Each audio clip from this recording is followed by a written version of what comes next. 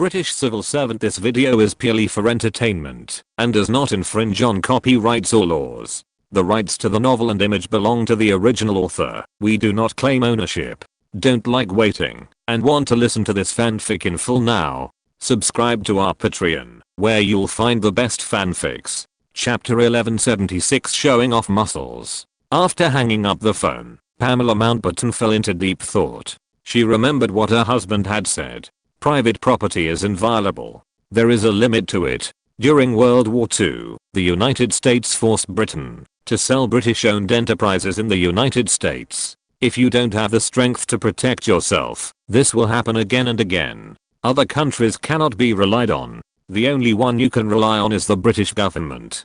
Pamela Mountbatten's face changed. The night before leaving London, her man said a lot of things, which are worth careful consideration. The wealth in your hands is close to the British capital that was forcibly taken away by the United States during the war. If you don't take the path of Lockheed, you will be targeted sooner or later. Marina, ask General Wavell, the commander of the British troops in Australia, if he has time to meet.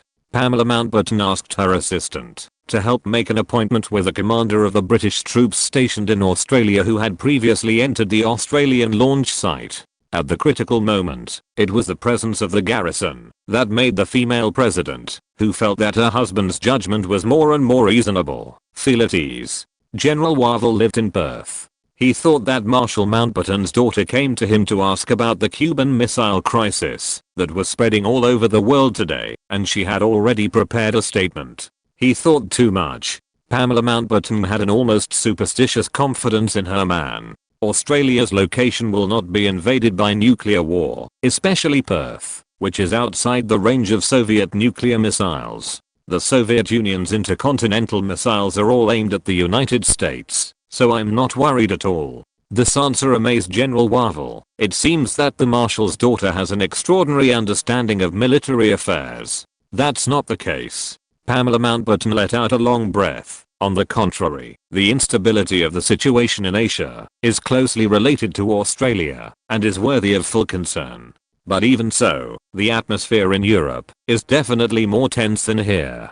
General Wavell smiled bitterly. I think your husband, the permanent undersecretary of the Ministry of Foreign Affairs, may be very busy now. After Kennedy announced the naval blockade of Cuba, the whole world was shocked, including the European countries next to the Soviet Union. The most nervous country was not Britain, but the European front of the Cold War, Federal Republic of Germany. Even though Alan Wilson knew that the United States was going to impose a naval blockade, he still had a calm face and was seriously analyzing the possible reactions of France and the Federal Republic of Germany in the cabinet office. Sir Wilson is so calm. I wonder if this calmness is based on the fact that your family has already gone to Australia.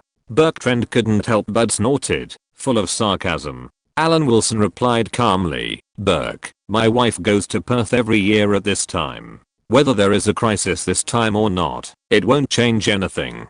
Perth has her important industries, and it is more convenient to handle cross-border business. What's more, there are many people living in Australia now. The last sentence was not a threat, but a fact.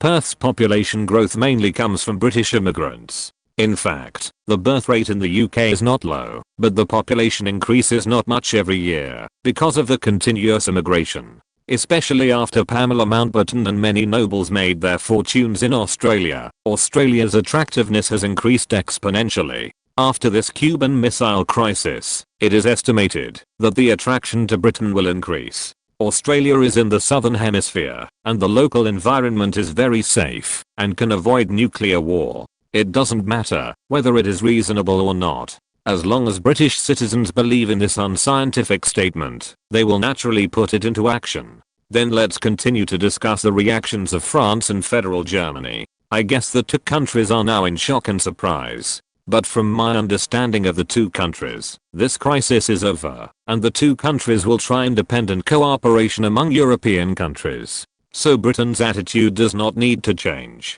We still support the United States, but we don't need to be too enthusiastic. After Germany and France have expressed their positions, Britain will appear to be very supportive of the United States.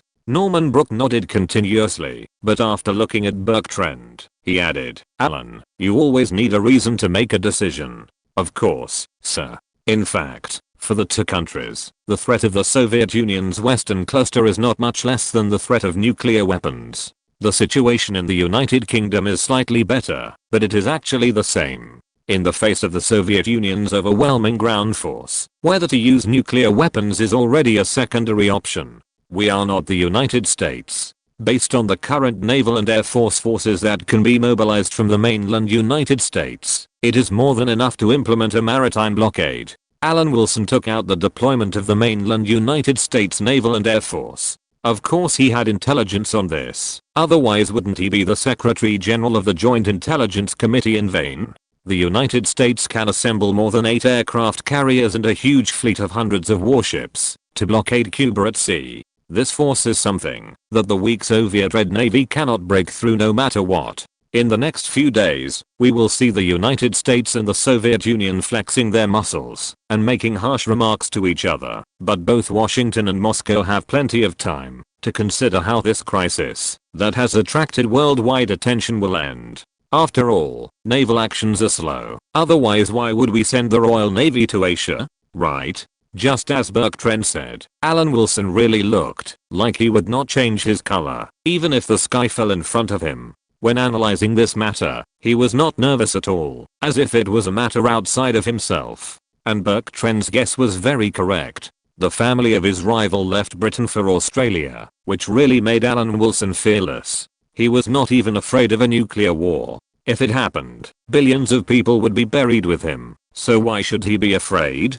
It sounds like France and Germany should react more violently than us. Norman Brook nodded in agreement. From this point of view, Britain must express its position later than the two countries, so that it can appear to be calm. Alan Wilson sat down directly, thinking that if it were a few decades later, Europe's reaction would be even more intense. The sanctions stick has been rolled, but unfortunately, the more sanctions are imposed, the more they cover up the cowardice of not daring to take action. If you really think you are a strong person, you will directly use military force to speak. If you don't use military force, the more severe the sanctions are, it can only mean that you want to use sanctions to cover up the cowardice of not daring to take action. Only more fierce sanctions can cover up the embarrassment of selling out teammates. Unfortunately, the Soviet Union now has its own economic system cycle.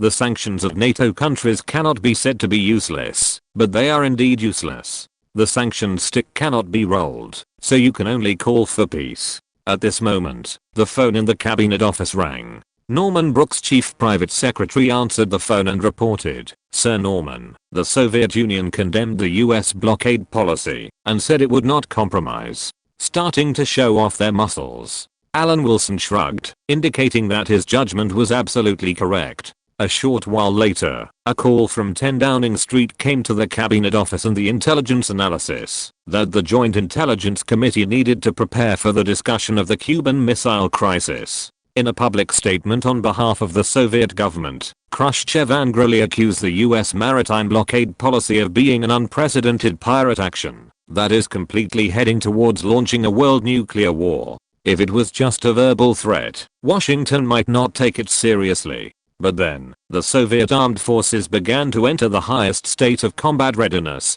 All vacations were cancelled, veterans' reinstatement was stopped, and several Soviet submarines disappeared from the images of American spy satellites. In the face of this threat, the United States completed the largest national mobilization since World War II in less than 24 hours, a military force consisting of 183 warships, including 8 aircraft carriers, 12 destroyers and cruisers, and 7 submarines, 1,000 aircraft, and 1,600 missiles, surrounded the narrow Cuban waters. In Florida, across the strait, the United States also assembled 120,000 Army and Marines, including 5 reorganized divisions. In the Blue Caribbean Sea, on Grand Turk Island, about 300 kilometers from the eastern coast of Cuba, there is a huge US missile tracking station, which closely monitors the every move of ships going to Cuba. The whole of Cuba was surrounded like an iron barrel. At this time, the British cabinet meeting was discussing that Britain would never express its position before Germany and France did. In the field of public opinion, British and American public opinion also had different descriptions of the incident. American public opinion emphasized the Soviet threat to the US mainland, while British public opinion added the Battle of the Congolese Army commanded by the Soviet Union and Yugoslavia in Katanga, and the assassination of Chomp, together with the Battle of the Roof of the World, to shape this chain of conflicts into a general offensive of the Soviet bloc. This is definitely not an isolated incident, but a premeditated act to test the strength of the free world. As for why there has been no change in Europe, it is of course because we in Europe are too powerful and have already made preparations for the battle so that the Soviets dare not cross the line. Strange talk, full of bombs. Alan Wilson, who was holding the newspaper recharged by his wife, made an evaluation in Chinese in Whitehall. Although it was nonsense, the so-called citizens of the free world should not be overestimated in terms of discernment, especially in the face of such suffocating solemnity. The judgment is greatly reduced. Alan, what are you looking at? Rabbo Butler heard Alan Wilson mumbling something he couldn't understand and asked curiously. I say, Minister, that's a good point. Alan Wilson put down the newspaper with a smile. I think France will make a statement soon. You know, when the Soviet army enters a state of combat readiness, Germany and France will be the first to bear the pressure. France considers itself a great power, so it will definitely make a statement before Germany. Chapter 1177 Anglo-French Mediation. The Cuban Sea was cold and windy, with waves and surging water. In the sparsely clouded sky, a group of American bombers ready to go might appear at any time. On the wide ocean to the north, hundreds of ships of the US Navy fleet fanned out. The United States and the Soviet Union exchanged harsh words, making the whole of Europe restless, and the war seemed to be on the verge of breaking out. Finally, at this time, France expressed its position. The de Gaulle government fiercely accused the United States of making a big move and putting the whole world in danger, but at the same time, de Gaulle announced that the French army was on combat readiness. Then the Federal Republic of Germany expressed the same view as France, but expressed more calls for peace. The actions of scolding the United States first and then announcing to stand with the United States can summarize the attitudes of the two countries. It is obvious that the farther away from the Soviet Union, the tougher it is. France's attitude is obviously tougher than Germany. At the same time, France deliberately accused the United States to highlight its independent and self-sufficient status. In a discussion with Foreign Secretary Rabbo Butler, Alan Wilson commented on the statements of Germany and France. Just as Rab Butler was about to say something, the Chief Private Secretary Dixon came in and reported, France hopes to mediate this crisis with Britain. Okay. Rab Butler answered straightforwardly. He was waiting for the French to speak up. Alan Wilson stood by and said nothing. All the glory went to the minister. He only needed to cheer and shout. In fact, British citizens are still interested in the war in the former colonies. All newspapers report and comment on it every day. The first time British newspapers paid attention to the distant Caribbean was Kennedy's TV speech 2 days ago, which was at the same time as countries around the world receiving the news. According to reports this morning, public opinion is discussing how people should live in a nuclear winter. A large number of British people are dissatisfied with the fierce reaction of the United States, especially expressing doubts about the blockade of the US Navy. Is Cuba an independent country? What's more, the United States invaded Cuba a year ago, but was thwarted by Cuba. Many British people believe that this was caused by the bases deployed by the United States near the Soviet Union. It has to be said that each era has its own characteristics. In later generations, the internet control can silence dissenting voices with one click, but the cost is that there are too many people expressing their voices, and some programmers are busy. In a sense, it is not as convenient as in later generations to silence dissenting voices now. This cannot be said that British citizens of this era are extremely sober. It is mainly the generation that went through the world wars. They know very well what the consequences of the United States and the Soviet Union fighting over Cuba will be. Just this morning, the Labour Party wrote an article in the Times stating that the United States is practicing double standards, and the direction of Britain's efforts should be to let the United States and the Soviet Union talk as much as possible. There are voices accusing the United States, and there are voices that understand the United States. The voices that support the United States believe that the free world cannot be the opponent of the Soviet Union on land, and the missile bases around the Soviet Union are just barely maintaining the fragile balance in Europe. The position of the key politicians is ultimately a minority. In fact, most people do not believe that a nuclear war is coming. I don't know if this is a psychological avoidance of threats, but this mentality is exactly the same as Alan Wilson's. While the Foreign Secretary and the French envoy were discussing how to exert diplomatic influence, Alan Wilson, the permanent undersecretary, was broadcasting on the radio, expressing his disbelief that a nuclear war would break out. The broadcast of that day was very influential. The silent majority liked the broadcast in which the permanent undersecretary asserted that a nuclear war would not break out. Our policy is to stand firmly on the side of the United States and resolve this nuclear crisis. In such a public occasion, as a walking special relationship between Britain and the United States, Alan Wilson could not say anything about independence. Even if he thought so, he could not say so. In response to questions about European security, Alan Wilson answered in a tone that was almost foolishly brave. The Soviet Union should understand that Britain and France also have nuclear weapons. If the Soviet Union feels that challenging one country is not enough in this crisis and must add France and Britain, then I'm very shocked by Moscow's courage. The independent nuclear forces of the British Empire, like the United States and the Soviet Union, are on standby at any time. It is enough for any adventurer to remain calm. Britain's position is not to allow any vacillation or split in the free world alliance at this time.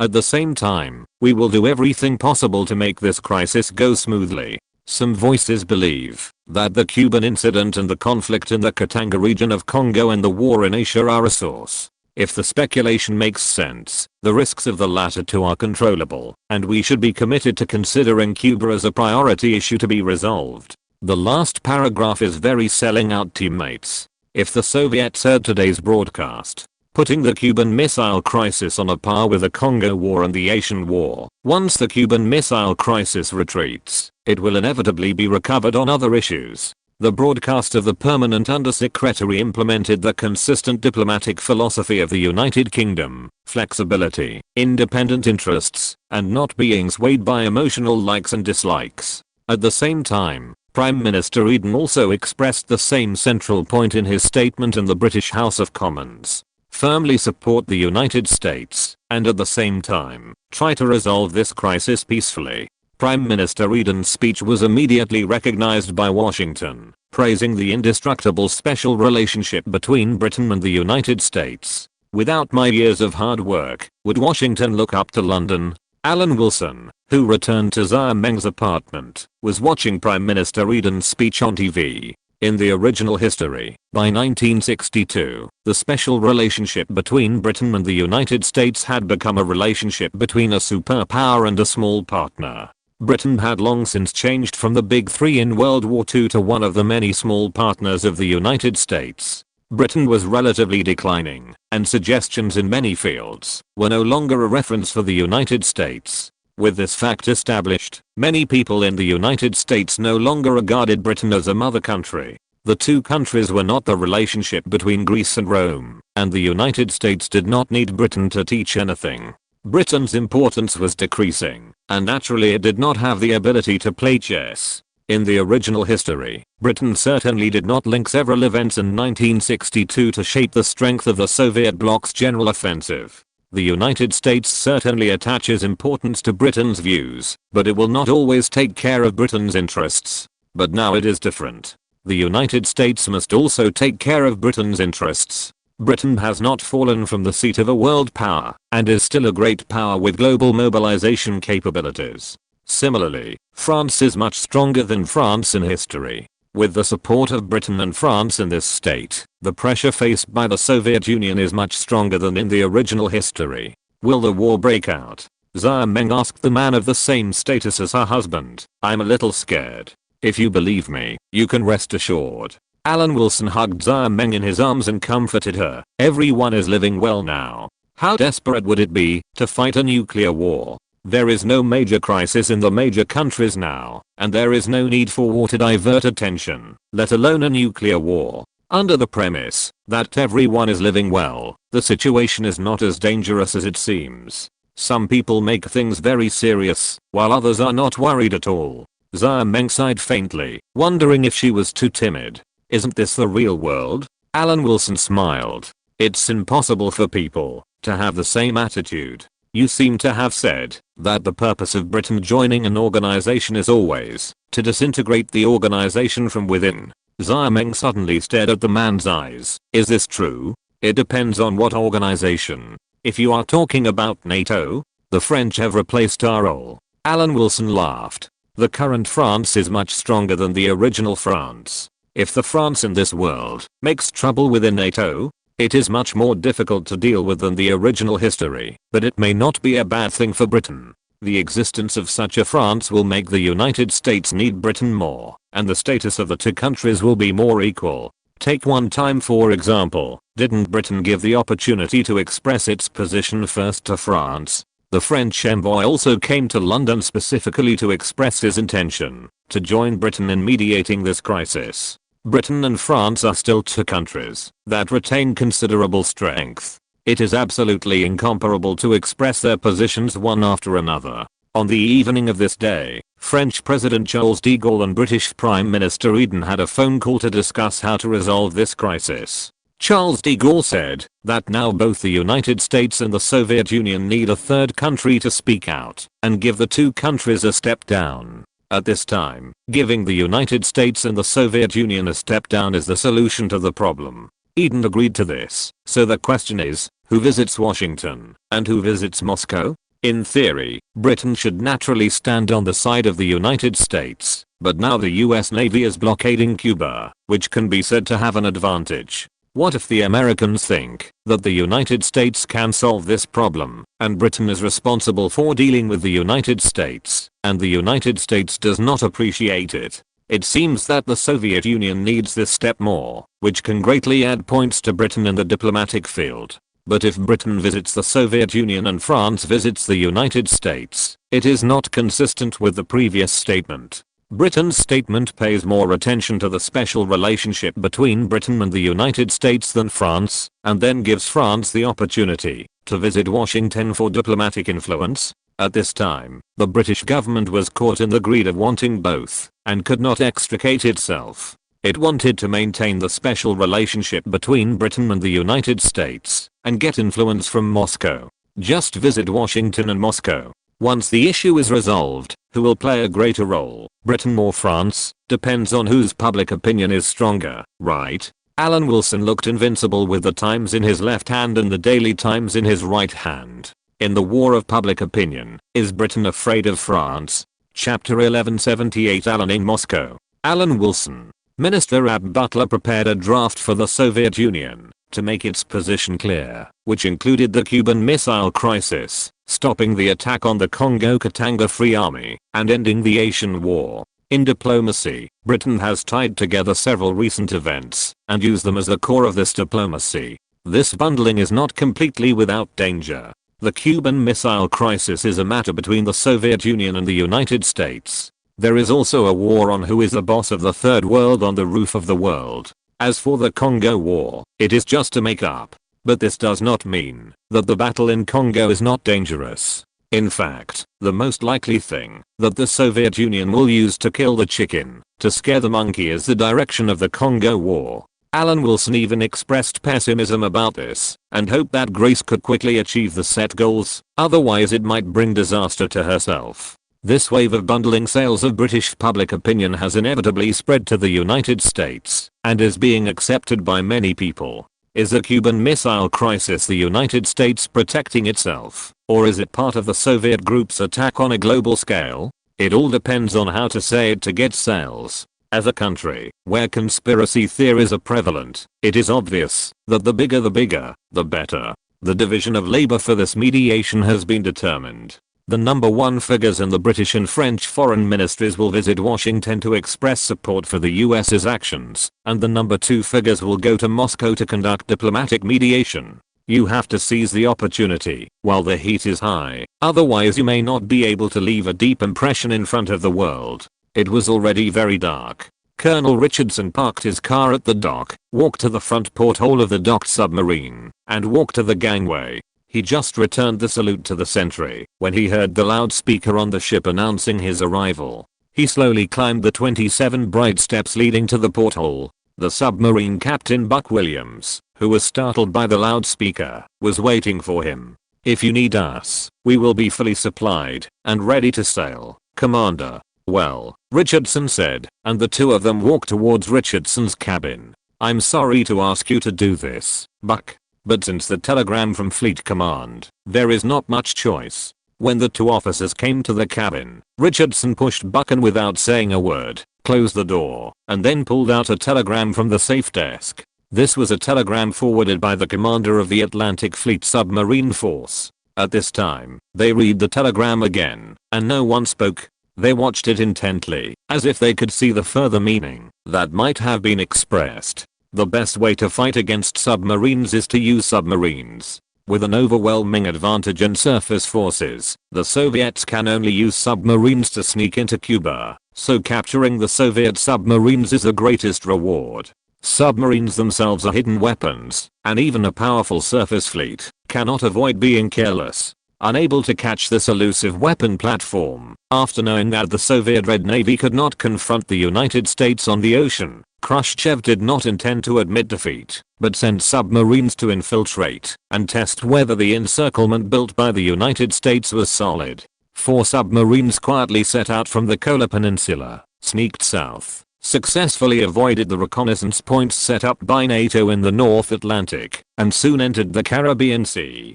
Soon, the B-36 submarine took the lead in sneaking towards the blockade set up by the US military, and the other 3 submarines followed closely. A few hours later, the 4 submarines successfully crossed the blockade and sailed to the waters near Cuba. At this time, the captain of the B-4 submarine relaxed his vigilance and actually ordered the submarine to surface for oxygen within the blockade. This attracted a reconnaissance plane hovering in the sky. When the reconnaissance plane was discovered, the voice of the deputy captain had filled the entire control room. "Now it almost sees us, flying very low, but the course is still stable. This plane is flying low, and it must have malicious intentions. It may be entering the attack route. Evacuate the bridge," the submarine captain shouted, suddenly grabbing the microphone. "Dive." It was a twin-engine, propeller-driven high-wing monoplane with a glider on a fixed landing gear that could take off and land on the water.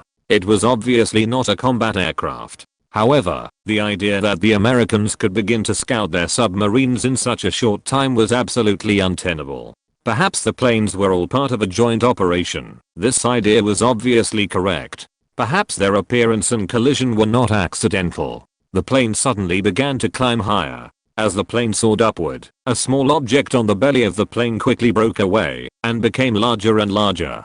Sound the collision alarm. It dropped something. It seems to be a bomb. The captain quickly turned the periscope and continued to monitor the plane. The screaming of the collision alarm and the heavy banging of the hatch closing continued to echo in his ears. Boom.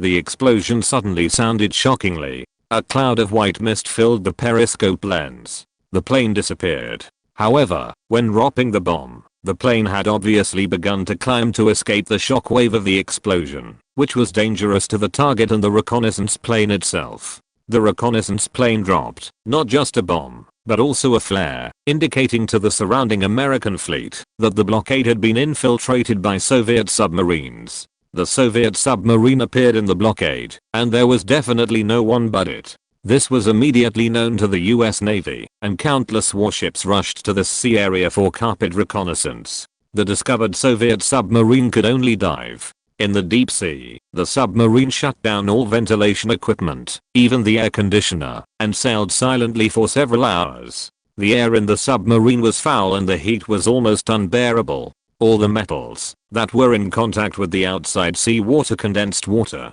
iron pipes, pillars, bulkheads, everything was dripping with water. Alan Wilson, who was about to board the plane, knew about this and did not forget to use the last bit of time to cheer up the United States. The Soviet Union should understand that with the strength of the US Navy, it is impossible for the Soviet Union to infiltrate successfully. He completely ignored the fact that it was just good luck for the United States and encountered a careless submarine captain, which led to the failure of the Soviet infiltration. As the person in charge of the visit to Moscow, Alan Wilson was also a resolute defender of the free world. Alan Wilson, who arrived in Moscow, felt a lot of hostility, but the permanent undersecretary who believed in diplomatic immunity thought that he would not have any security problems. At night, the arrival of Catherine III, the most powerful woman in the Soviet Union, made Alan Wilson pay tribute to the cultural Tsar.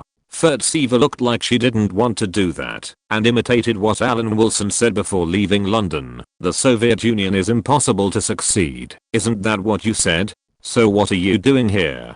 Catherine, there were many people present at the time. Alan Wilson explained with a look of grievance, and what I said is also the truth. Cuba is at best an island. There is no country on the ocean that is the opponent of the United States. Not to mention the Soviet Red Navy. The British Royal Navy does not have this strength. Now the US Navy can slowly trap Cuba to death. It is self-evident who has the initiative. Are you very proud? Firtseva looked unpredictable. There has never been a time when she felt that this man with deep friendship was so hateful. That's not the case. I also don't like Americans. Alan Wilson bowed down to Firtseva and expressed his determination to fight against imperialism and feudalism. But we have to consider the reality. The reality is that the United States has already blockaded Cuba. Firtseva's face was grim. Don't think the Soviet Union will back down. We have made all preparations. If this was said decades later and applied to Russia, which had been forced into a corner, Alan Wilson would believe it. But now he doesn't think the Soviet Union is going to smash the pot. Everyone is living well, so why bother? I believe in the Soviet Union's determination, but at the same time, the United States is also very determined. Alan Wilson changed his tone and said, maybe the Soviet Union underestimated the free world. In our eyes, most people are actually cannon fodder.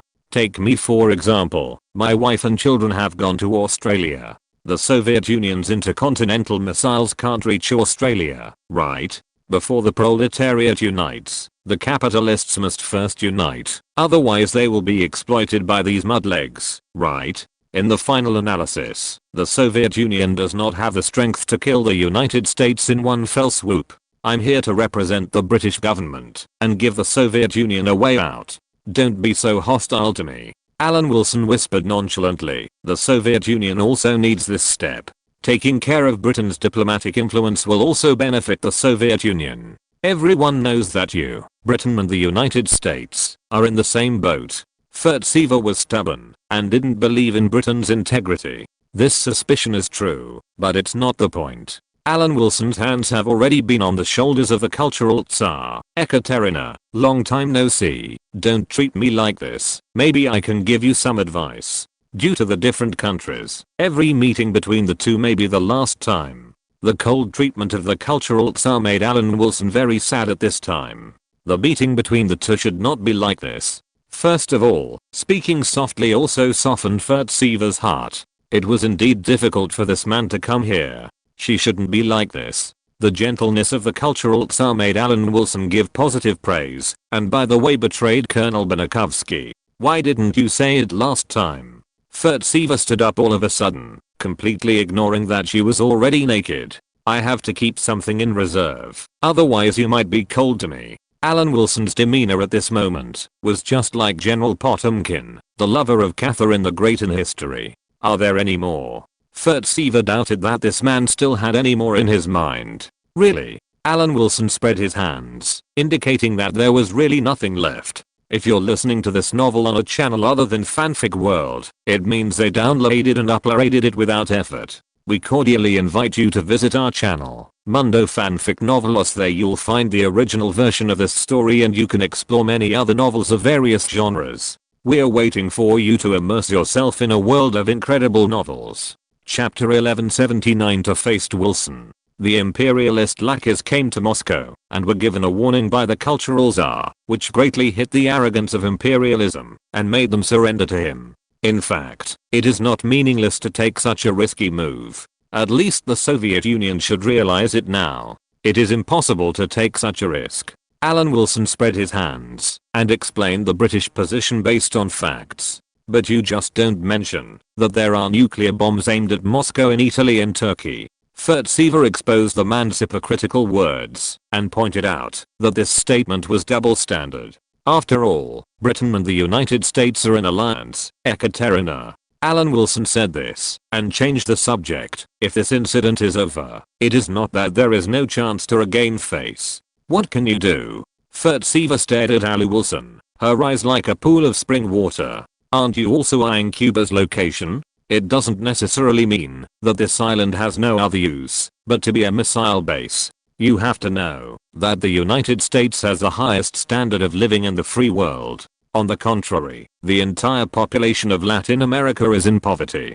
Can't people vote with their feet? If Cuba is shaped into a smuggling base, the results may be a little slow, but if it is done year after year, the United States will definitely feel uncomfortable. By the way, there are a large number of anti-Soviet elements in the gulags in your Soviet Union, right? All of them are cruel and ruthless. You can also put them in Cuba. If you don't think it's exciting enough, you can gather hundreds of thousands or millions of people to smuggle together. Anyway, it's less than 100 kilometers of sea area. Even if the United States takes precautions every day, it can't defend it. What's more, the United States has no intention of defending at all. Since the Cuban Revolution, in order to accumulate strength to overthrow Castro, the United States has encouraged Cubans to flee Cuba. It hasn't thought about this. If Cuba's reputation as a springboard for smuggling to the United States resounds throughout Latin America, perhaps it can generate income in some sense.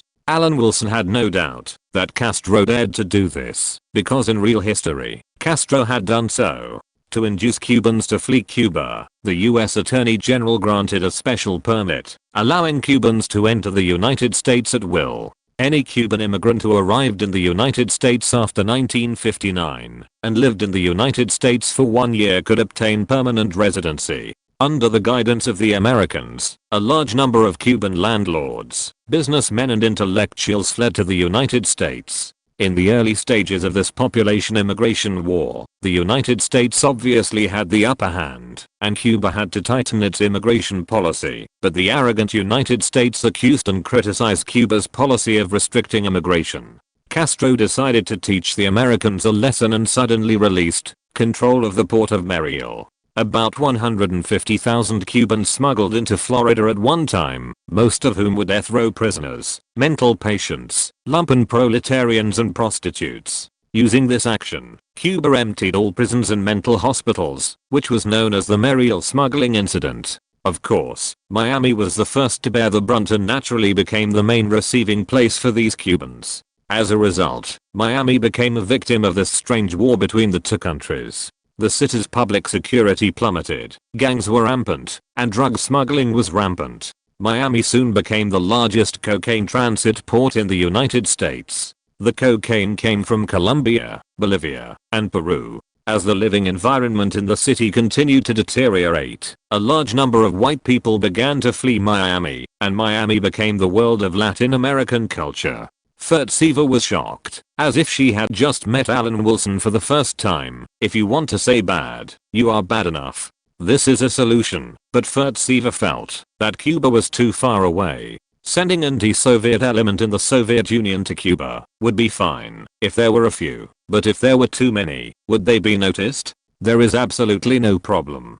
Don't you Soviet system make 5-year plans? Alan Wilson waved his hand, indicating that the Soviet Union's advantage in terms of execution is that the timeline is extended, which is enough to make the Americans jump up and down. It is impossible to abolish the United States, but it is not difficult to abolish the states adjacent to Cuba. In fact, if you want to impact American society, the best way is to start with neighboring Mexico. Only when Mexico has a hard time can it cause an impact on the overall American society. If you want to create a refugee wave, Mexico must have a hard time. The first secretary of the Soviet Union is just for fun. The one who really deserves this title is the Deputy Minister of the Empire. The only pity is that Mexico now has a population of only 40 million, which is incomparable to the future. You really understand it? Furtsiva hinted, and it was unclear whether she was praising or mocking. Of course, no one understands refugees better than me. Alan Wilson straightened his back, with a red heart facing the sun. There is one more thing, you can keep it in mind. What is it? Furtsiva listened attentively. Is there another surprise? Within half a year after this crisis ends, I will personally formulate a plan to overthrow Indonesia. You don't need to know the specific plan, just recall the process of Mossadegh's overthrow. I have given the Soviet Union an opportunity. Whether you can seize it depends on yourselves. I must first state that once I start to take action and succeed, the Indonesian Communist Party will immediately face a purge, and the number of deaths may be in the millions. When talking about this, Alan Wilson's face became quite serious, indicating that he was definitely not joking. He certainly didn't want to be the culprit, but if the Soviet Union couldn't take over, there would be no turning back, even if his hands were covered in blood. You, the Soviet Union, planned this matter yourself. Your Eastern comrades can't help, and they don't seem to listen to you, and they always make trouble. Alan Wilson said with a teasing look. Are you angry now? It's not a problem for comrades to quarrel with each other. Furtsiva was stubborn, and she didn't know what she was insisting on. As long as you are happy. Alan Wilson snorted. He had not forgotten his job. This time he came to have in-depth communication with the Soviet side. He whispered, Ekaterina. Furtsiva's eyes flickered, and she looked at the man with a smile. 2 hours later, the satisfied cultural tsar finished dressing, took a deep look at the man, and suddenly asked, who do you think will be Khrushchev's successor? That inconspicuous good guy who never expressed his opinion on anything. Alan Wilson really answered. You look very confident. Are you confident in defeating the Soviet Union? Furtsiva asked with a complicated look. The current strategy of the free world is to keep a close eye on the boss, and then go all out, to fight the second one. Alan Wilson also answered this question. This is also the strategy of later generations. The core of this strategy is that it may not end well, to fight with the other boss, so pick one who doesn't look so strong, and beat him to death. At this moment, it is just like that moment. In Washington, the capital of the United States, at a time when the whole world was suffocating, Kennedy welcomed the foreign ministers of Britain and France who came to Washington. This would create an information cocoon that Britain and France were on the side of the United States. American citizens would see that Britain and France were on the side of the United States, and thus support the president with more confidence. Dear President, although we are trying our best to prevent things from interfering with the normal operation of European society, but at present, it has indeed caused panic among the citizens of some countries. Rabbo Butler said to Kennedy. In order to divert attention from the Cuban Missile Crisis, in the relevant reports, the British media now emphasizes that the Germans are scared. It doesn't matter whether they are really scared or not. Britain says that the Germans are scared, and the Germans are scared. Because the Germans are scared, the British are brave. As for whether the British are really brave, anyway, the number of inquiries for immigration to Australia has increased significantly in recent days. There is news that Australia is far away from major nuclear powers. Once a nuclear war breaks out, it will be the last winner on Earth. Even Australia is promoting this. Of course, this is due to Pamela Mountbatten, who is based in Perth. Now Perth is nicknamed Little London, just like a certain magic city is nicknamed Little Mumbai of the East. Kennedy knew very well that Britain and France came here to pick peaches, to show the influence of some traditional powers. At other times, he would definitely not give Britain and France a good fruit to eat. But now at such a sensitive moment, the United States also needs the two old rulers of Britain and France to stand with it, and show that its blockade of Cuba is a just act. After this crisis, Kennedy will slowly get back this time, but now he must greet with a smile. We also want to resolve this crisis peacefully, but the Soviet Union is aggressive, and has taken risky actions, forcing the United States to have no choice. The responsibility lies with the Soviet Union, and the United States is just passively responding to maintain peace. Later, Kennedy announced the support and understanding of Britain and France for the US action, and recognized Britain and France's endorsement of the justice of the US action this time. With this endorsement, the US action is more just. The British side hopes that the Soviet Union can explain what role the Soviet Union played in the Katanga War in Africa and the Sino-Indian War in Asia. Many people now believe that this is a general offensive launched by the Soviet bloc against the free world. In a conversation with Soviet Foreign Minister Gromyko, Alan Wilson showed his determination to defend Britain and the free world, and poured all the passiveness he suffered from the cultural czar on Gromyko. At the subsequent meeting of the Central Presidium, Gromyko complained bitterly, "What are the British thinking? Is the Katanga War a big deal? We don't know anything about Asia at all." Chapter 1180 Intrigue.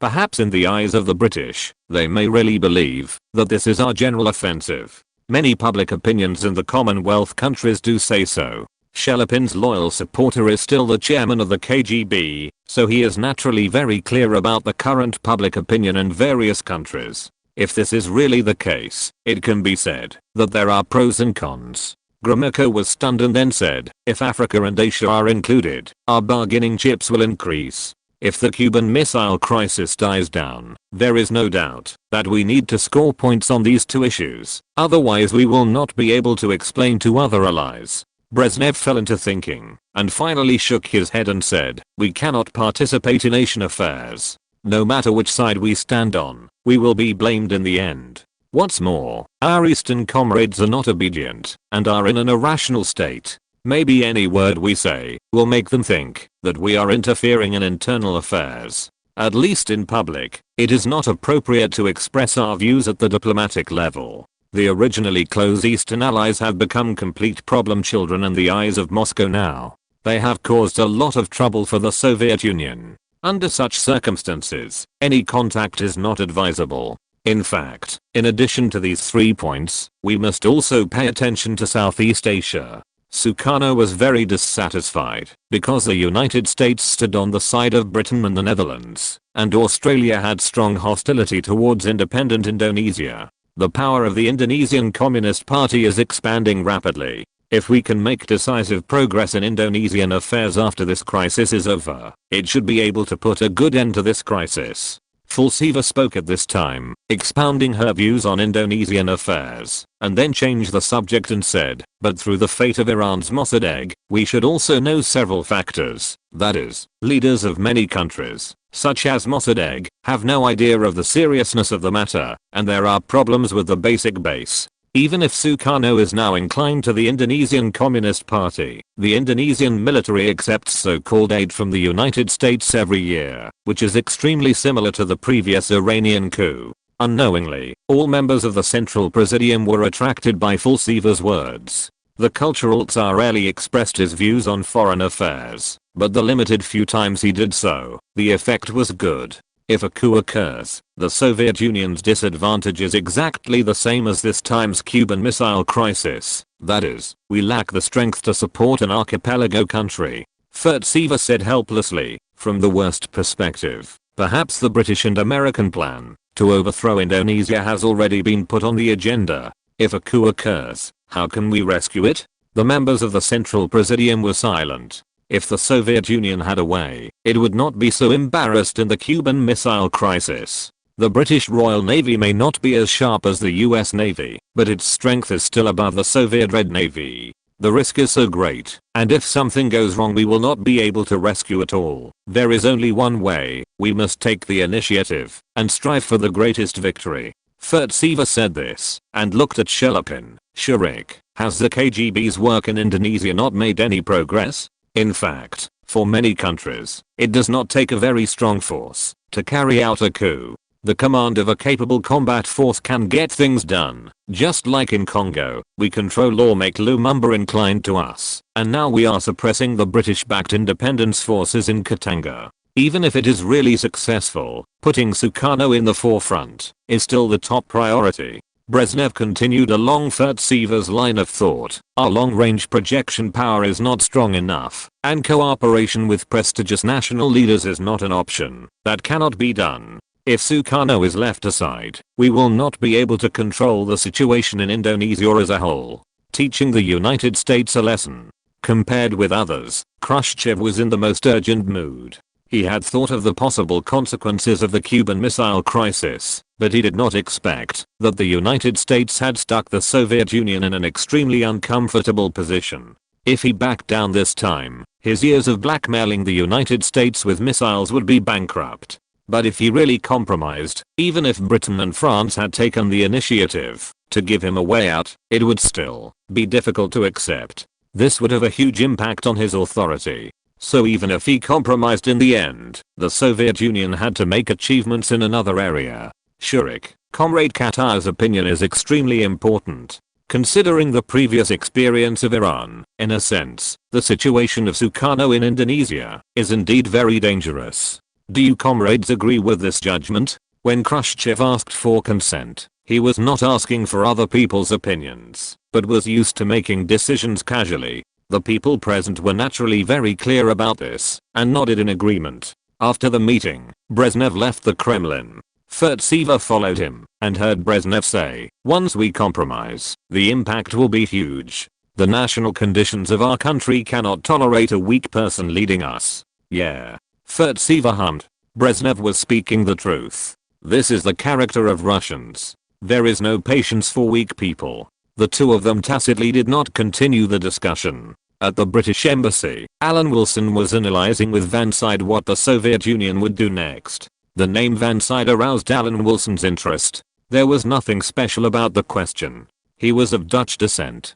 Based on my understanding of the Soviets, I feel that there is little hope that the Soviet Union will make concessions. The permanent undersecretary's visit to Moscow this time may not have the expected results. Vanside was pessimistic about Alan Wilson's visit. The Russians' national character does not tolerate weak people. That's not necessarily true. In fact, being good at strategic contraction is a much greater test of a leader's ability than being good at strategic offense. Who can't attack strategically? But strategic contraction is very difficult. Alan Wilson was inspired. It may not be glorious to say that Britain began to strategically contract after the war, but it was also a way to weigh the pros and cons. If they insisted on supporting the framework of the British Empire, they would have been dragged down by the combined punches of the United States and the Soviet Union. In the general direction, Britain's strategic contraction was correct, and Alan Wilson knew this. It's just that he didn't trust the United States.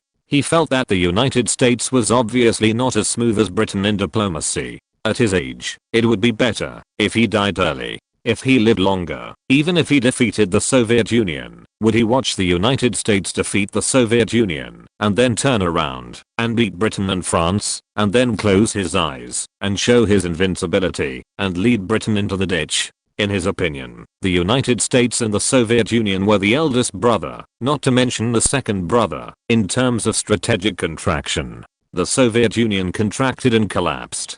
The United States saw the consequences and refused to contract in the 21st century. But this is not a problem that can be solved by just resisting. The problem will not disappear just because it is ignored. It will explode sooner or later.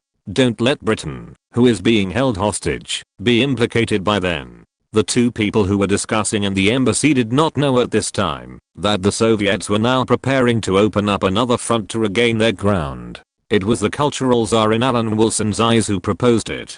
Semich Hasan took the summary of Indonesian affairs and found Shelipin to report the current situation in Indonesia. The relationship between the United States and Sukarno was not harmonious, and one of the reasons was that the United States stood on the side of Britain and was hostile to the non-aligned movement of the Sukarno regime. After all, if loyalty is not absolute, it is absolutely disloyalty. After Indonesian President Sukarno began to implement his so-called guided democracy reforms, the United States provided arms, including dozens of fighter jets, to Indonesian right-wing military personnel and separatists, because it was afraid that Sukarno would become increasingly close to the Indonesian Communist Party.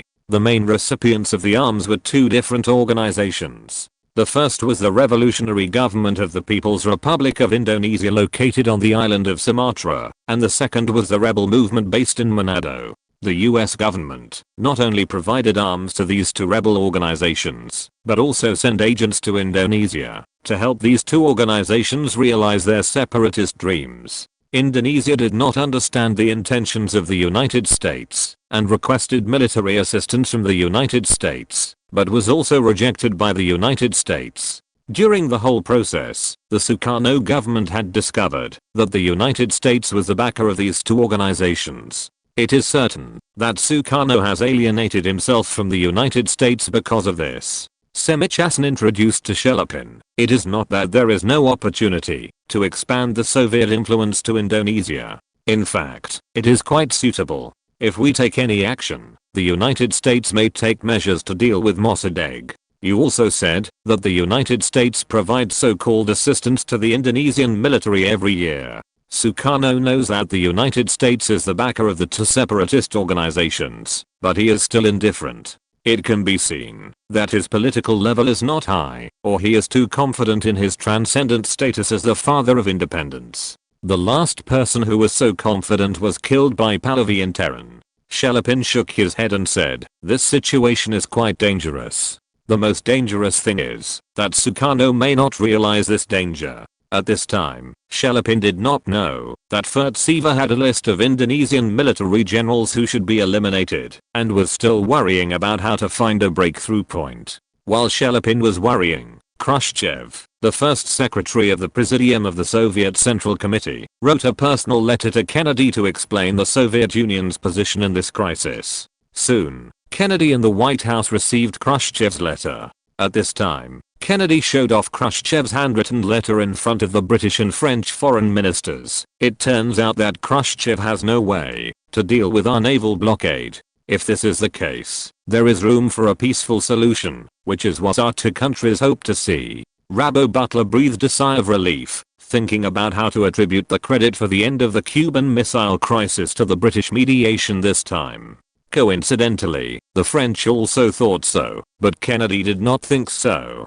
He did not want these two outdated hegemons to use this confrontation between the United States and the Soviet Union to enhance their prestige. Chapter 1181. Capture of Lubumbashi. While Alan Wilson was still in Moscow, repeating his words about Asia and Africa like a repeater every day, at the British Embassy, the permanent undersecretary sent telegrams to Northern Rhodesia several times, telling Grace that the two superpowers could not really fight, and that they must fight quickly, while the United States and the Soviet Union were distracted by all the things they were doing. Start laying mines 20 kilometers north of Lubumbashi.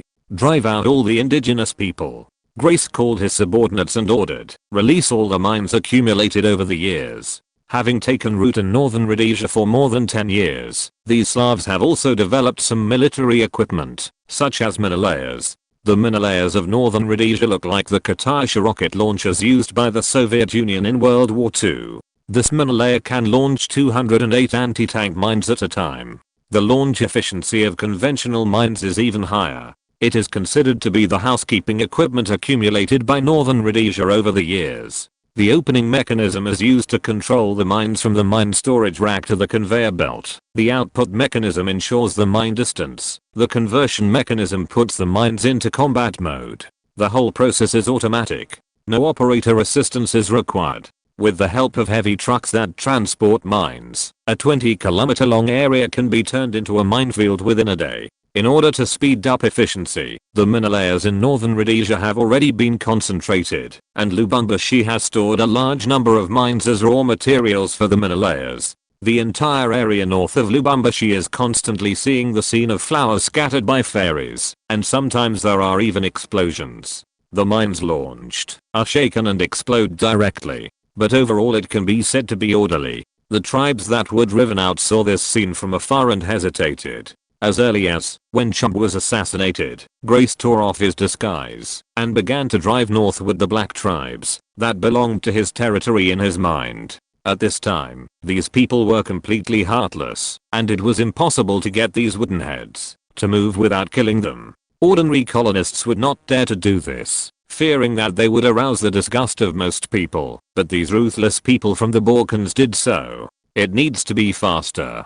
Grace used a telescope to monitor the efficiency of mine laying, and ordered deeply, don't just focus on speed. If you don't really kill a group of people, those blacks may come back. Then set up barbed wire to separate the area and hang up warning signs.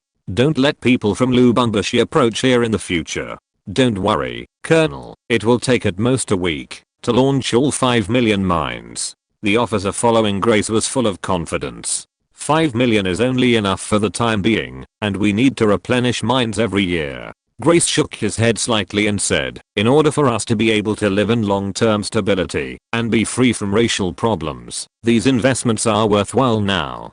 Don't be like the South Africans, who want blacks to be slaves and not to resist. Our memories of Yugoslavia tell us that this will cause big problems in the future. The population of northern Rhodesia is only 600,000 to 700,000, but there is no time to deal with these black aborigines who are 10 times their own number. Since there is an opportunity to solve the problem, it is necessary to solve all the problems at once. So far, they have expelled more than 500,000 people in total, and several thousand blacks who wanted to resist have been shot.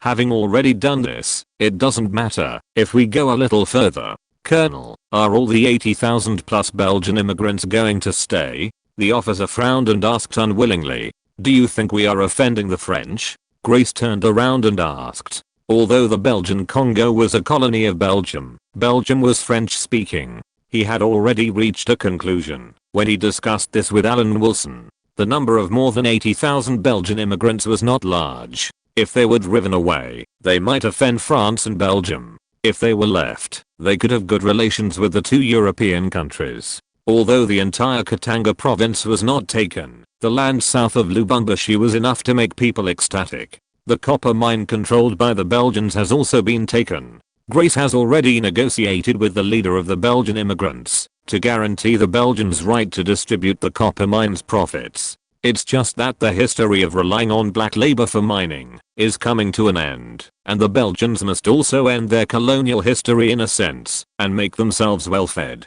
At the British Embassy in Moscow, Van Zyt came in with a face full of complaints, as if complaining about his boss's dishonesty, pushing him out to face the Soviets' insults at a critical moment. Undersecretary, Gromyko wants to see you. You are the British ambassador. Alan Wilson retorted calmly, when the British Empire needs you, as an outstanding diplomat, you must shoulder the responsibility. You must live up to the British training. But I don't know anything about Congo. According to the Soviets, you kept mentioning it the other day. Van Zyt was very depressed. He felt that the undersecretary was deliberately letting him go out to take the bullet. This feeling was not wrong, that was the purpose. Alan Wilson calmly comforted him. Then what do you want me to do? You have to know that currency needs physical support, and the support can be gold, silver and other things. But you certainly can't print money directly on the printing plate. When we were fighting with France in the colonial era, wasn't it because we, Britain, kept our word that the pound became the world currency?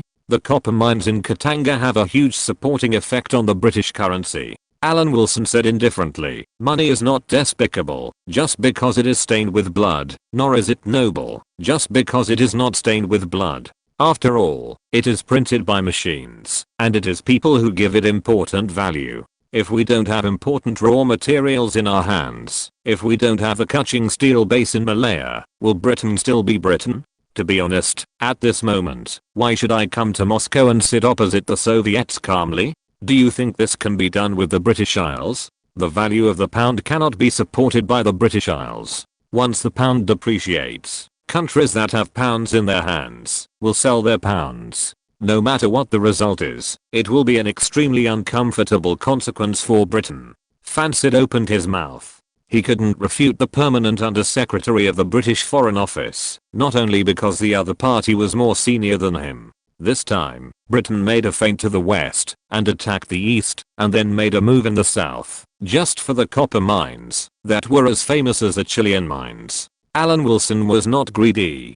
Didn't he leave most of the land in Katanga? The remaining land can still feed the locals. Just farm honestly. How dangerous is it to be a miner? At this point, with the help of the Cuban Missile Crisis, Alan Wilson himself appeased the anti-Tito element who lacked a sense of security. Britain also got a very loyal thug, which was already a profit. But it seems that it has become a foregone conclusion. We don't need to hide from the Soviets. Van Zyt was puzzled. Even if he was in Moscow as a senior British official, could the Soviets still arrest the British permanent undersecretary? I'm respecting the Soviets and preventing them from embarrassing Britain.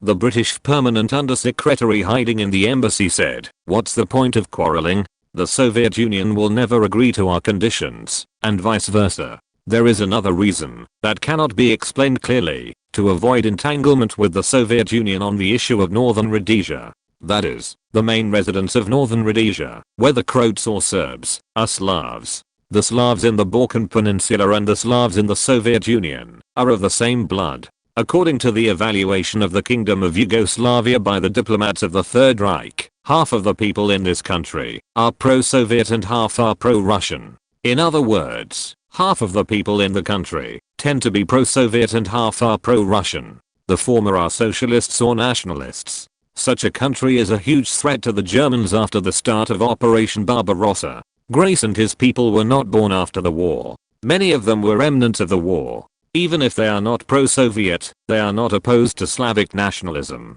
At least at present, when these people are not dead, Britain cannot establish the loyalty of these people to Britain. Perhaps the situation will change in the next generation. Facing the ambassador who accepted the Soviet Union's accusation on his behalf, Alan Wilson did not want to go too far, so he told Fansid, "You should talk more about Asian affairs to put pressure on the Soviet Union. The Katanga issue is important, but is it more important than the war between two populous countries? After all, Congo is very important in Africa, but it is still not something that can be put on the table in the world." While Alan Wilson was hiding in the embassy and pretending to be dead, Kennedy, who wanted to monopolize the glory, also shook off the influence of Britain and France and responded to Khrushchev's previous letter. However, before the reply, the second letter from the Soviet Union was sent to the White House. Compared with the first letter, the attitude of the second letter was obviously much tougher, which was completely inconsistent with the attitude of Khrushchev's first handwritten letter. There are also hardliners in the Soviet Union exerting pressure. Robert Kennedy also saw the letter and said to his brother the president, "Replying to the first letter can resolve this embarrassment, and the existence of the second letter must be concealed from Britain and France." After saying this, Robert Kennedy did not leave and reported to Kennedy, "John, we have received news from Africa. British Northern Rhodesia has occupied the Lubumbashi area and taken the local giant copper mine for itself. Have the British been waiting for this opportunity for a long time? They finally got it." Kennedy's face remained unchanged, and he even doubted the purpose of Britain and France coming to Washington this time. Chapter 1182 I Save World Peace, isn't it? God knows how much energy Alan Wilson spent persuading Grace to delay the ambitions of these Balkan people until this critical moment. Thinking carefully, he felt that he was worthy of being a British and had done everything for this ruined empire. According to the current situation, the piece of land cut off is less than 100,000 square kilometers. Of course, in terms of mineral resources, it is the most valuable piece in Katanga. Grace and his team were very restrained and suppressed their greed. It is not possible not to suppress it. If the occupied land is expanded, it will not be achieved by expelling hundreds of thousands of people. Alan Wilson is very satisfied with this result. Now that the salient, that Northern Rhodesia was cut into two short parts has been solved, according to the previous agreement, the schedule for the transformation of Northern Rhodesia into a royal territory can also be arranged. Although the Cuban Missile Crisis and Britain could not help much, the war against the two populous countries was only a fuss, and in the end, it could only show the majesty of the old rulers in Africa, which is the easiest to bully. But the result is good. The current situation in southern Africa is nothing more than Britain and Portugal banding together for warmth, and there is only a small piece of Belgian colony Rwanda left. Rwanda, a country known for genociding later generations, later became famous for the rule of political strongman Paul Kagame. Although it is not large in area, it has many signs of rising. However, Alan Wilson thinks that it will take time to see whether it can rise. Africa has produced political strongmen, and there are also a number of quite good ones. But most of them are overthrown without paying attention, and the few political strongmen who firmly control the regime will also die once they die. Paul Kagame's level is quite high. He governed Rwanda very well. It doesn't look like an African country at all. He also swallowed up hundreds of thousands of square kilometers of land in Congo-Katanga. But once he dies, can his successor still have such a level? You know, Ethiopia also had a similar one before. The remaining Rwandan colony of Belgium is not large in area. After Congo's independence, it is estimated that the Belgians will not regard Rwanda as too important. The demise of Belgium's power in Africa can already enter the countdown. Apart from Portugal's relatively stable colonial power, there is Rhodesia in the south of northern Rhodesia, and South Africa further south. Rhodesia and South Africa were two African white regimes that supported each other during the Cold War. The Rhodesian War lasted until the 1980s, and the white regime in South Africa fell in the 1990s. From now on, the Northern Rhodesian Territory may be the longest lasting white regime.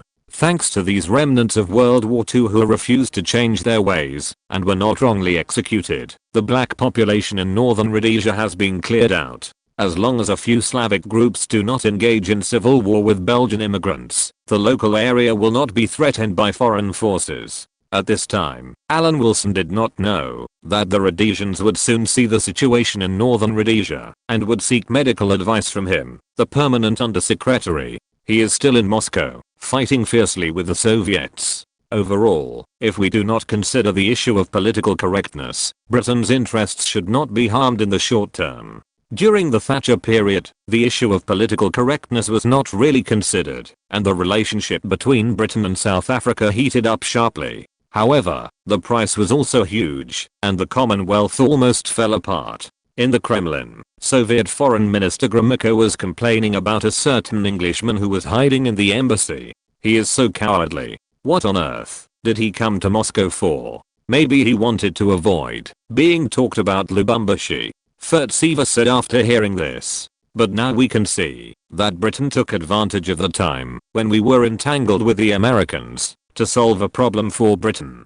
The Soviet Union was not short of various generals left over from World War II. Looking at the shape of the map of northern Rhodesia, it can be seen at a glance that this was the salient problem that appeared again and again in the Soviet-German War. The term salient had caused several bloody battles between the Soviet and German armies. Even when Soviet generals who had military experience saw the map of northern Rhodesia, they suddenly thought of a series of words such as central breakthrough and two-wing encirclement. Seizing Lubumbashi solved the problems left over from the post-colonial era in the territory of northern Rhodesia. It can be seen that the British gained a lot from this Cuban Missile Crisis. So what? Britain and the United States are in the same boat, Gromyko said with a confused mind. It's different. British capital, which is dominated by the richest woman in the UK, is different from American capital. Just like British capital during the British Empire, British capital at that time pursued globalization. The US adopted high tariffs to resist. Now American capital pursues globalization, while British capital relies on the British imperial preferential system to resist. Comrade Gromyko, you should read more of Comrade Sislov's research. Furtsever explained the difference. Capital has different characteristics at different times. Before World War I, capital was firmly tied to the country. Except for Britain, many countries were the backbone of the country and drove the country to expand abroad. Britain did not do so, because Britain itself was the biggest beneficiary in the world at that time. British capital promoted globalization. Now it's the other way around. American capital, which supported high tariffs to protect itself, has become the main promoter of globalization.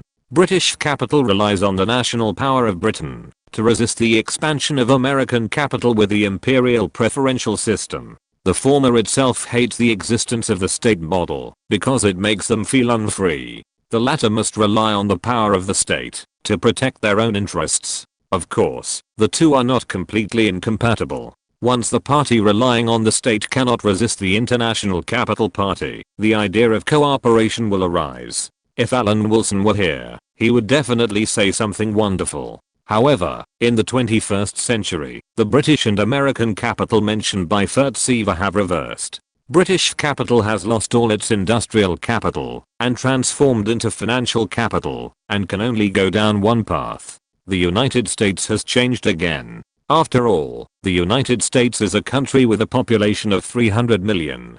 Finance cannot solve the employment of such a large population. This has led to globalization reaching a certain stage. The capital in the United States that has not deeply entered globalization has quit. The industry of the United States has been seriously corroded by international capital. It has not received much benefit, but a large number of people are not living as well as before. Britain has only 50 million people, so the transformation is also a transformation. More than 300 million people in the United States are engaged in finance. It's a joke. So, comrades, let's give Britain and France a step and explain the issue of the Cuban Missile Crisis on the grounds that Britain and France are mediating and worrying about European security. Fertsever explained her point of view, which is more acceptable to people, especially the forces with a hard attitude in the Soviet Union. If they bow to the United States, these hardline figures will be dissatisfied. In the face of the step handed over by Britain and France, who took the initiative to propose mediation, the Soviet Union can accept it. This is also the purpose of Britain and France's concern this time. Brezhnev was about to speak, but swallowed his words back and turned to Kozlov. Comrade Kozlov, you are the second secretary. Your opinion is very important. Kennedy received 2 letters with different wordings. The second letter was obviously more tough and was influenced by the Soviet hardliners. The representative of this hardliner was Kozlov, who had good relations with the Ministry of Defense and Military Industrial Enterprises. Ilyich, this matter.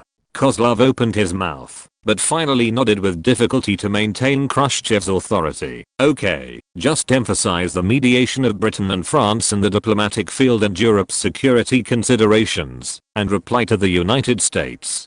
This is okay, to provoke the conflict between Europe and the United States due to the different interests this time. I don't believe that European countries have no ideas about the strong reaction of the United States, especially the French. Gromyko also changed his tone. Then we will add the content of Britain, France, and Europe to our public statement. The British Permanent Secretary can no longer hide in the embassy and must be with us.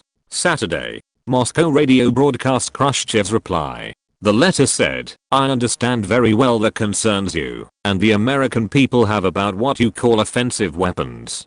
This is indeed a terrible weapon. You and I both know what kind of weapon this is. In order to eliminate this conflict that endangers the cause of peace as soon as possible and to provide guarantees for the people of all countries who desire peace, the Soviet government, in addition to the previous order to stop construction at the weapons construction site, has now issued a new order to dismantle the weapons you call offensive and pack them and ship them back to the Soviet Union. After this open letter, the Soviet radio and television station introduced the British and French diplomats who stayed in Moscow and explained their concerns about European security issues in a huge article. Alan Wilson did not expect that he would be pulled out by the Soviet Union at this time and used as a shield. At first he hesitated. After all, such a big thing is always accompanied by risks. Isn't it a bit too big to attract attention? But when he thought about it, this was a big event under the threat of nuclear war facing the whole world. In other words, it was to save the world. He absolutely could not avoid it. It was decided. I will save the Cuban Missile Crisis. After returning home, he regarded this achievement as a brilliant achievement in his life. Now he is calling for peace on behalf of Britain, showing Britain's great influence in protecting Europe. It is rare for a British permanent undersecretary to leave a signed article in the Soviet newspaper Pravda, but he did it this time. Europe, the birthplace of modern civilization, was far away from the threat of nuclear war in his article. Chapter 1183. I have made contributions to Great Britain. If you are not in harmony with the army, you cannot go out to the battlefield. If you are not in harmony with the battle, you cannot go into battle. If you are not in harmony with the battle, you cannot win. In his signed article in Pravda, Alan Wilson screened out the factor of military confrontation and said that only economic development can determine which kind of thought is more suitable for all mankind. The Soviets said that this was their own, but the free world did not think so, so they should compare the results. It is not about who has more tanks or missiles. Of course, this argument is useless. Alan Wilson also knows that after this crisis, the Soviet Union will increase investment in the military field and make up for its shortcomings in marine power.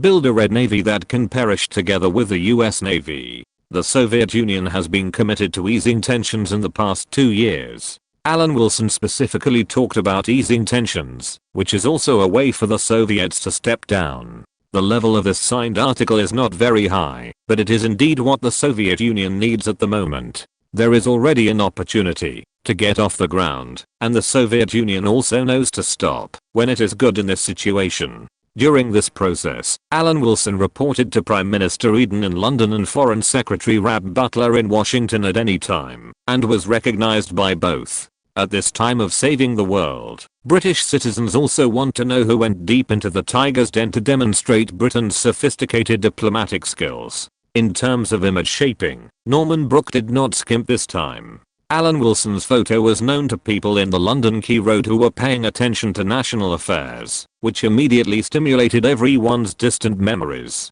Isn't this the person who saved French women in Paris that year? The crowd holding newspapers whispered and pointed at the photos in the newspaper. Immediately, the scene of stimulating group memory appeared.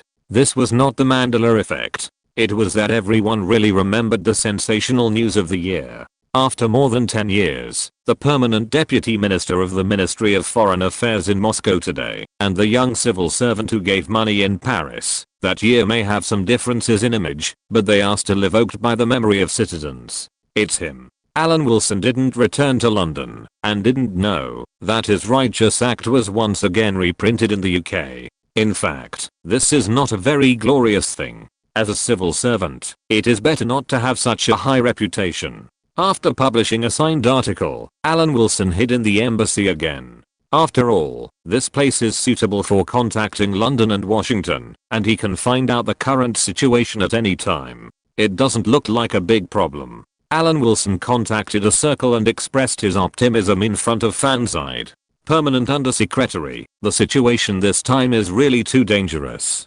Fanside breathed a sigh of relief. Fortunately you came here specially, otherwise I really don't know what to do. This is true to a certain extent, but Alan Wilson feels that to a certain extent, it is also because Fanside really has a cow, so he is flattering and praising his boss. In fact, in the capital of the #1 opponent, the British Embassy in Moscow, Alan Wilson has been telling his wife the good news these days, that the giant copper mine, which is as famous as the Chilean copper mine, will fall into the hands of the Mountbatten Group.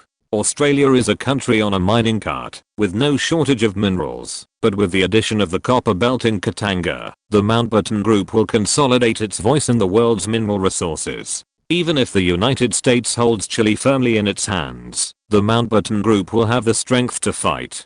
To this day, Pamela Mountbatten has formed a network of relationships involving hundreds of families in Western Australia with the British aristocracy. Many British aristocrats have turned their tide and found the meaning of the existence of aristocrats. Everyone believes this. Their lives depend on the support of British military strength, and they are naturally very supportive of Britain's national defence construction. According to the European aristocratic tradition, the eldest son inherits the family business and the second son enters the army to serve. With an economic foundation, it is naturally time to regain the glory of the past. From the perspective of ecological niche, once these British aristocratic groups gain a foothold in Australia and compete with their opponents with the first mover advantage, their opponents will definitely not be able to resist. This is just like the dinosaurs that fell from the sky by meteorites. Although mammals have begun to diversify, the dinosaurs that have already occupied the dominant ecological niche have not become extinct. Relying on mammals to impact upward, they cannot exterminate the dinosaurs. Once the intricate network of relationships in the UK is established, with the help of the ecological niche it has already occupied, it can gain an advantage in the competition with other competitors. For the same acquisition, the British aristocracy can raise the price, with Pamela Mountbatten as the backup and the British troops stationed in Australia as the protection. The most important thing is that Australia never regards Britain as an outsider. In fact, during the Cuban Missile Crisis, there was news that the British royal family was going to Australia to establish a government in exile.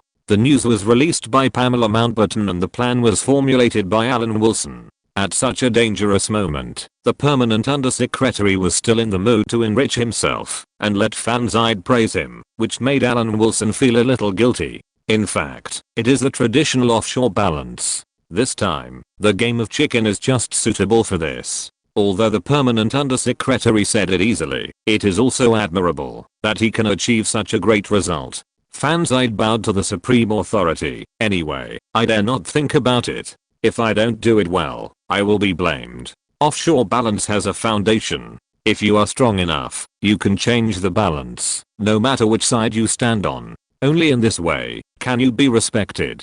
When you should take risks, you must stand up. Alan Wilson paused slightly and added, the country you choose for offshore balance cannot be too weak. Only with these elements can you perform offshore balance. Otherwise, it is not called offshore balance, that is called stirring up trouble. Helping the third to defeat the second, or now that Britain is no longer the boss, standing next to the boss, the United States, suppressing the second Soviet Union, can reflect the value of Britain. To balance, one must choose a country with a relatively close strength. In fact, Pakistan balancing India meets the standard. South Korea balances Japan. The one being balanced has an advantage, but it cannot swallow the pawn. In fact, if the population of Mexico grows, according to history, the United States will short-sightedly destroy Mexico's economic potential. Mexico is also suitable for balancing the United States, at least on the issue of illegal immigration. The fundamental reason why Britain has fallen from offshore balance to a troublemaker is the decline of Britain itself. If the strength is insufficient, naturally, there is no hope of achieving any major diplomatic results. However, in the initial conception, Alan Wilson did not expect that the Soviet Union would use the ladder given by Britain to step down. Things have developed to this point, and they are all taking one step at a time. At this time, the Cuban Missile Crisis, which people said could destroy the world, has essentially ended. Alan Wilson is ready to go home, and he also took the risk of being affectionate with the cultural czar for the last time. In fact, both of them knew in their hearts that due to the limitations of their countries and positions, they would not have many opportunities to see each other again. They tacitly did not mention sad things, but devoted themselves to it. As high-ranking officials of their respective countries, the two did not act bitter, and were quite open-minded when they parted. When Alan Wilson left, there was no trace of the cultural czar, which he actually thought there would be. When Comet 1 landed at London Airport, Alan Wilson was taken away directly. The solemn-looking permanent secretary was in a state of anxiety and really wanted to say something like, "I have made contributions to Britain and I have shed blood for Britain. Permanent secretary, Sir Norman has arranged a radio interview for you." The person who came to pick up Alan Wilson said, "That's it." Alan Wilson, who was almost scared to pee, sat upright and acted fearless without panic, which was what he should have done as a hero. The Cuban Missile Crisis was actually over, and the rest was to show off their achievements. Norman Brooke was about to retire, and was considering helping him get on the horse and send him off, so this radio interview was arranged. Such an important interview was naturally the most suitable for the BBC, which never bowed to the government. Many citizens feel that Sir Alan, as the permanent undersecretary of the Foreign Office, played a very important role in this crisis. The radio host began the interview with Alan Wilson. "Yes, I even saw the photos from more than 10 years ago." Alan Wilson answered seriously. This was the first time he knew that his image had a wide audience. This was not his fault. He had been working abroad, doing something and then leaving. He returned home when the heat was still there. Only now did he know that he paid the naked French girl in Paris, and almost the whole of Britain knew about it. The host couldn't help but laugh out loud. Then his face turned serious and he said, "Sir Alan, the general public is indeed familiar with you, but now they are more concerned about your views on this crisis. The Cuban Missile Crisis is over, and now is a good time to show courage." Alan Wilson said solemnly, "In fact, when I was in Moscow, I didn't feel nervous. I was considering it from a third-party perspective. I think this crisis is actually exaggerated. I believe that both Washington and Moscow have a common idea about this crisis. That is, information lies in communication, which can prevent misjudgment. I sincerely suggest here that the United Kingdom, the United States and the Soviet Union should set up a hotline between the leaders to avoid misjudgments." Alan Wilson said compassionately, "When I feel that you are threatening me, and you also feel that I'm threatening you. We don't speak out, and we are preparing for the worst in this fear. What a terrible thing it is. I call it the Dark Forest Law. Alan Wilson said with an original look, and others should not try to touch it. Chapter 1184, on par with Roosevelt. The Law of the Dark Forest. Not only the host, but also the audience waiting next to the radio station murmured. Alan Wilson immediately explained, which is the popular explanation of the Fermi paradox. In simple terms, a civilization cannot judge whether another civilization is a good civilization or an evil civilization, and a civilization cannot judge whether another civilization thinks it is a good civilization or an evil civilization. A civilization cannot judge whether another civilization will attack itself, and a civilization cannot judge whether another civilization is kind or malicious to itself.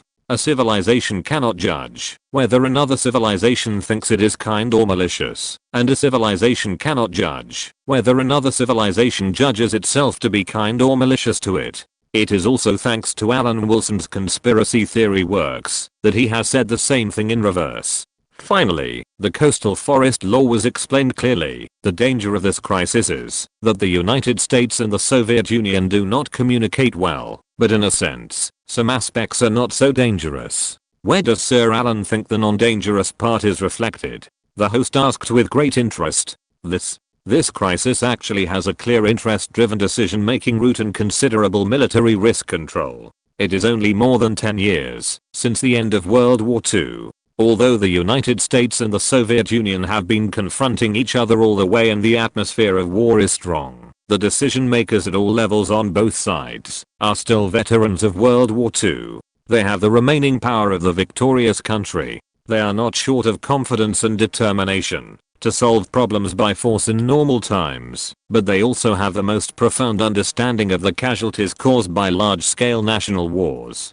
To put it bluntly, they are a group of people who are not afraid of being injured, but are very good at judging the situation. The people are very afraid of nuclear war, and their support and obedience to the management make the decision makers have strong execution power. I believe that both Moscow and Washington are quite clear about the situation after the outbreak of nuclear war. From a third-party perspective, whether it is Prime Minister Eden or French President Charles de Gaulle, they are also very clear about this. And the British diplomatic mediation this time is to work tirelessly to clarify the bottom line of both sides in an environment where there is no communication channel between the two countries. With this communication channel, the leaders of the two countries will naturally think carefully and avoid falling into the misjudgment of scaring themselves. Alan Wilson did not forget to flatter. The leaders of various countries all said that they were far-sighted. Without the cooperation and support of the people below, the president's first secretary was nothing. By the way, he praised the people of various countries for their common sense and not adding fuel to the fire, which prevented the situation from going into danger. He also emphasized that the British citizens were calm in the face of change and reacted like a general. Anyway, things like rhetoric are equivalent to the coexistence of good birds choosing trees to roost and loyal ministers not serving two masters. As long as there are enough premises, every country is unique.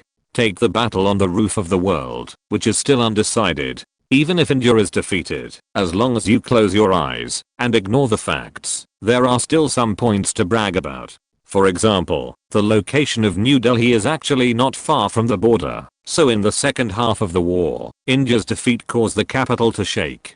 In self-promotion, you can completely use the fact that New Delhi is close to the border and say that Nehru wants the emperor to guard the country's gate. As for what the facts are, don't worry about what the facts are, just the emperor guards the country's gate. I agree that the UK played an important role as a bridge this time. The host was obviously very satisfied with this answer, and then asked, Sir Alan, what do you think of the US response this time? Oh, this is a very sharp question. Fortunately, I'm not unfamiliar with the Kennedy family. It may be difficult to answer you if I ask other people. Alan Wilson pondered for a moment, thinking and organizing his words. During this crisis, President Kennedy showed a good overall view, which is admirable. He suppressed his restlessness and looked at the problem calmly. Alan Wilson spoke and suddenly raised Kennedy to a higher level. In my personal opinion, although his first term has not yet ended, Kennedy is a great president who can be compared with President Roosevelt. Now it has only been more than 10 years since the end of World War II. It is a high evaluation to say that a president can be compared with Roosevelt. It is definitely not a metaphor that a president can be compared with Reagan, who is seeking fame and reputation decades later. He also believes that Kennedy must be very happy with this evaluation, but some people may not be happy. At the end of the interview, Alan Wilson shook hands with the host and left the BBC broadcasting room. Soon, this radio interview became a topic of conversation among all walks of life in London. Most people believed that Sir Alan, the permanent Under-Secretary of the Foreign Office, was very accurate in his explanation of the UK's matchmaking to avoid strategic misjudgment between the United States and the Soviet Union, which reflected the indispensable role of the British Empire in today's world. Of course, there are other voices. The Daily Times said that the root cause of the Cuban Missile Crisis was that Italy and Turkey became missile bases for the United States, which caused a strong reaction from the Soviet Union. For the macro concept of European security, Britain still needs to retain its independent nuclear weapons in order to continue to maintain its current transcendent position. If you don't know, you might think this argument is the public opinion of France. In fact, when the Cuban Missile Crisis broke out, the Charles de Gaulle government was very disgusted with the United States' reaction of not consulting with its allies and making a big move, putting France in an embarrassing position. Although France still stood on the side of the United States, the French did not stop beeping for a moment. The voice of European autonomy rose and fell in France, and it was clearly visible in other countries. Soon, the Q&A session of the British Foreign Office's permanent Under-Secretary, who returned first from Moscow, was published in newspapers across the Atlantic and reprinted by American newspapers. Kennedy was very happy that Britain regarded him as the second Roosevelt, and his previous little unhappiness also dissipated a lot. Roosevelt. He will never appear again. At the same time, countless people stared at the newspaper and talked to themselves. President Kennedy, who was as great as Roosevelt, was not very happy now, because the Soviets were in collusion with Britain, and did not recognize all his contributions in the Cuban Missile Crisis. Instead, they changed the topic, and talked about European security, giving part of the glory to Britain and France. Now he didn't know whether this was what Britain said, or whether the Soviets really thought so, or whether the two countries had discussed it. But he believed that there would be time to find out slowly in the future. He even hoped that there would be time to find out. If Alan Wilson knew that Kennedy thought so, he would definitely praise the second Roosevelt a few more times, and he believed that Kennedy would be very happy. But at this time, he had to listen to the teachings of the supreme authority and go to Norman Brooks' house as a guest. He had no time to care about the aftermath after the substantive end of the Cuban Missile Crisis. Norman Brooks received Alan Wilson, seated his deputy, and then brought a tall glass beer mug and frowned. Then he came in with a sullen and stubborn look, fetched a large piece of bread, and carried a large basin in with great dignity. The lid of the basin was opened, and it was steaming hot, and it was revealed that it was filled with clear broth, with a few pieces of square bread floating on it. Although it was not pleasant to look at, it could be used to fill the stomach. Then came slices of Scottish ham and pieces of fish. Then came a kind of porridge. Later, a dish of minced meat with a lot of peppers was served. It was obvious that the cabinet secretary's cooking skills were average in the British Empire, far inferior to his own carpentry skills. The last course was a dish of raw microscopic animals in a wicker cage. The dish was made by first surrounding a piece of cheese with twigs and string, then making a hole in it, pouring wine into the hole, and soon a large number of small insects bred. The cheese was served when the worms had completely rotted it, and only the twigs and threads prevented it from breaking and running out. Alan Wilson drank his beer without changing his expression. He kept a distance from the last dish, which was very English, and he had never seen before. Maybe it was a dish created by the cabinet secretary. Anyway, he had never seen it anywhere else. It would be better to have some French fries, potato cakes or something. At this moment, he missed his wife Pamela Mountbatten, who had superb cooking skills, and was far away in Perth, Australia. Alan, I plan to retire after the new year, Norman Brooks said face to face after sitting down. Oh. Sir Norman, why are you so anxious? Alan Wilson paused for a moment with his hand holding the wine glass, then spoke to persuade him. This is a loss for the entire Whitehall. At such a sensitive time, we all need your leadership to lead us into a turbulent future. If you are not here, we will only feel that the road ahead is bumpy, and we will be worried. Well said. Next time only the Prime Minister will be qualified to listen to you say this. Norman Brooks smiled and said in a tone of I know what you are going to do. If you stick your butt out, I know my situation very well. My physical and mental state is far worse than Edward at the same age. I never deny that I do value power more than he does. He must think that my suppression of him after becoming the cabinet secretary is unpleasant, but this is a world of fame and fortune, and I can't help it. Alan Wilson listened to Norman Brooks' confession in silence, and finally said, I may not be able to understand this mentality now. You will understand later. Norman Brooks' words made Alan Wilson involuntarily straighten his chest, just like the poorest patriot in the East End of London. My qualifications are not enough to take care of the cornerstone of the British Empire, Alan Wilson said modestly, but immediately changed the subject, and did not give Norman Brooks a chance to regret. But since my colleagues need me, I will do my best, even if the road ahead is bumpy. Chapter 1185 Freedom of Information Movement. Oh, a very straightforward answer. Norman Brooks smiled slightly, but there was nothing special about it. As a cabinet secretary, you have to have an overview of the overall situation. What do you think of the current situation? Whether it is for the enemy camp or the free world. In fact, we can't fight against the Soviet bloc in Europe. People have to live on land after all. Alan Wilson pondered for a moment and said, but in other directions, we can take appropriate risks. Since we can't solve the Soviet Union, we can think of ways in other directions. At the critical moment, Alan Wilson still has to show his reliability and can't show any so-called objectivity and fairness. The strategy of keeping a close eye on the boss and hammering the second one will not change, just like the 21st century. And there is a great chance of victory. Now the Soviet Union is strong. It is not suitable to compete with the Soviet Union in Europe. Changing to another place can avoid the impact of fighting. Anyway, the overall economic strength of the free world is higher, and the more people die, the better. In the final analysis, it's just a number. In the nuclear war option, everyone may perish together, while conventional war is much more certain. Not only is this what they are doing now, but the United States will also do this decades later, except that the battlefield is in Europe.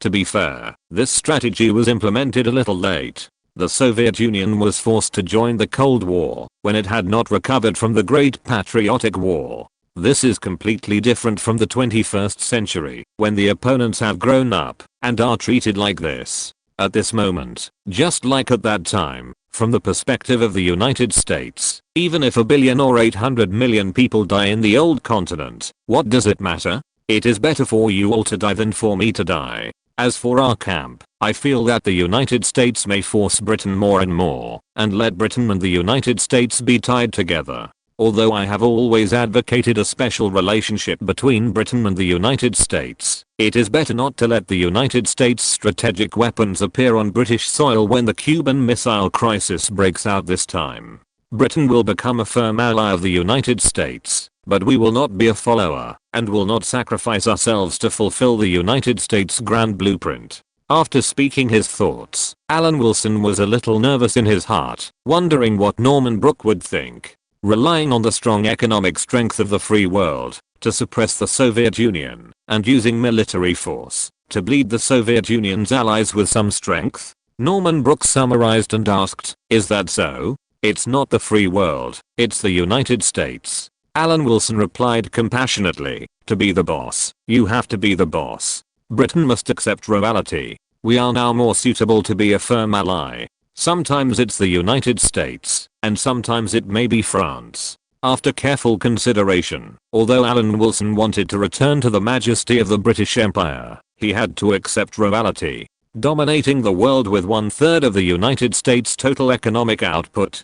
This is impossible. The military field has not been left behind, but the weight of Britain has been increased, telling the United States that Britain is a force that can change the balance. Only in this way will the United States dare not go too far with Britain.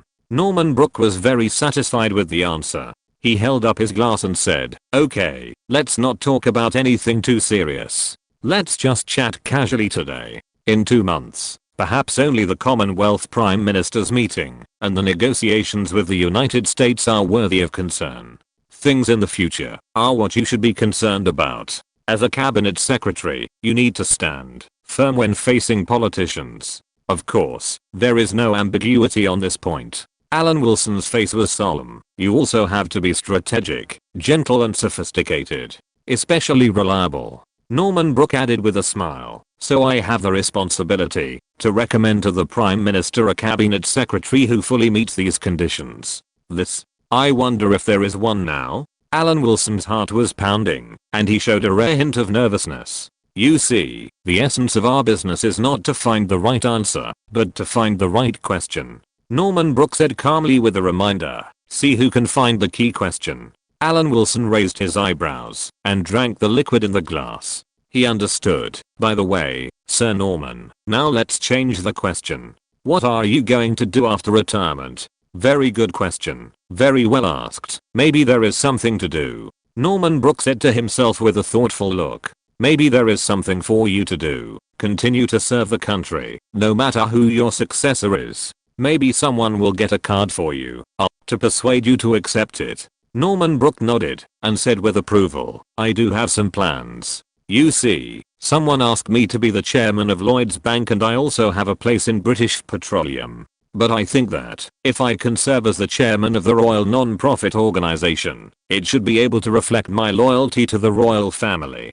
If possible, the honorary president of Cambridge University, the deputy governor of the Bank of England." "Very challenging," Alan Wilson added with a smile. "Challenging. Very good."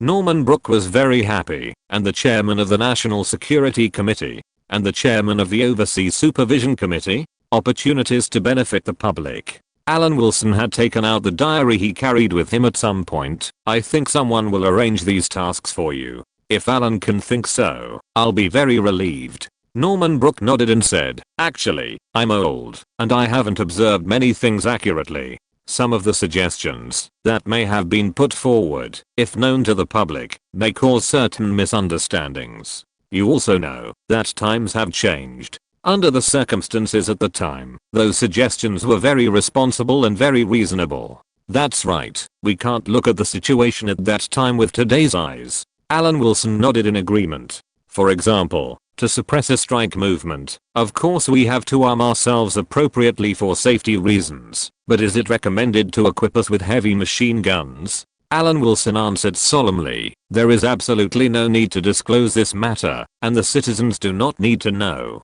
What do these stupid people know? They eat when they wake up, and sleep when they finish their sleep. They don't even know they are alive. There are also some colonial matters that some so-called enlightened people may find unacceptable. I see that the Ministry of Foreign Affairs and the Commonwealth Office are about to merge. What if there is someone who can be the Commonwealth Secretary General? I really can't imagine anyone more suitable than Sir Norman to be the Commonwealth Secretary General." Alan Wilson said in amazement. "The Commonwealth Secretary General needs to mediate the affairs of Commonwealth countries. He must have superb skills, keen judgment, and rich management experience. No one else is suitable." "Do you think so too?" Norman Brooke nodded with a smile. "Then I'll take your good words. I think a qualified successor will take good care of these affairs for the Sir, and also talk about the Commonwealth issue. In fact, Sir Norman, you also know that there is a comprehensive group in this country with a wide range of design businesses, including automobiles, chemicals, steel, oil mining, and even food security and aircraft manufacturing. Having said that, a company that is so important to the country deserves special love from the government. Of course, the owners of this company have always been upright and have relied entirely on their personal abilities to seek benefits for Britain. But as a British-funded company with such an important position, we can't just ignore it because it doesn't need it. The government has always supported the development of star companies." Norman Brooke nodded and promised, "That's right. Even if such a company doesn't need anything itself, the country should give it appropriate support and protection. Otherwise it will affect all aspects of Britain." whether it's the aristocracy or the working people. Of course, I have nothing to do with this company, but according to some unconfirmed rumors, this company needs an executive director who can care about the overall development, rather than the minor adjustments of the details. Alan Wilson persuaded, I have a feeling that the Sir's retirement life will be more colorful. Oh, really? It sounds exciting. Norman Brooke poured another glass, and then his face became serious. Most of my colleagues and I agree that you are the first candidate for cabinet secretary. There will be some minor disputes over age, but Whitehall also needs a young face to inform the outside world of Whitehall's determination to rejuvenate.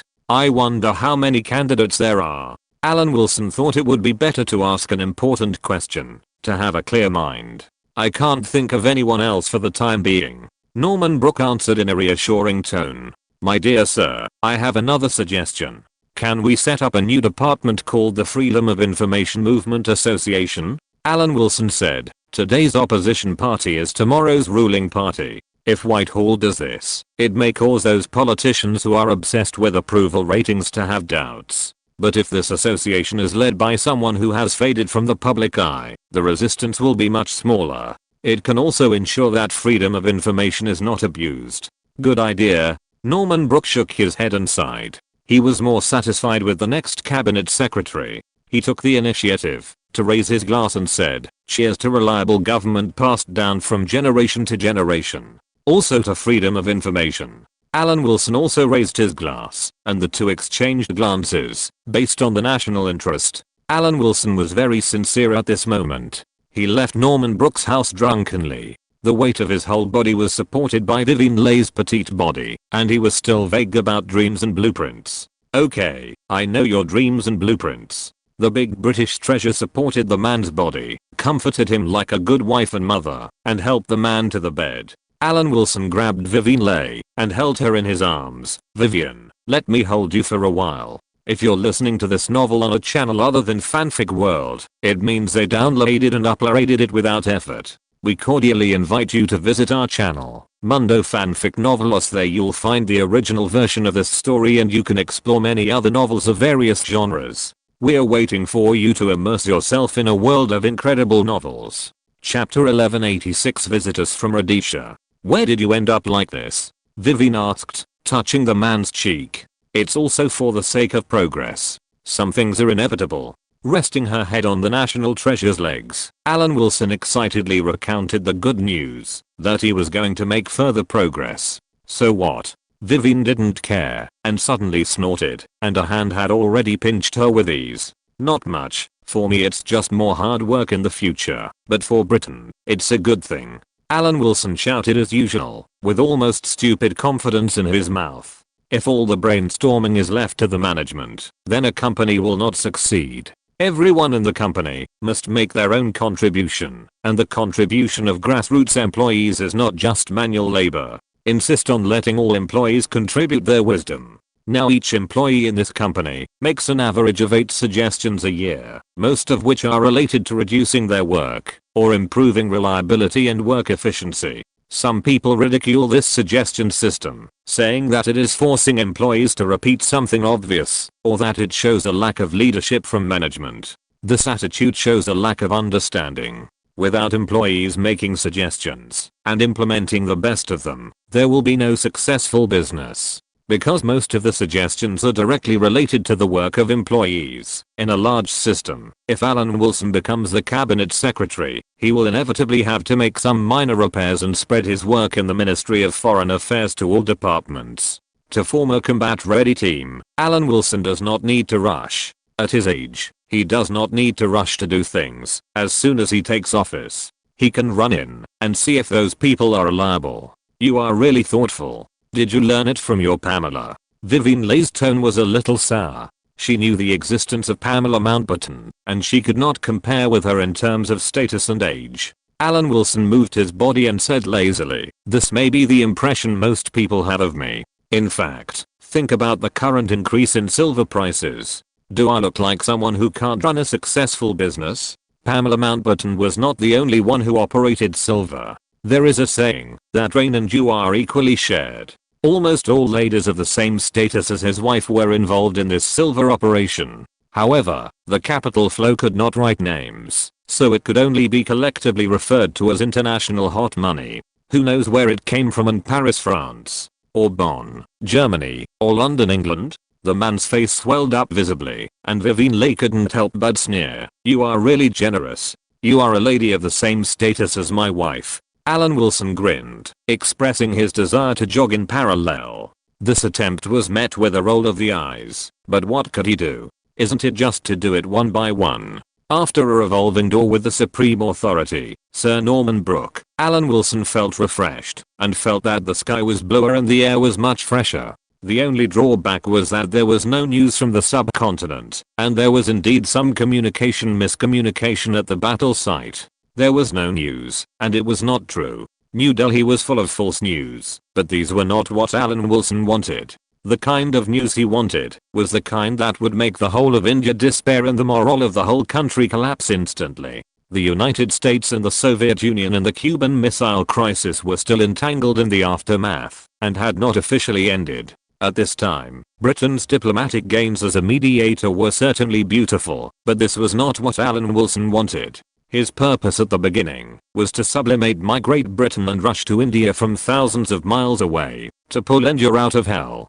Gaining diplomatic reputation by mediating the Cuban Missile Crisis was just a byproduct. He was not prepared to get anything at the beginning, but by chance, the Soviets gave him a stage. Why hasn't India been defeated yet? Alan Wilson was very annoyed in the Ministry of Foreign Affairs, and he was embarrassed to say it out loud. After all, Britain was India's former colonial master, and it could not show this mentality of wishing the former colony bad luck. Regarding the royal non-profit organization, it is necessary to communicate with the royal family. Alan Wilson did not have to find important members of the royal family, but he was on official business and there was really no way. Princess Margaret, who had been infused with soul, grabbed the man's ear angrily. "In such a dangerous environment, you only asked Pamela to leave, and left me in London. You don't value me at all. What are you talking about, princess?" Alan Wilson hugged his sister-in-law and comforted her. "You are a princess of the royal family. If you leave London, the impact will be great. I didn't leave, I'm still here. You just know how to say nice things. This time you stole the show." Princess Margaret was comforted a little and finally let go of her relentless energy. "It's very happy to be a hero in front of the Soviets. You are such a person. You must be very happy when something like this happens. Your Highness, this joke is not funny. The Soviet Union is a very difficult opponent." Alan Wilson shook his head slightly. "Today is different from the past. The post-war generation has begun to grow up. It is completely different from the situation in 1945 when there were not many adult men in the Soviet Union. From now on, the Soviet Union will become stronger every year. In a sense, Britain has finally dragged it to the time when the Soviet threat is real. Now it should lie dormant and try to preserve the remaining strength." The main battlefield was given to the United States and the Soviet Union. Considering the current situation of the United Kingdom, the remaining sphere of influence, and the suspicious ally France, it is not impossible to achieve a certain balance within NATO. If Charles de Gaulle still leaves NATO as in history, then even if the United States is unwilling, it must rely more on Britain. We can use this to deal with the United States. In fact, if livability is not considered, Algeria, which is only separated by the Mediterranean, will obviously benefit France more. The British colonies are still a bit too far away.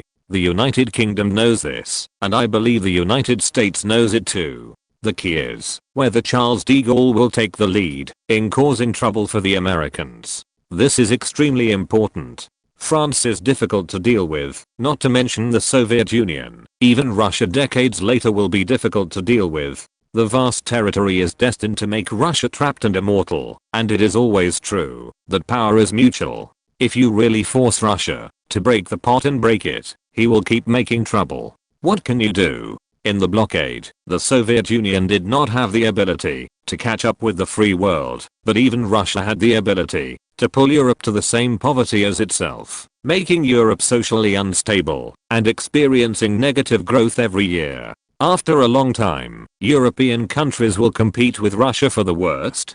You go from a monthly income of 3,000 to a monthly income of 2,000, and I go from a monthly income of 10,000 to a monthly income of 5,000? Wouldn't Europe lose a lot? Once everyone enters the stage of competing for the worst, Russia, with the original intention of if I'm not good, you can't expect to be good, will hold Europe to the bottom. The ones who are in trouble are not these mouse, but these European countries that are in a bad mood. No matter who he faces, Alan Wilson recognizes the powerful power of the Soviet Union when answering this question.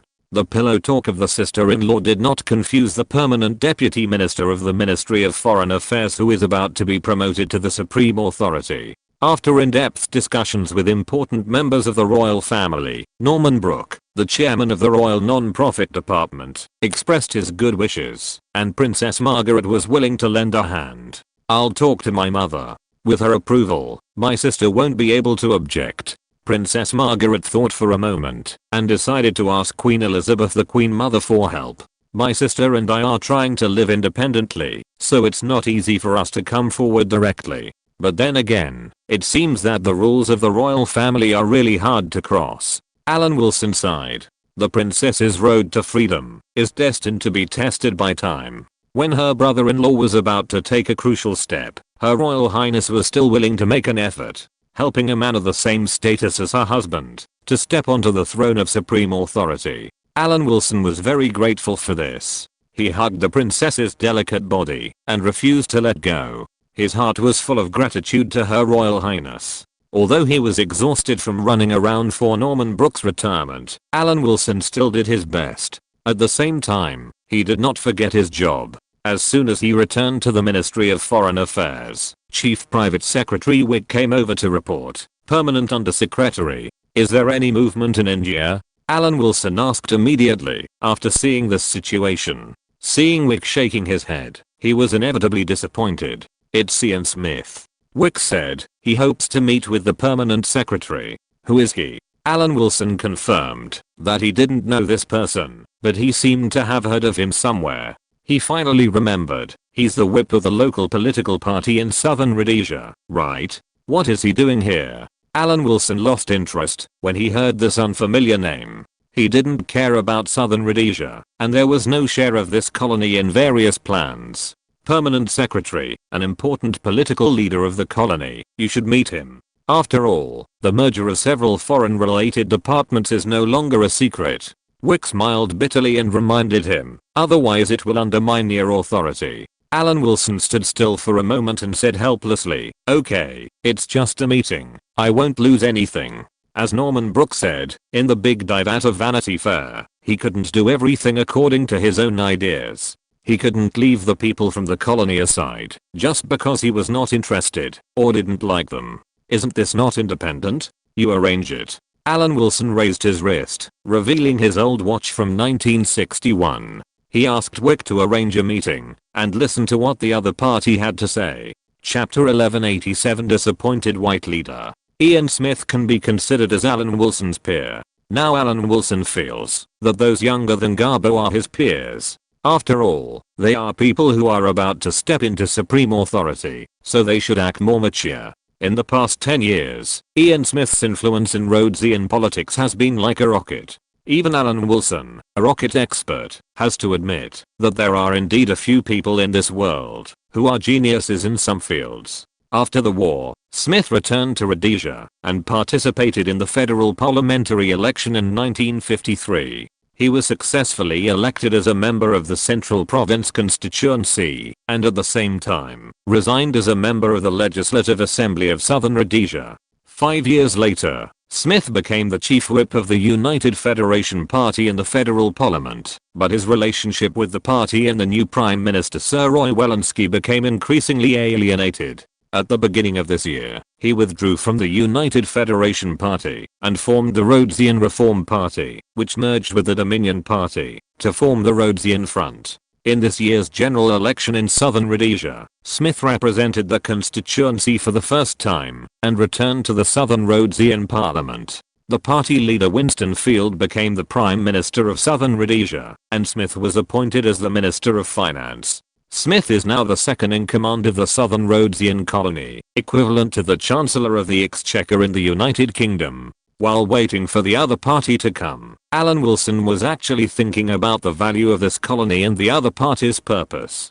From the perspective of the entire Africa, Africa does not actually have particularly superior land conditions. This is not to belittle. Africa's land conditions are indeed relatively general, and the overall conditions are only better than Australia. Without considering the permafrost zone in the Gobi Desert, on average Africa's arable land is not as good as Europe, Asia, and America. The best arable land in Africa can be seen from the natural population growth. It is the Niger River Delta in Nigeria. This is a high-quality river basin comparable to the Ganges and the Yangtze River. Although Congo is large in area, it is actually a tropical rainforest climate. Once excessive deforestation occurs, the speed of land degradation can be terrifying. Most of the land in Africa is still red soil.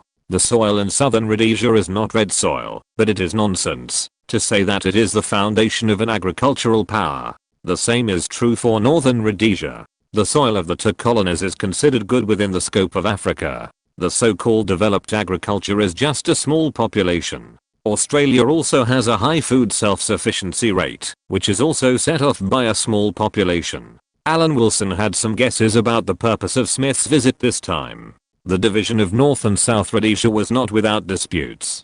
The northern part of Malawi, which Alan Wilson gave to Nyerere as a gift, was occupied by northern Rhodesia, and the southern part was annexed by southern Rhodesia. Nyerere has not yet gained independence, and southern Rhodesia still has some grudges about the ownership of southern Malawi. Alan Wilson was ready and waiting for Smith to talk about this matter. It would be a bit formal to talk about this matter in the Ministry of Foreign Affairs, so Alan Wilson thought he should find a more relaxed environment. An hour later, Alan Wilson met the white leader who would lead southern Rhodesia to independence in the London office of southern Rhodesia. After the greetings, Smith introduced himself and got straight to the point. "Sir Alan, do you know about the Lubumbashi incident? I've heard a little bit about it." Alan Wilson nodded, indicating that he had just learned about it. He was still a little surprised by the untimely and unauthorized independent behavior of northern Rhodesia, who thought it was a Malawi issue.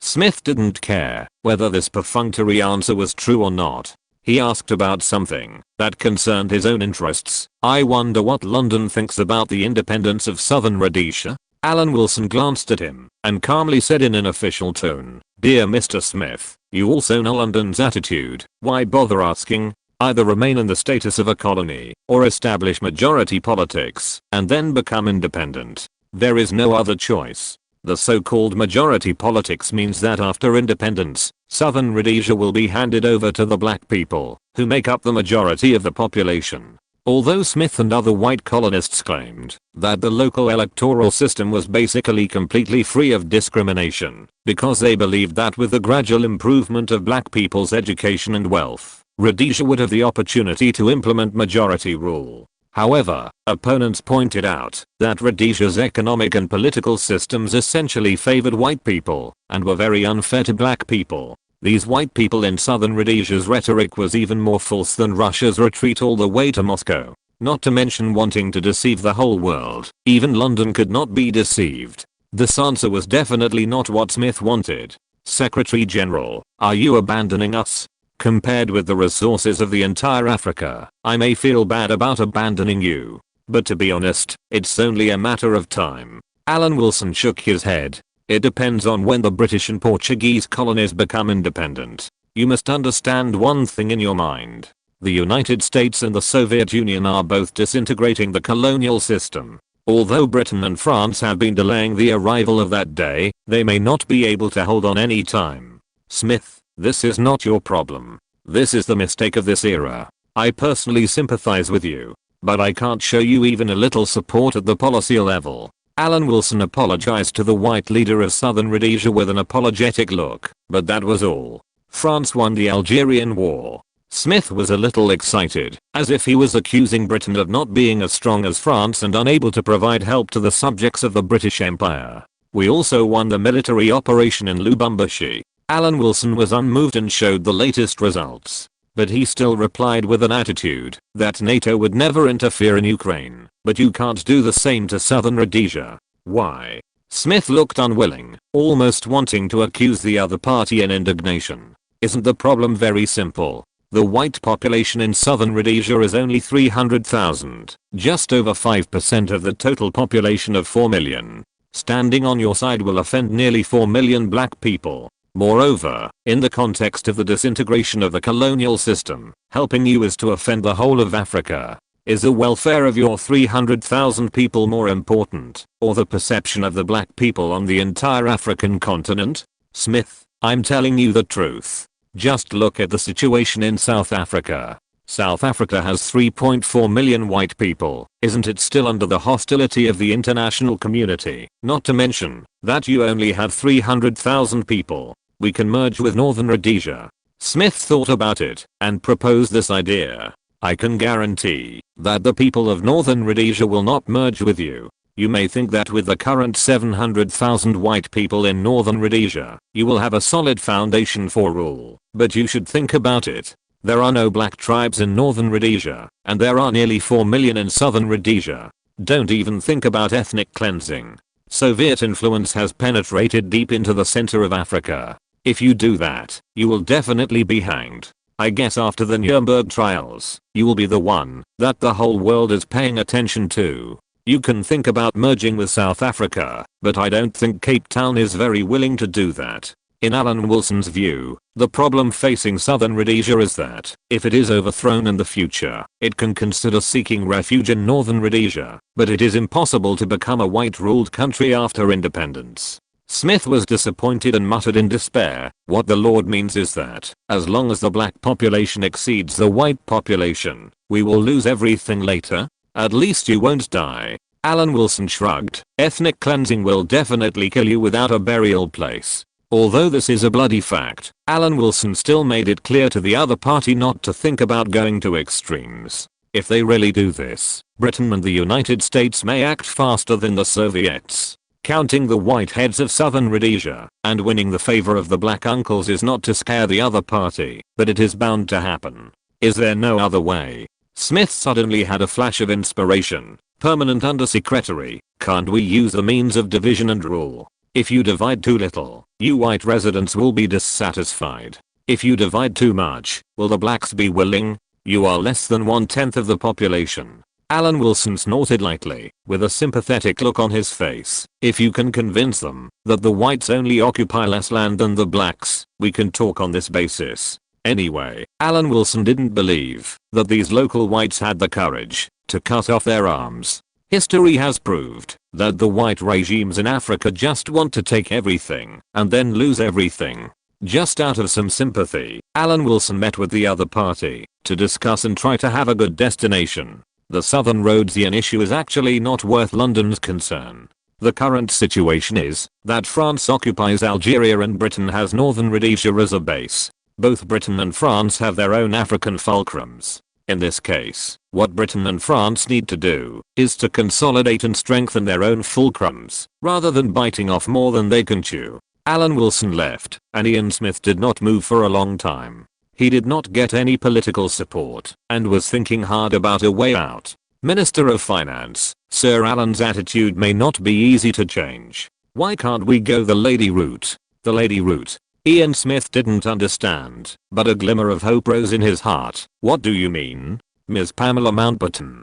Ms. Pamela lives in Australia. As far as I know, Australia has the White Australia policy, and the local social environment is very conservative. It's just that Ms. Pamela is the president of a group, and dealing with business groups may cost some interests. That's no problem, we'll go to Perth. Ian Smith raised the fire of hope. If he couldn't deal with the Imperial Secretary of State, he would get support from the Secretary's wife. Chapter 1188 People must rely on themselves.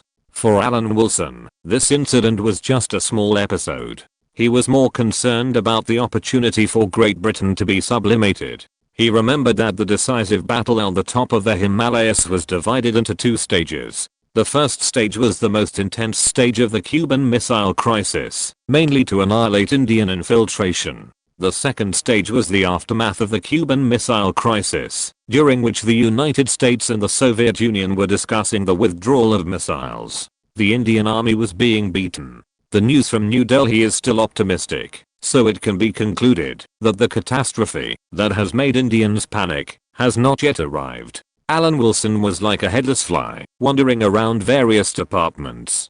People who didn't know thought that the Deputy Secretary General of the Cabinet was familiarizing himself with his new job recently, but in fact, he was just wandering around to kill time. If there is no precedent, I almost think you have misjudged. Marshal Mountbatten saw that his son-in-law was definitely not too happy about the promotion and couldn't hold back. It must be something in Asia. Marshal, you should plan how to intervene at the right time. Alan Wilson did not lose confidence and still adhered to his earlier judgment. Maybe the timing is not accurate, but the result will not change. What? Now you are in front of me, throwing yourself into the role of cabinet secretary? Marshal Mountbatten said very impolitely. Maybe I should tell Pamela that you are deceiving and attacking me, your old father. Just kidding. Alan Wilson bowed his head decisively and emphasized with some dissatisfaction. Marshall knows that the relationship between Pamela and I is indestructible. I'm not helping you test the degree of indestructibility. Marshal Mountbatten muttered calmly. Perth, the capital of Western Australia, is the most dynamic and fastest growing city in Australia in the past 10 years. The speed of development of Perth is amazing. As the main destination for British immigrants, the population of Perth has soared from less than 300,000 in 1945 to nearly 1 million. Only Melbourne during the gold rush era had such a population growth rate. In fact, Perth's population growth has accelerated even faster than Melbourne at that time. At the beginning, Melbourne was attracted by gold mines to settle down. As the capital of Western Australia, Perth is supported by the mineral resources of the entire Western Australia state. Australia's mineral revenues have to support the three major cities in the east, while Western Australia only needs to support Perth. Half of Perth's nearly 1 million settlers have dual British and Australian citizenship. They are Australians and British. In Perth, the British flag and the Australian flag are hung side by side and can be seen almost everywhere. Above the city, you can clearly see the beautiful skyline of Perth near the sea, and in the east of the city, there are residential areas with independent houses, and the developed road network connects them to the main urban area of the city. This infrastructure construction reflects the wealth of the Western Australian government. The four major family-owned enterprises in Hong Kong, Swire, Jardine Matheson, etc., have also set up branch offices in Perth to connect the industrial cycle of Malaya and Hong Kong. The vitality of Perth almost immediately conquered Ian Smith. He felt that it was more prosperous than London. This was natural. There are still many old towns in London. The previous renovation was just some repairs. For such a large city in London, it would be an astronomical figure to renovate all of them. It was not like Perth was moving forward lightly, and the state government was indeed very rich. Unlike the current situation of the Conservative Party in power in Australia, the Labour Party is in power in Western Australia. The current leader of the Australian Labour Party is Arthur Calwell. As the Minister of Immigration in the Conservative government, he adopted a pro-immigration policy and was a staunch supporter of the White Australia policy. With the help of this Minister of Immigration, British immigrants entered Western Australia in large numbers and turned it into a loyal supporter of the Labour Party. With the support of British immigrants, the Labour Party then established a welfare system that exceeded that of the East with the support of British immigrants and relying on the abundant finances of Western Australia. Ian Smith arrived in Perth and saw Land Rover Discovery driving on the road everywhere. After entering the Australian market, the tough-looking Land Rover Discovery quickly gained a foothold and won the favour of British immigrants. Taking Western Australia alone, the living standard is not worse than that of Americans, and may only be slightly inferior to that of Newfoundland, and far exceeds that of Southern Rhodesia. In Mountbatten Building, Pamela Mountbatten walked out of the office with her youngest son in her arms. She was in a very good mood in recent days. She bought at the bottom when the Cuban Missile Crisis was at its most dangerous. A few days later, the crisis was actually over. As of now, the return has exceeded 22% in a few days, and the profit has exceeded $30 million. In a good mood, she had the leisure to meet Ian Smith, who came to visit. "Welcome, Minister Ian." Pamela Mountbatten put her youngest son down and greeted him gently. "I wonder if you have come from far away Southern Rhodesia to see me?" Ms. Pamela, I'm from London, and I have met your husband. Ian Smith introduced his purpose, and said that he had been to London once and now came here specially. Since it is the first time we meet, it is more formal to call her Mrs. Wilson. Pamela Mountbatten corrected the other party's address, and then changed the subject. You have met my husband. How is he recently?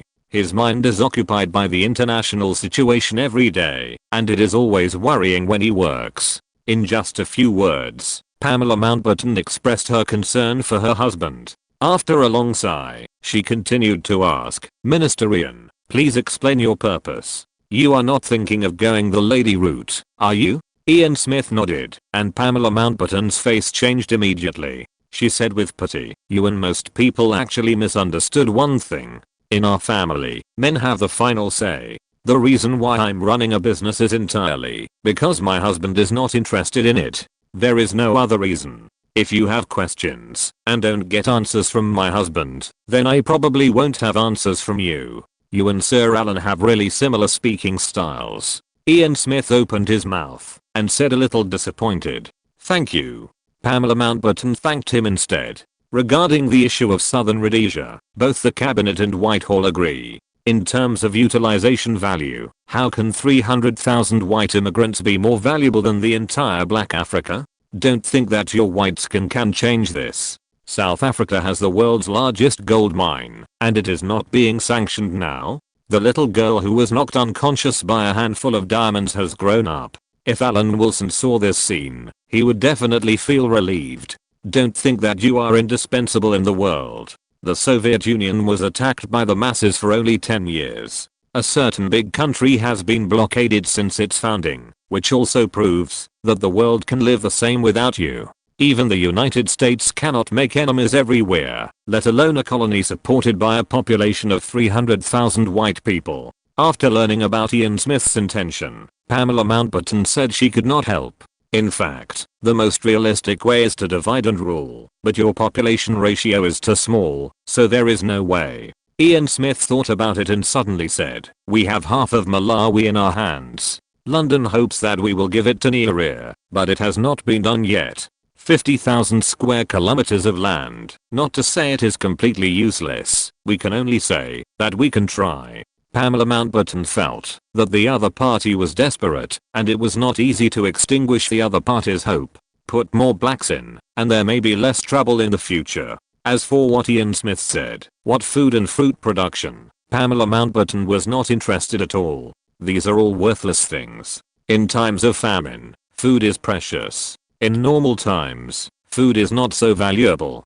Pamela Mountbatten has lived in India and is very clear about the power of food, but it is precisely because of this that she understands the preciousness of food in normal times, and the output of food must be above the consumption of the population. There is no such thing as 100 people eating, but only enough food for 90 people, and everyone can get through the difficult times by averaging. Once such a demand gap occurs, food prices will skyrocket, and the already insufficient food will be hoarded, causing the spread of greater famine. Pamela Mountbatten just said it casually, indicating that Southern Rhodesia is indeed worthless, but the speaker is unintentional and the listener is intentional. Ian Smith, who was silent, suddenly had a terrible idea, and once this idea came up, he could not suppress it. There was an early bill in Southern Rhodesia to separate the land of whites and blacks, but because of the surge in the number of blacks, the lives of blacks plummeted, and the food of blacks has always been very tight.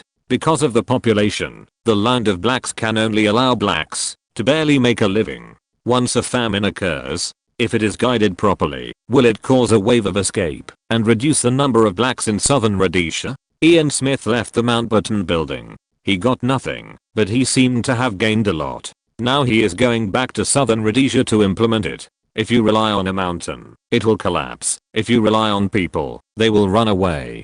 People must rely on themselves. London cannot save Southern Rhodesia, and Cape Town is powerless. They can only save themselves. Ian Smith walked out of Mountbatten building and looked at the prosperous Perth and the busy scene. He had made up his mind. He must try it no matter what. Leave it for a year and sell it next year. I feel that the good news that the United States withstood the Soviet Union's blackmail should last for a year. Now we still have to keep an eye on silver. It is right to build a good relationship with the American Silver Party members. Pamela Mountbatten seemed to be indifferent to the world and discussed business operations with her assistant. Chapter 1189 The result of the decisive battle. Today, Western Australia, which occupies 1/3 of Australia, is in a position that has never been seen in 100 years. With the blessing of powerful mineral resources, Perth is the first to bear the brunt of the leap forward. And at the top of this leap forward is Pamela Mountbatten herself. For a long time, she has been instilled with very basic underlying logic by her husband, which is that all the technological progress, humanities, and culture, and social systems in the world are fake. There are only two things that are real, one is people and the other is land. The basis of all progress is based on these 2 points. Australia has land but insufficient population, so land is Australia's reliance. The purchase of industry must be centered on land, and Pamela Mountbatten did the same. It has to be admitted that Australia is really a treasure land in terms of minerals, allowing Pamela Mountbatten and even the British aristocracy to find the soil for rebirth. When Alan Wilson was still thinking about how to sublimate Britain, the British Knights had already sublimated in Australia. Although Australia is not like the Soviet Union, which can fill the periodic table without any shortcomings, it is still superior to the Soviet Union in some types of minerals. After discovering a large amount of silver, Pamela Mountbatten discovered a giant gold mine. God is unfair. Even in one country, Australia's mineral resources are unevenly distributed. Although Melbourne was famous for its gold in the gold rush era, the bulk of Australia's gold mines are still in Western Australia. The gold mines discovered now alone far exceed the total discovered in Melbourne during the gold rush era. Shakespeare once praised gold. Hey, what kind of gold is this? Yellow, shining, precious gold. No, Gots, I'm not an idle believer. I just want you to give me some tree roots. This thing, just a little bit, can turn black into white, ugly into beautiful, wrong into right, humble into noble, old into young, and coward into warrior. Pamela Mountbatten felt that it was unreasonable for Australia's mineral resources to be concentrated at the east and west ends. The vast inland area could not be without value, but the good things have not yet been discovered. But even so, the minerals discovered at present are enough for the knights who come to Australia to return to the glorious era overnight. The nobles of the past relied on land, but they still lost to the merchants in the end. The nobles of today still rely on land, but they have turned the tide. The British Empire is essentially a nation country. This sentence, said by someone in the era of British India, is really a wise saying. Ian Smith, who moved from London to Perth, was soon informed by his obedient wife that her husband, who was doing nothing in London, also told the female president about her similar attitude towards Southern Rhodesia. You really don't give up. Alan Wilson sympathized with Ian Smith, the white leader who had a deep love for Southern Rhodesia. As far as he knew, Ian Smith lived in Zimbabwe for a long time after losing power, and saw the era of Zimbabwe's per capita billionaires. Even in that situation, Ian Smith did not leave, and he must still have feelings for it. It's just that his feelings are based on not treating black people as human beings. This kind of emotion is similar to that of white people in South Africa. South Africa has never been the only developed country in Africa. It is nothing more than a trick to count the total number of blacks and exclude blacks from the per capita statistics. Sympathy aside, Alan Wilson was still unwilling to help. It was Ian Smith's business, how he wanted to mess around, but Britain could not take such a big risk and offend the entire black Africa to stand up for him. Not to mention Southern Rhodesia. Even in South Africa, Britain and the United States only dared to secretly bypass sanctions for the sake of gold mines. After the end of the Cold War, the white regime in South Africa was soon abandoned. Pamela Mountbatten also knew the seriousness of the matter. She stood firmly on the side of her husband. British Africa also had the development of the Great Lakes region and the perception of the Gold Coast. The value of these places was not worth it for Britain to stand on the side of Southern Rhodesia to show what bullshit blood is thicker than water.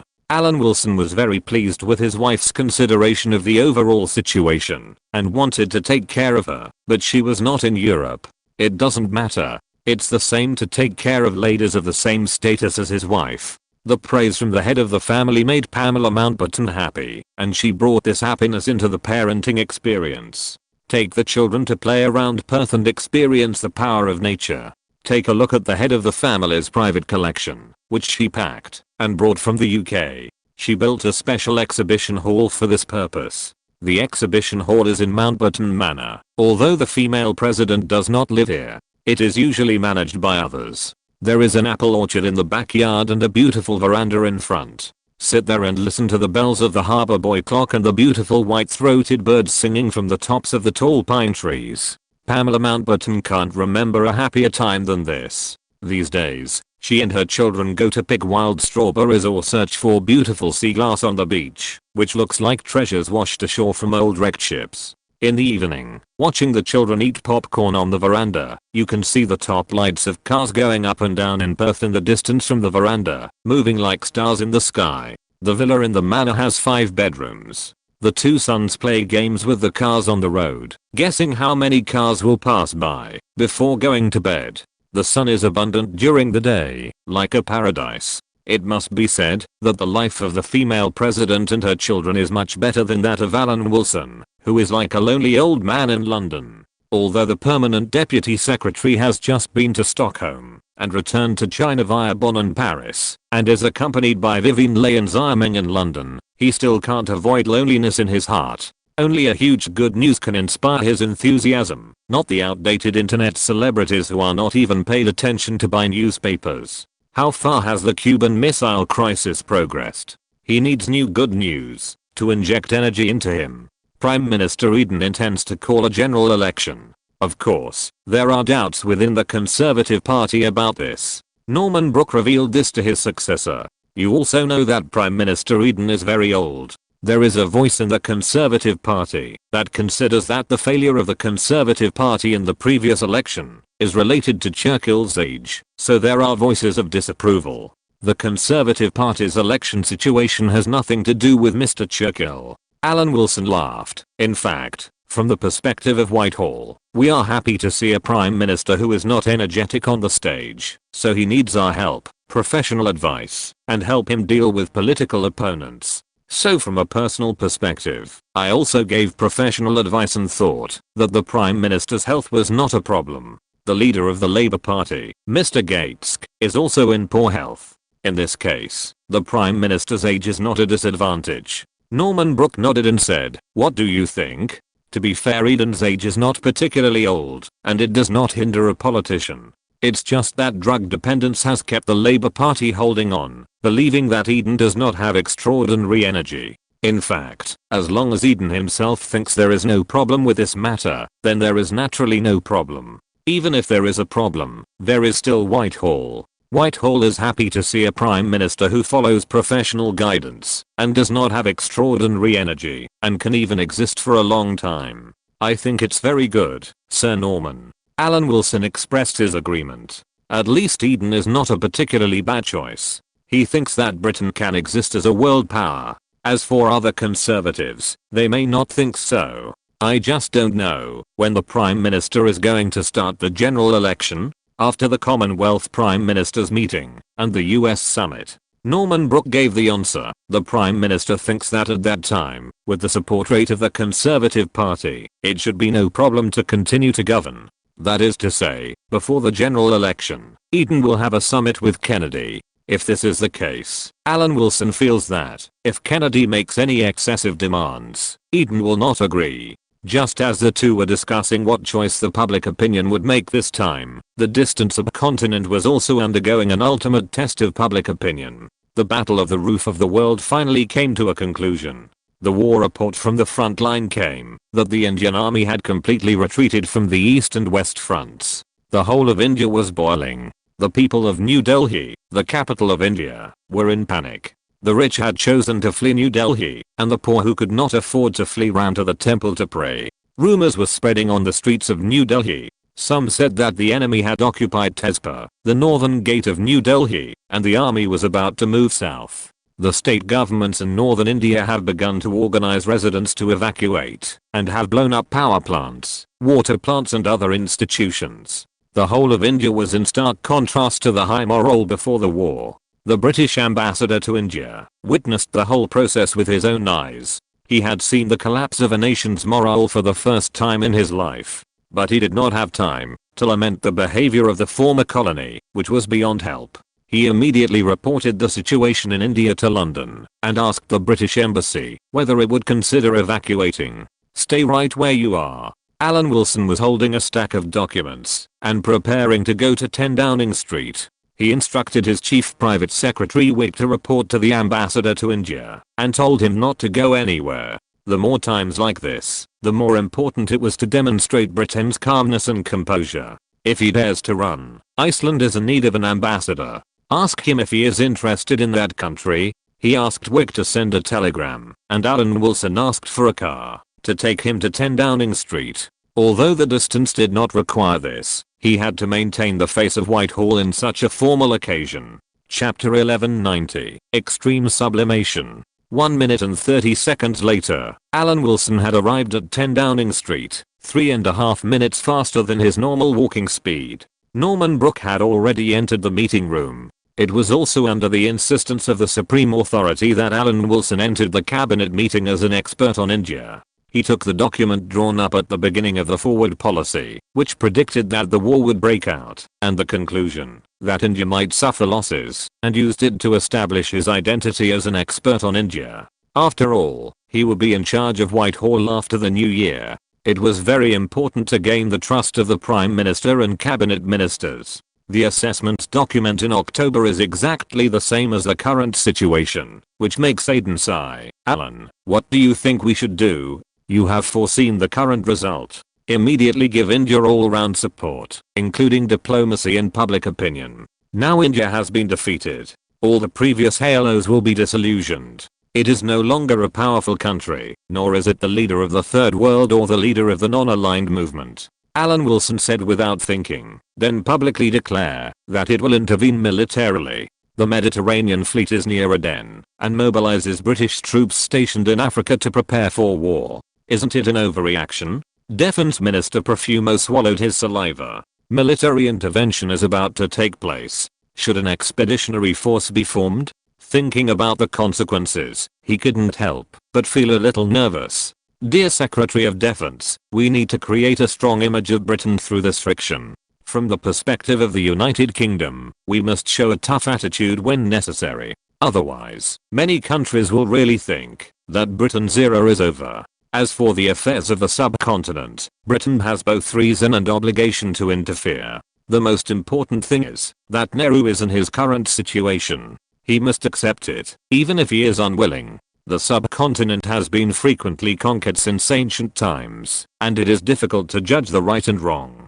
It has determined the rise and fall of many empires. Not to mention anything else, there is a saying that the British Empire is essentially a nation country, which is enough to reflect the importance of India to Britain." Alan Wilson looked immersed in the glory of the past British Empire and unfolded a grand narrative in front of the cabinet ministers. Although he certainly did not believe it himself, Eden might believe it. This Prime Minister is an antique from the previous era. Back then, the East India Company established a foothold in Bengal and used it as a base to annex the entire subcontinent. Since then, the Mughal Emperor saw that the situation was hopeless, and the glorious empire on which the sun never sets was established, and Queen Victoria became the Empress of India. During this period, we also faced the resistance of the Marathas, and finally won a great victory. I don't understand why the current government is skeptical about interfering in the subcontinent, as if Britain would be in danger if it intervened. Just 20 years ago, I arrived in British India from Hong Kong in a shabby state. At that time, the Pacific War had broken out, and Hong Kong had fallen. British India became a place that Britain tried its best to protect, and eventually became the base for the British Empire's counterattack. When Japan surrendered, the whole of India experienced the joy of victory in the war. It can be said that we had the best time, and the state of vitality and all things competing is still before our eyes. After just 20 years, could the subcontinent have changed into our burial place? Norman Brooke was a little surprised. This was the first time he realized that the cabinet secretary he chose was not only a civil servant, but also had the potential to be a politician. This was a very good remark. He clearly saw Aiden's expression, and he was obviously immersed in it. Rab Butler also noticed the change in the Prime Minister's expression and said directly, "It is always bad to intervene in a war. My minister, think about the Cuban Missile Crisis. Why did the United States use the Navy to demonstrate? Because the Navy's mobilization is the slowest. There is enough time for the Soviet Union to consider the causes and consequences." Alan Wilson changed the subject. "Britain can do the same. We will dispatch the Royal Navy. They said they would transfer troops from British Africa. It will take at least a month to reach the subcontinent, and the war will be over by then. Now we can basically judge that this is a punitive war. Apart from embarrassing India, there will not be too many consequences. The consequences are mainly concentrated in invisible places. Whatever India says in the international community in the future, it is estimated that it will not be as unanimous as before." Eden flipped through the October report on the forward policy, and his heart was already moved. He said, "Alan, Norman is very optimistic about you being the Cabinet Secretary General. You are very serious. Do you have any suggestions for us?" "Of course." Alan Wilson answered decisively, "I think not only us, but also the United States and the Soviet Union will express their concern and support to India. If the Prime Minister has any doubts about this, he can communicate with President Kennedy. Now is the right time to communicate with the United States. I believe that the US Embassy in India can also see the chaos in the capital New Delhi. The Indians are so panicked. Can the United States remain indifferent? It is reasonable for the United States to not stand idly by. If Britain intends to give India certain support, the United States will definitely be happy to see it happen. The key is what the attitude of the military is." Soon Marshal Mountbatten arrived at 10 Downing Street and brought the attitude of the military. The full-time commander of the 3 British armed forces did not support his son-in-law's proposal, but was completely concerned about national interests. He believed that Britain should take this opportunity to show its care for its former colonies. This opportunity is also suitable for Australia. The Australian Navy's glorious-class aircraft carrier HMS Victory is docked in Perth for a long time. Marshal Mountbatten suggested, "We can communicate with the Australian side and take joint actions. The advantage is that it can show that it is a joint action, so that we, the UK, will not stand out so much. And it can also bring us closer to Australia." Combining the professional opinions of diplomacy and the military, Prime Minister Eden also made his own judgment. It is indeed necessary to prove Britain's status through an action. Although France has fought in Algeria for so many years, it finally suppressed the resistance. We also need an action to achieve the same effect. The Prime Minister is right. Rab Butler was the first to express his agreement. As if in another time and space, he firmly supported Eden in launching the Suez Canal War. Saving India suddenly became the mainstream of British public opinion and was brought to the hotspot of public opinion by major newspapers and magazines.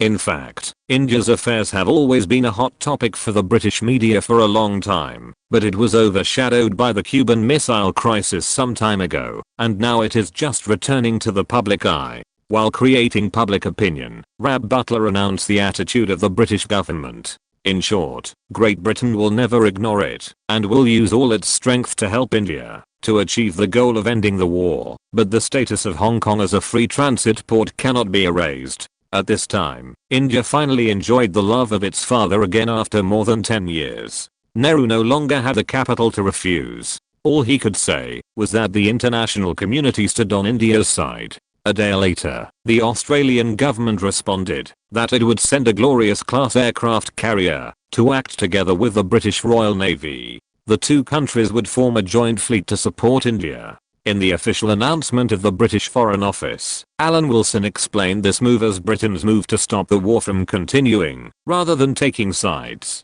"We hope that the war will end, and peace will return to the world. This is Britain's goal." While the British Foreign Office used neutral words to cool down the situation, the military announced that it would mobilize a large fleet consisting of 2 Queen Elizabeth-class aircraft carriers, 2 Eagle-class aircraft carriers, 2 Centaur-class aircraft carriers, 3 cruisers, 8 Courageous-class destroyers, 4 Weapon-class destroyers, together with the HMS Dreadnought nuclear submarine and 8 conventional submarines to East Africa. to board the British troops stationed in Africa. If Prime Minister Nehru does not object, the British Marines will land in Mumbai at that time to ensure India's safety. The British Empire, like the US Navy a month ago, used the Royal Navy as the main force to rush to India's aid. This navy with nearly 100 warships began to assemble, which made other countries feel so terrified, as if the British Empire on which the sun never sets was back, and the old imperialism was invincible.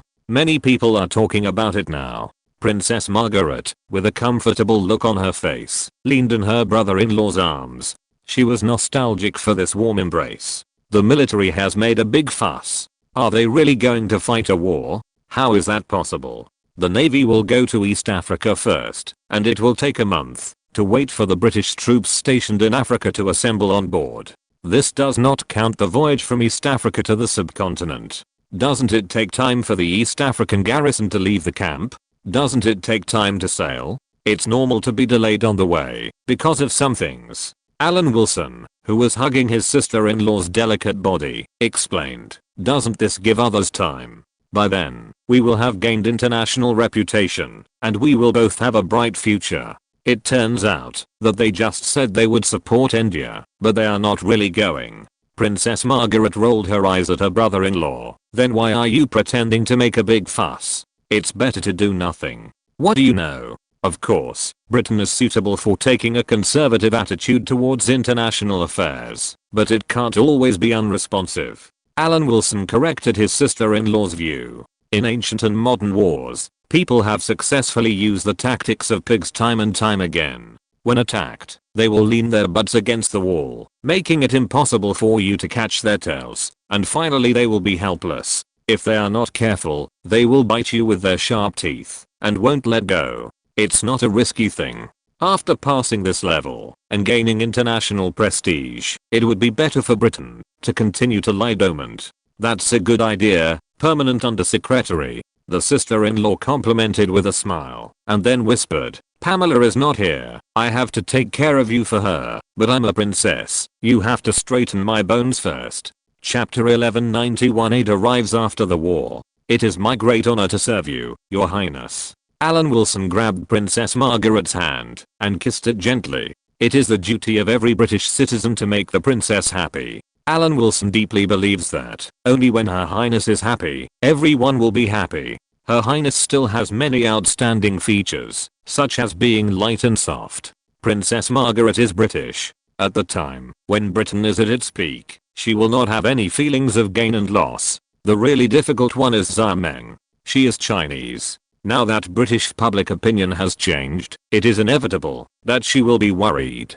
In front of Alan Wilson, Zia Meng wanted to ask something, but didn't dare to, which fully reflected this entanglement and hesitation. What's wrong, dear? Alan Wilson had to take the initiative to speak, so as not to upset the lady of the same status as his wife, and to prevent Zia Meng from having a knot in her heart. I saw in the newspapers that Britain is forming an expeditionary force.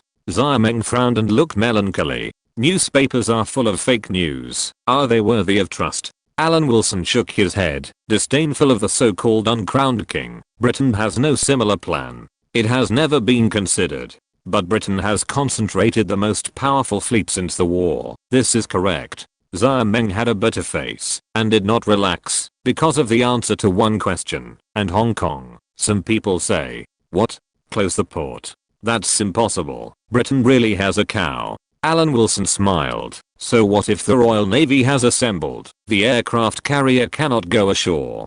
Don't think that we will look up to Indians just because they speak English. In the eyes of Britain, they are destined to crawl at the bottom under Britain's feet. But now that India is independent, they are not even servants.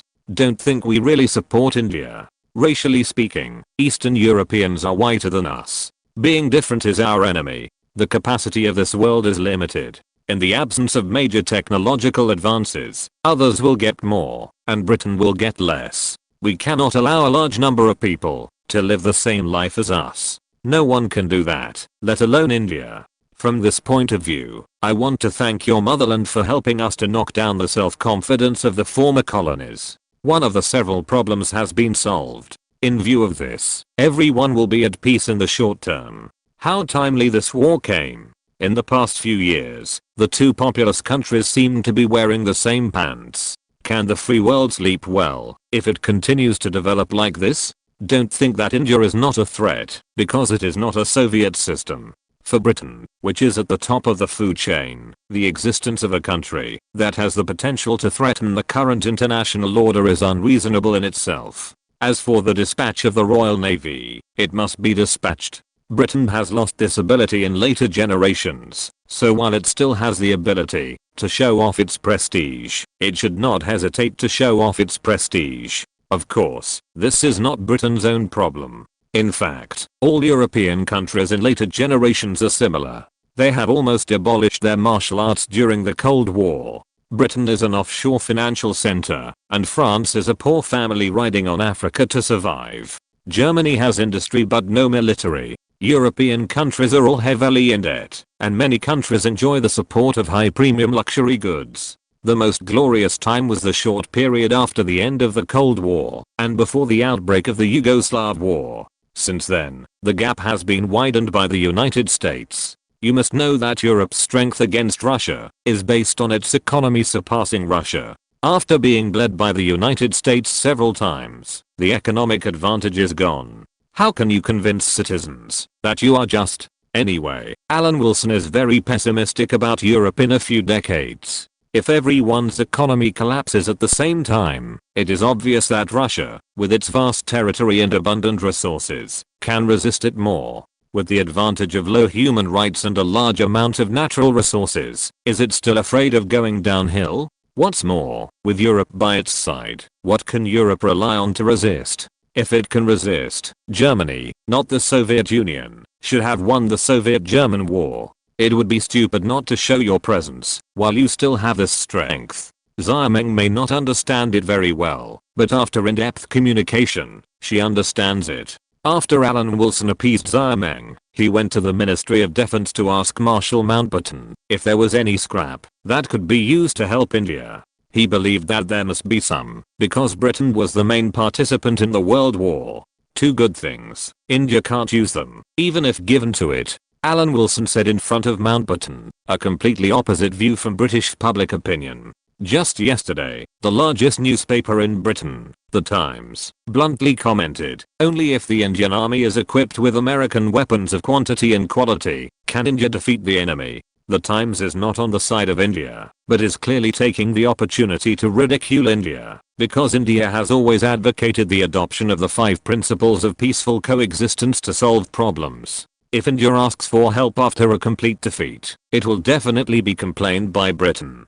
This also made the Times sarcastically say, today's India has completely changed its previous foreign policy. In the White House, Kennedy also asked the director of the Central Intelligence Agency, Dulles, is India really on the eve of collapse as the British say?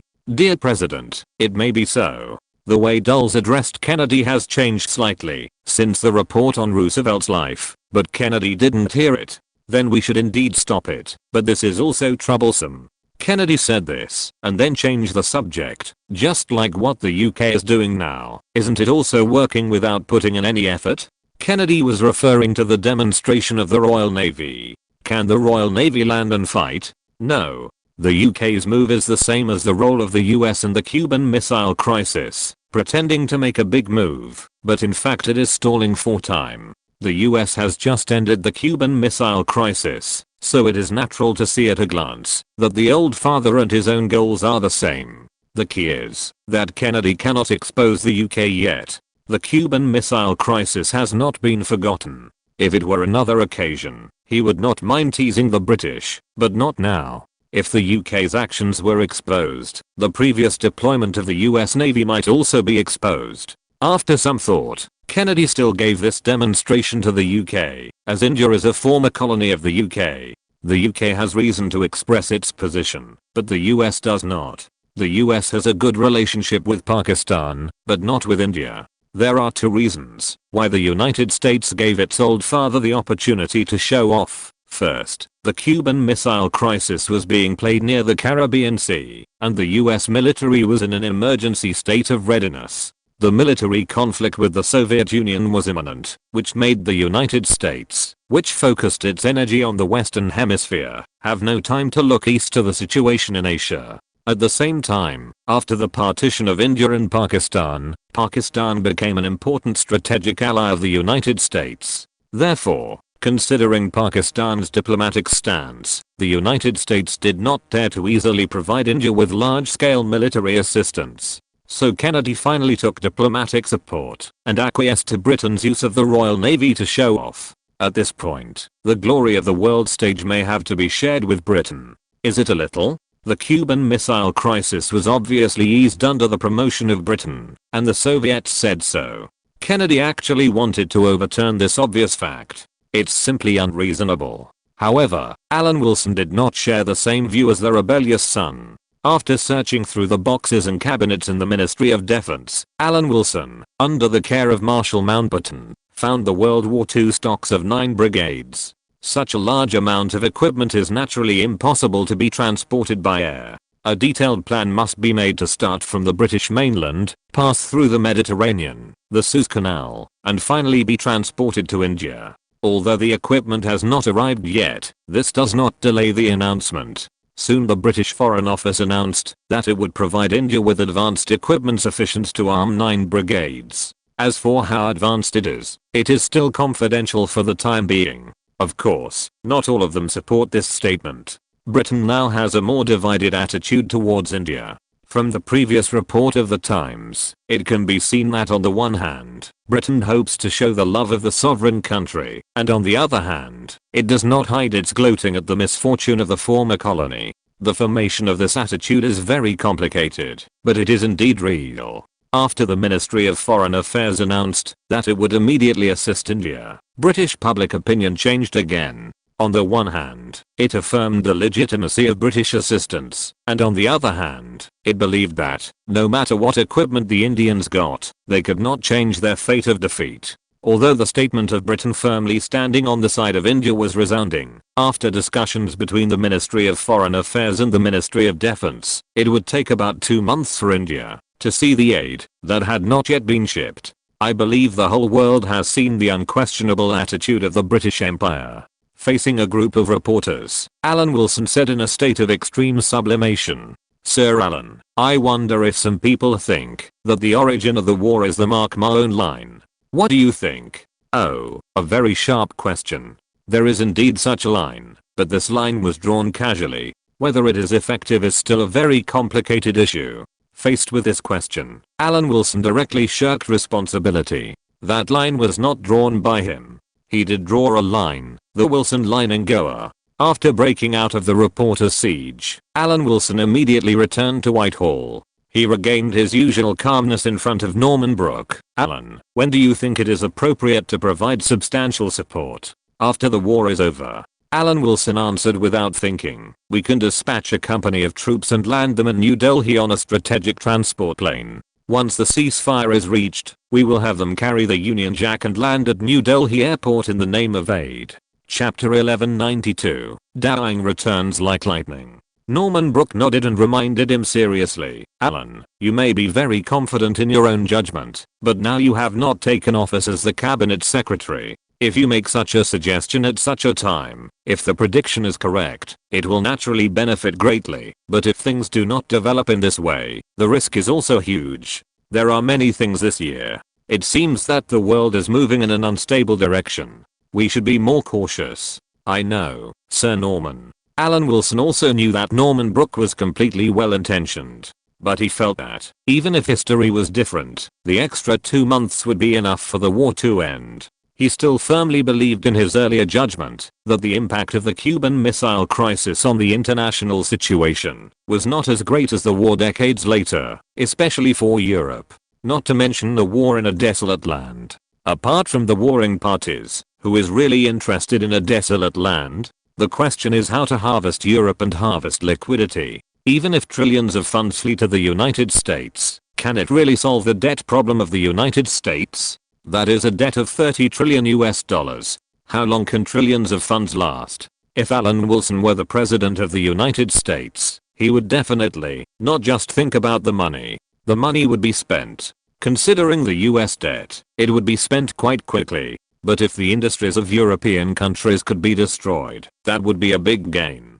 The United States has Boeing, Europe has Airbus, the United States has Tesla, and Europe has Mercedes-Benz and BMW. In many industries, Europe can still compete with the United States. If Europe, an industrial region that cannot be self-sufficient in energy, falls into an economic crisis due to inflation, these industries will all collapse, and the important industries of the United States will have no competitors. Anyway, the Soviet Union has disintegrated, and Russia is far less powerful than the Soviet Union. Even if Europe moves towards Latin Americanization, it doesn't matter. By then, the United States will control or destroy Europe's high-end industries, and the United States will have no competitors in high-end industries. Only in the sole sellers market can the United States solve its problems, which is far more important than cutting a wave of leaks. If this assumption is established, Europe will naturally be in big trouble. The living standards of most European countries will be close to those of Latin America, and a few countries like Germany and France will also experience economic recession.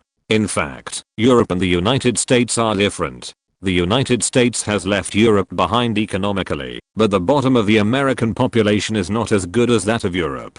After all, the United States really does not value the bottom population. Once Europe's high-end industries are destroyed, Europe will not be able to maintain a decent welfare system for the bottom. Europe will become a place that lags behind the United States in all aspects. If this result occurs, Britain will only be fine temporarily. If Europe begins to Latin Americanize, will Britain, which is only separated by a strait, not be affected? Even if it is fine temporarily, it is doomed to be finished in the future. Will Britain feel sorry for India's embarrassment in this war? No, so the United States will not have any psychological burden for messing up Europe. The reason is so simple. Not only will there be no psychological burden, Alan Wilson is also ready to step on India. So far, the United States and our Britain have expressed support for India, and the Soviet Union has expressed a neutral attitude. Alan Wilson said this and analyzed, this statement by the Soviets will have a consequence. What consequence? Norman Brooke was a little puzzled. In his opinion, such behavior was normal. The Soviet Union's allies will think that non-absolute loyalty is absolute disloyalty. The Soviet Union should fully support the countries in its own camp. Alan Wilson spread his hands and said with a smile, do the countries in the Soviet bloc dare to oppose the Soviet Union? Norman Brooke didn't quite believe it. Dare? Alan Wilson nodded solemnly. The second-ranked country in a camp is often bolder. There is also France in NATO that is not very obedient. This is normal. When mentioning France, Norman Brooke immediately recognized this judgment. What do the French think? Let's defeat the Soviet Union together, and we can talk about conflicts later.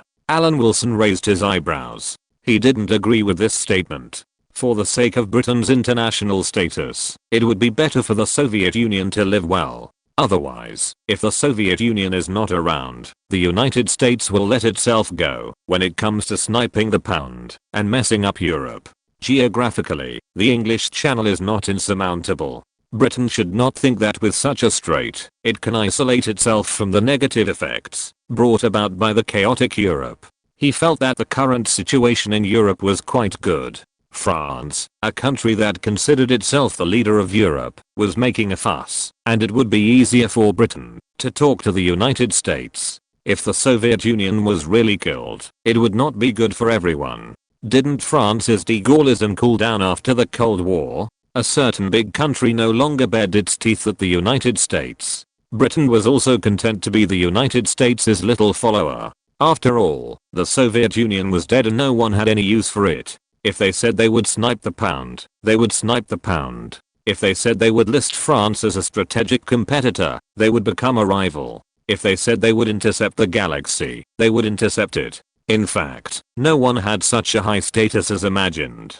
It was just that the Soviet Union existed, and the United States was willing to communicate calmly. Without the Soviet Union, it would only take a moment for the ally to become a running dog. Alan Wilson, who was about to be promoted to the supreme authority, did not want to do anything now, just waiting for the news of the ceasefire. He felt that the time should not be far away. After all, he also had arrangements Lim Lian Jiak was expounding Britain's position on calling for peace in Hong Kong. By now, all the goals had been achieved, and giving Britain a way out should not be a problem. Early morning of November 11th, New Delhi. A fleet of luxury cars drove to the New Delhi airport. The streets were deserted, and street workers were sweeping fallen leaves and garbage on the street corners. Home Minister Shastri, wrapped tightly in a long-collared coat, sat in the car anxiously. He will go to Assam for an emergency inspection, to reorganize the administrative institutions of TESPA, and give the people hope and confidence in victory. He knew that this trip was dangerous. Not to mention him, even if the president came in person, it would be difficult to save the situation. The car stopped outside the New Delhi airport terminal. They were about to enter the terminal. At the entrance of the terminal, the newsstand was crowded with people, many of whom were scrambling to buy newspapers. Some were extremely excited and shook hands and hugged each other. The minister's secretary was a curious young man. He walked up to the newsstand. He saw a striking headline, unilateral announcement of a ceasefire on the spot and immediate withdrawal of troops. He simply couldn't believe the news. He picked up a newspaper and ran back. Mr. Minister, they announced a ceasefire. Ceasefire. Shasta was shocked and did not react for a long time. What should we do? Shasta thought for a moment and said, go back. Let's go back first. The convoy drove towards the city of New Delhi again.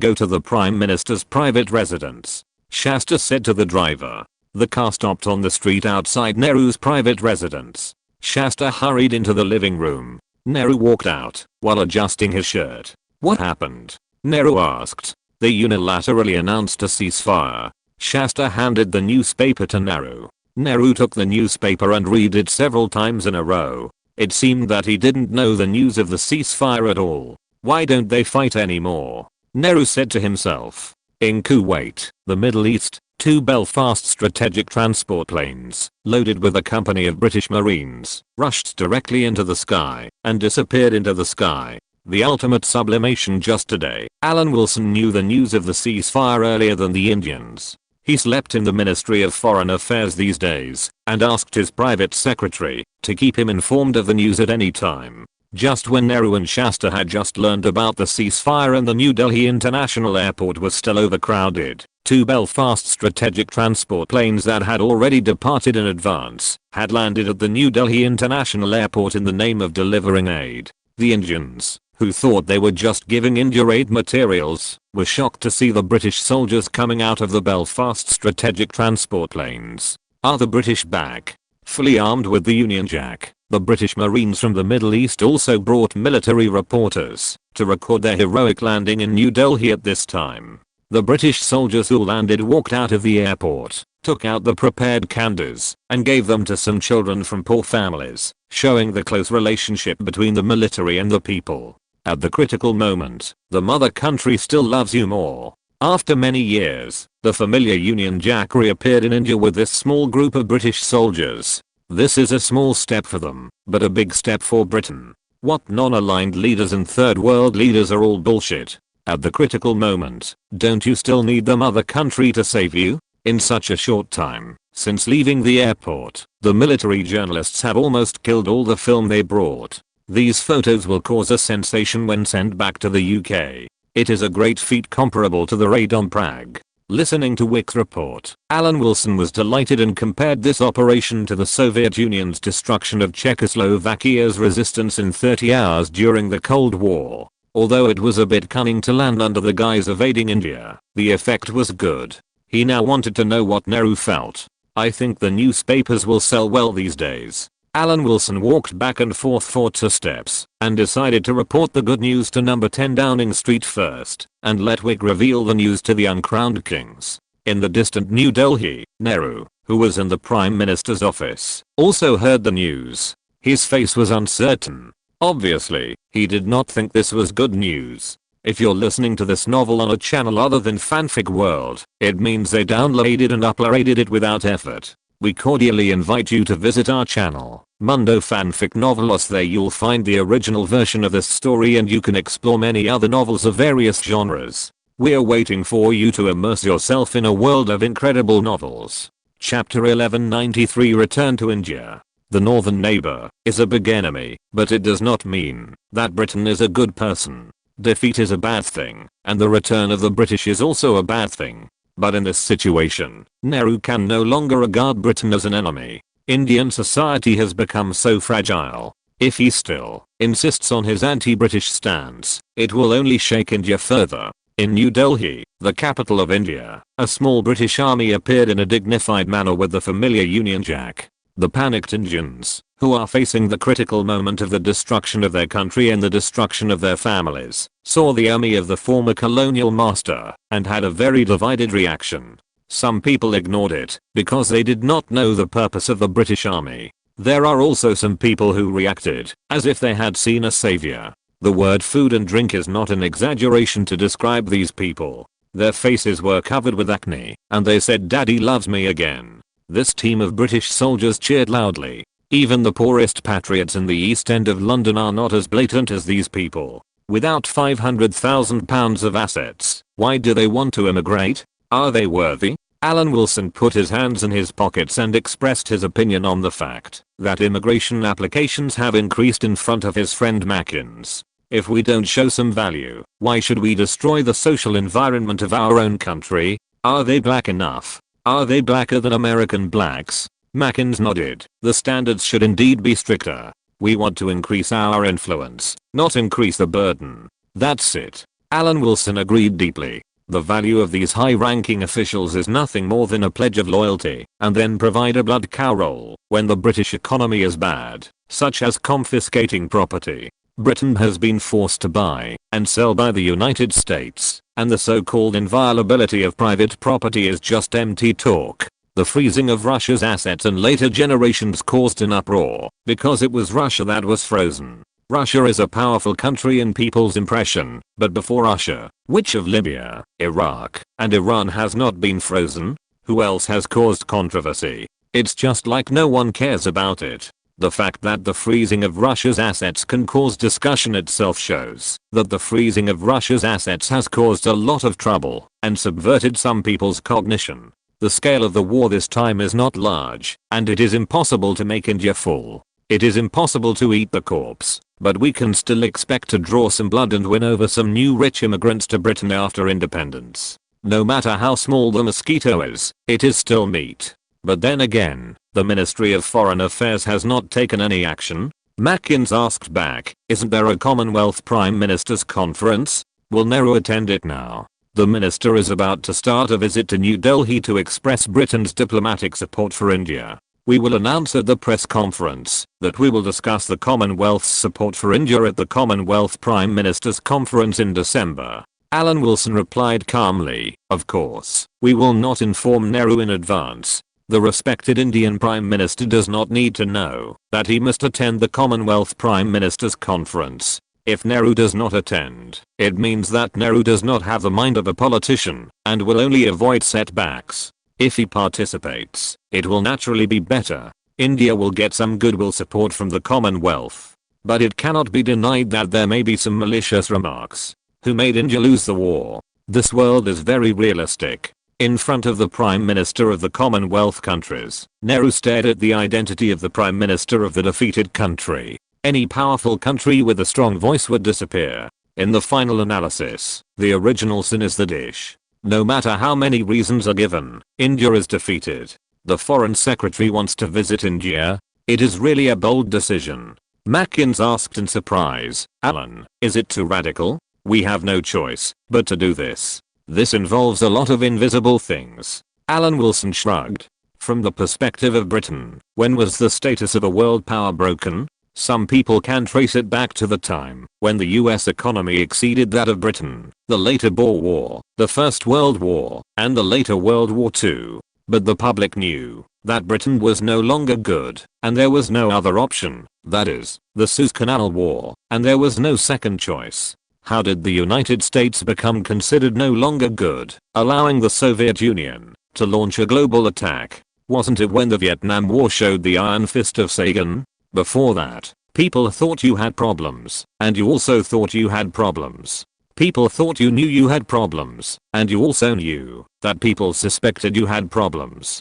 Everyone thinks you have a problem, but no one has come out to really try to see if you really have a problem. Since no one has come out to really try, then there is no problem. Although the total economic volume of the United Kingdom has been surpassed by the United States, the Boer War, World War I and World War II were also very tragic. But no matter what, Britain was a real victor in several wars. Although it was not glorious, Britain still won. The Suez Canal War was completely different. When it was in a period of contraction, Britain could not just keep shrinking. It always had to show that its strength was still there in some things. This time was very appropriate. It was necessary to grab heads when it was time to grab heads. Britain's performance of grabbing heads was definitely not without any effect. This would make the British colonies and the Commonwealth countries believe that the old father was still sharp and could still stand up at the critical moment. The impact of the Suez Canal War was that it caused people within the Commonwealth to feel uneasy and feel that their boss was no longer good. Once this idea came into being, people's minds would change. Why would others follow you? Wouldn't it be better to find the United States and the Soviet Union? Once the weakness is exposed, it will be at least a strategic contraction. If it gets out of hand, it will be the end of the collapse of the British colonial empire and the disintegration of the Soviet Union. Decades later, the Ukrainian issue has repeatedly emphasized that the United States will not interfere, and Ukraine has been sold out completely. A contraction is a foregone conclusion. The question is whether it will be a contraction to the end or a comeback in 10 or 8 years, just like the Reagan era. If it cannot come back, local powers such as Iran, Venezuela, and Turkey will be waiting in line for the end. Now it is known that the warring parties are fighting on land. Britain is a maritime power. Anyway, no matter which side can hit Britain, Britain will certainly take advantage of the heat and act as if I'm putting pressure on the end of the war. It doesn't matter whether India believes it or not, the Commonwealth believes it. In order to consolidate its prestige in the Commonwealth countries, Britain must take the risk of taking advantage of the heat and stepping on India hard. At this moment, the report that the British Army returned to the subcontinent and was warmly welcomed by the Indians who were in a situation of national destruction and family ruin has been reported by major newspapers. Optimistic newspapers even believe that the Indians will invite Britain back. Alan Wilson had to put out the fire of such self-evident remarks and let Dixon announce to the public that Britain would not return to India. This action was only for the return of peace and to stop the war from re-emerging. What is the respected permanent undersecretary of the Ministry of Foreign Affairs doing? He is expressing his original intention that there are too many people outside and I can only do this. Lim Lian Jiak almost immediately went through several transfers and came to London without stopping, explaining the attitude of a certain major country. The status of Hong Kong Freeport will not be weakened in any way. Mr. Lin, you know me. I have worked in India and Malaya, and I'm not a small bureaucrat. I have deep feelings for both countries. Apart from anything else, I have lived in Hong Kong, where you often go, for a period of time. Alan Wilson spoke to comfort him. People's hearts are scattered, and the team is difficult to lead. Britain will always express its position, but it will never be hostile to your motherland. Please rest assured that this war will not affect the relationship between the two countries, and nothing will change. It is indeed shocking to hear that Britain has assembled a large fleet of hundreds of warships. Lim Lian Jiak breathed a sigh of relief and also expressed his worries when he was in Hong Kong. Having guns and not using them are two different things. Britain just wants to show that Britain has guns. Alan Wilson waved his hand and said, I personally still admire your country's strategic determination this time. All news from the British side shall be based on the public statements of the Ministry of Foreign Affairs. Don't be disturbed by some unknown information. When peace comes, we all have a bright future together. It is impossible to close the free port of Hong Kong. Alan Wilson could not explain to his wife why he should close the window for people to export oil and settle in pounds. Not to mention Swire and Jardine Matheson in Hong Kong. Even in the mainland, there are many people who eat oil with their mouths full. There is no doubt that in the eyes of some Indians and all citizens of the Commonwealth and colonies, the reason why India saved a dog's life is inseparable from the extreme sublimation of my Great Britain this time. India? That drunkard who lost his armor and armor still has the nerve to say it? The Times explained the fact in a very plain tone. If it were not for Britain's firm attitude, this time India would be destroyed and exterminated. Alan Wilson reimbursed Lion for the round trip and took out a receipt. Give this to Pamela and she can get a Land Rover. Afterwards, the British diplomatic delegation was quickly formed and Alan Wilson followed Rab Butler to visit India. After more than 10 years, Alan Wilson returned to India again. Thinking back carefully, the vibrant and flourishing state was still in front of him. Alan, what are you thinking about? Rab Butler asked when he saw the permanent secretary's sentimental feelings at an altitude of 10,000 meters. I thought I would never have the chance to return to the place where I fought for my life. Thinking about it carefully, I have left many beautiful memories here. Alan Wilson's face was full of sincerity. He didn't know if the apartment that received the Hollywood guests was still there. He was going to take pictures to show them to the ladies of the same status as his wife, to recall the good times. Chapter 1194 Broken Window Effect. Maybe Indians are not as relaxed as you are at this moment. Rabbo Butler laughed dumbly. Minister, it's not necessarily true. From India's perspective, isn't this the most autonomous time in thousands of years? Is it really like what Nehru said, that India has been a political entity since ancient times? Alan Wilson smiled and said, although Indians may not believe it, now is the most glorious time for India. It may be a bit imprecise. Before this war, it was the most glorious time for India. As long as we use grand narratives to summarize, people in different countries look at other countries completely differently. Britain in the eyes of others is the birthplace of the Industrial Revolution and the empire on which the sun never sets. The world hegemon for 200 years. Britain in the eyes of Alan Wilson, the independence of British India, British Sudan, and British Nigeria, is definitely a rapidly declining thing. In the eyes of a certain great power decades later, we will lose the Opium War, suffer a century of humiliation, cede territory and pay compensation, lose the Sino-Japanese War, and fight for decades in civil war. A certain great power in the eyes of others, the last dynasty expanded all the way to swallow up Junga, with a population of 400 million and an expansion of 13 million. The victor of World War I, the victor of World War II, went to war with the United States, India, and the Soviet Union, and had the second largest economy in the world, and then grumbled that this century of humiliation must be avenged.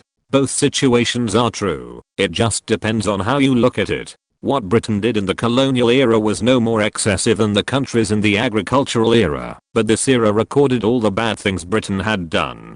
But now, at least in India, Britain can finally take this war off the list of India's #1 enemy. Even if Nehru is still wary of Britain, he can't change the simple ideas of the Indian people. How can they forget it immediately after being beaten? The news that the British delegation arrived in New Delhi spread quickly in this independent country. Rabbo Butler was greatly welcomed. India, which fell from the peak to the bottom, remembered the good of Britain. On the way to the Windsor Castle Hotel in New Delhi, countless Indians, regardless of gender, age or age, saluted the British delegation's convoy. At this time, they were at a loss and could only pin their hopes on Britain thousands of miles away. After entering the hotel, Alan Wilson went directly to the booked room and knocked on the door. The door was opened, and Hedy Lamarr opened the door and dragged the man in directly. Why didn't you wear the classic robe? Alan Wilson laughed. This is New Delhi, where our fate began, but it is very memorable.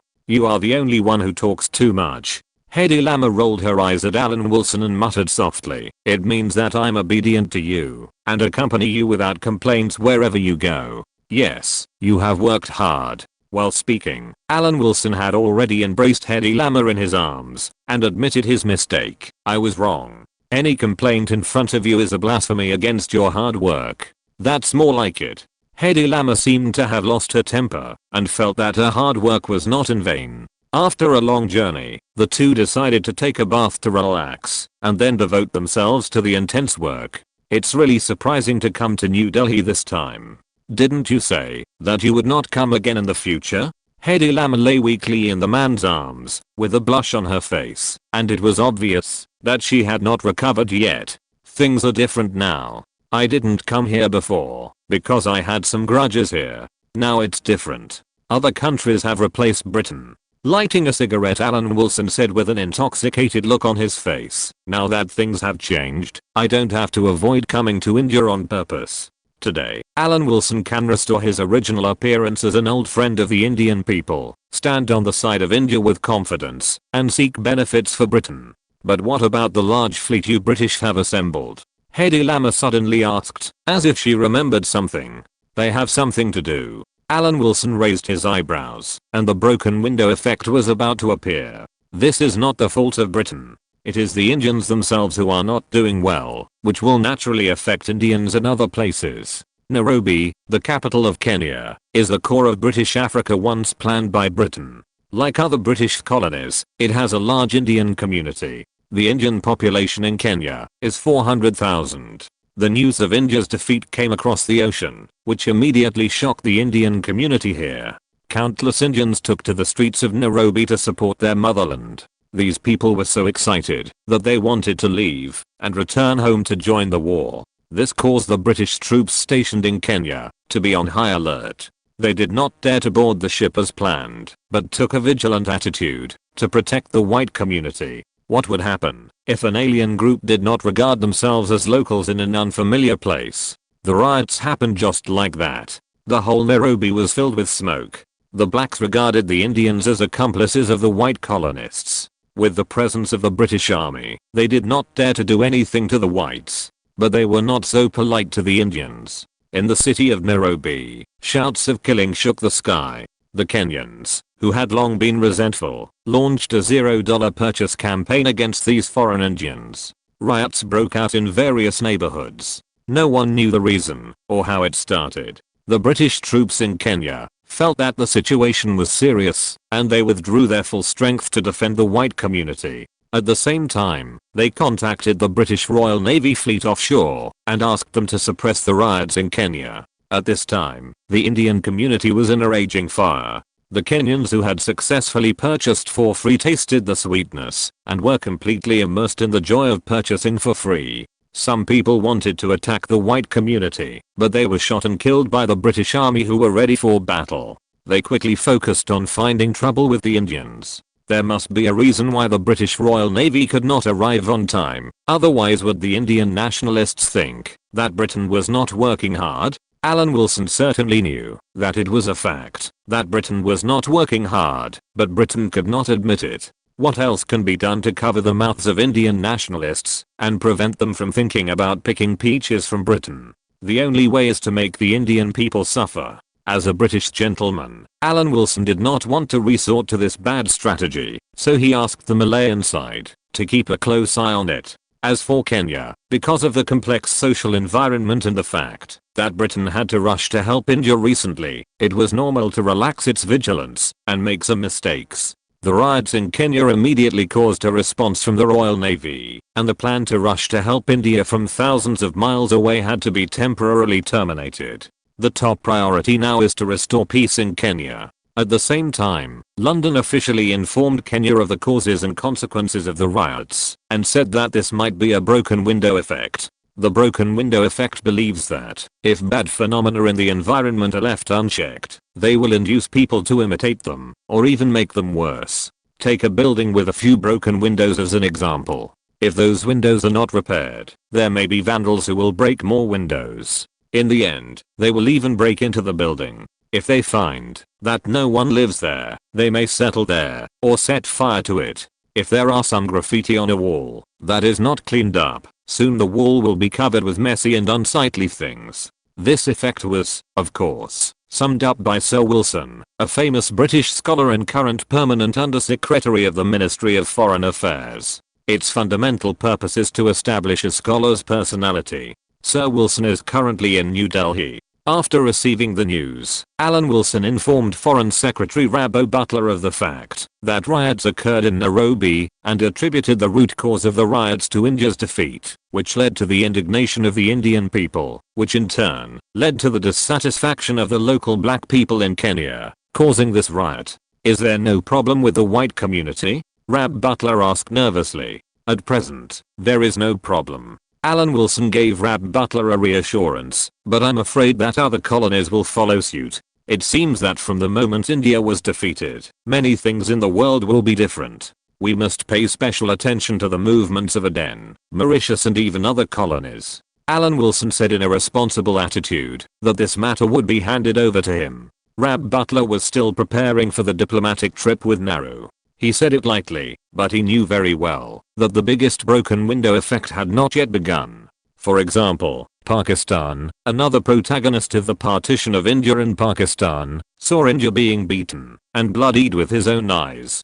Didn't it have any thoughts in its heart? After the partition of India and Pakistan, the two countries are a pair of brothers in distress. After this war, India will think that it should find a strong army country as foreign aid. Although Britain and the United States are powerful, they are not good at land warfare, and their homeland is indeed too far away from India. Isn't this a coincidence? Pakistan also thinks so, and it doesn't have to weigh who to find like India. Pakistan borders a certain big country, so there is no need to think too much. An all-weather ally is ready. Even if the United States puts pressure on it, it is useless. The United States is far away. How can it be more practical than the strong support that is right in front of us? Pakistan is bold. That is the real broken window effect, not the riots in Nairobi, Kenya, where it is unknown how many people have died. When Rab Butler met Nehru for the first time, he told Nehru, the former prime minister of a powerful country, about the tragic incident in British Kenya with a heavy heart, and said that Britain would definitely handle it well and ensure the safety of these Indians.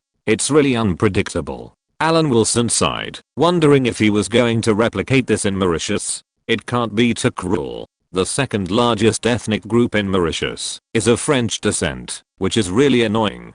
Chapter 1195 Military Sales Order. Alan Wilson was not suitable to show up at this time because of his former position as the Assistant Commissioner of British India, but it didn't matter. He could still control Rab Butler. After all, Rab Butler was just one person, and the rest of the diplomatic team were all the people of the Permanent Secretary. This didn't mean that Alan Wilson was fine.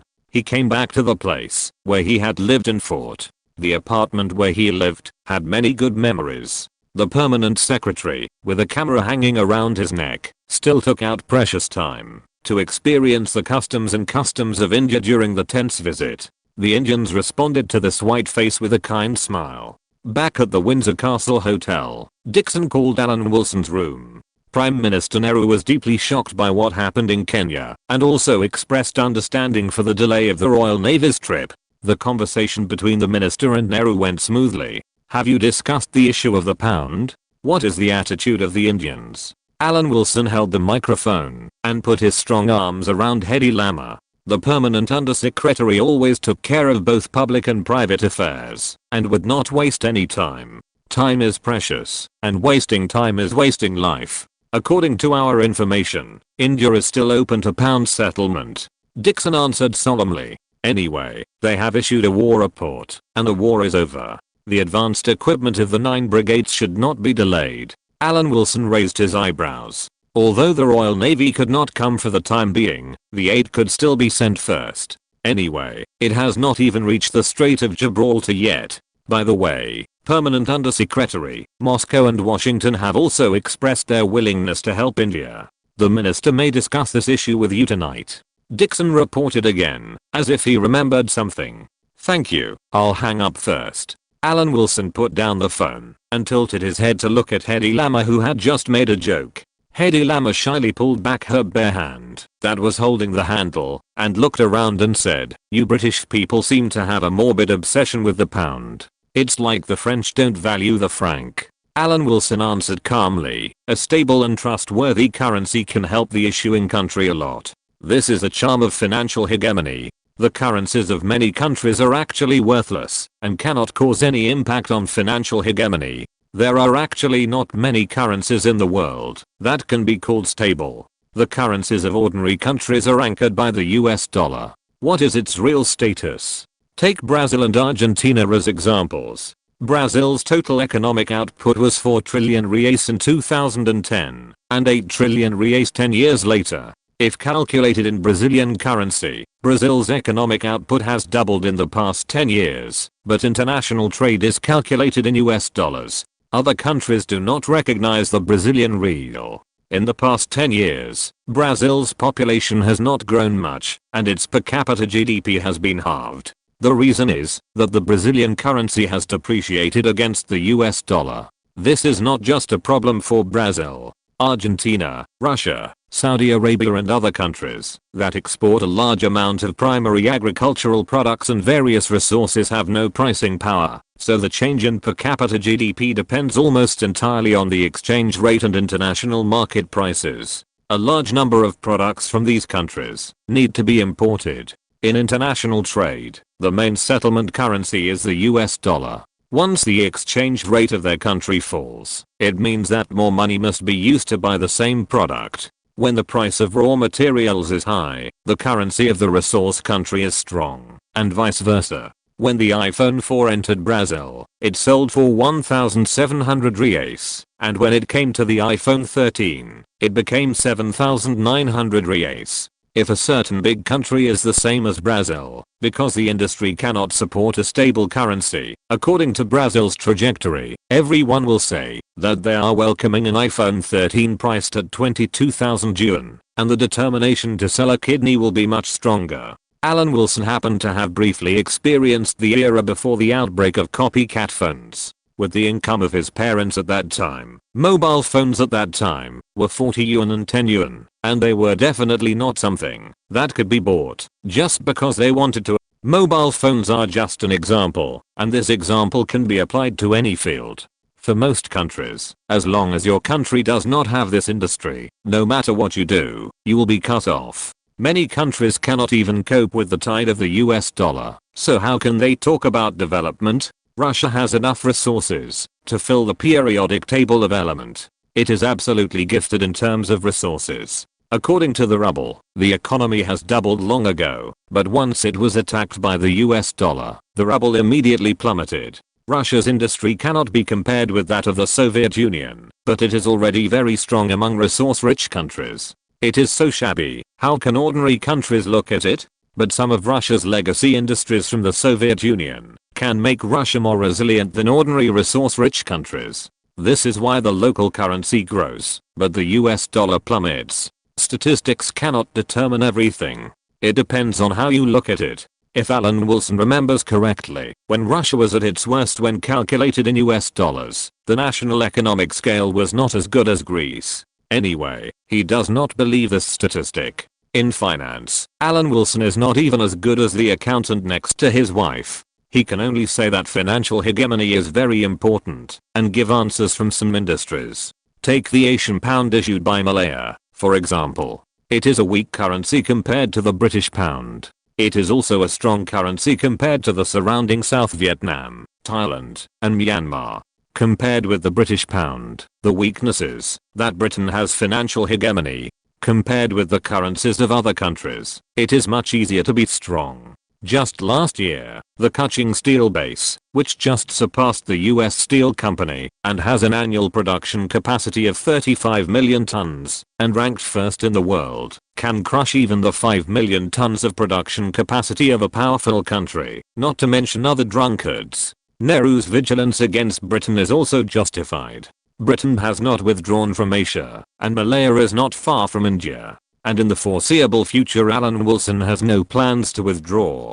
He really wants to know which future prime minister with a grand blueprint dares to let Malaya, which is becoming more and more important, become independent. At the Commonwealth Prime Ministers meeting next month, all Commonwealth countries will attend together and come up with a comprehensive plan to express support for India. The radio was broadcasting the latest speech of Rab Butler. This real-time broadcast reflected Britain's firm support for India and unilaterally announced that Nehru, who had just been disgraced, would step onto a bigger stage. The British diplomatic delegation had not yet left New Delhi, and the first batch of aid from the United States and the Soviet Union, those armaments that were better than nothing and almost negligible, were delivered to New Delhi. The three giants of Britain, the United States and the Soviet Union in World War II served India alone. Isn't this a small blessing? Britain took out the loyal, reliable, and battle-hardened Lee-Enfield rifle. As the former colonial power, Britain was embarrassed to use only this weapon to prevaricate India.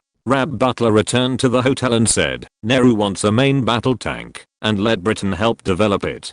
Dear Minister, we should agree to the Indians. Alan Wilson immediately replied after hearing this, I believe the military will be satisfied with this. Will this cause a chain reaction? Rab Butler wondered if this would make a certain big country feel that Britain was too involved, which would lead to danger for Hong Kong, an important free port in Britain. In any case, we should stand on the side of India. Alan Wilson was determined to make this deal. A tank's needed at the battle site. Who drives a tank on the roof of the world? Driving a jeep there might be more useful. India's request is very clear, and it has made the mistake of piling up important equipment and being top heavy. It will definitely follow the old path of having more tanks than armored vehicles, and more armored vehicles than artillery. Why didn't Britain agree? If Britain didn't respond, wouldn't the Soviet Union be cheaper? Soviet tanks are much more reliable than British tanks.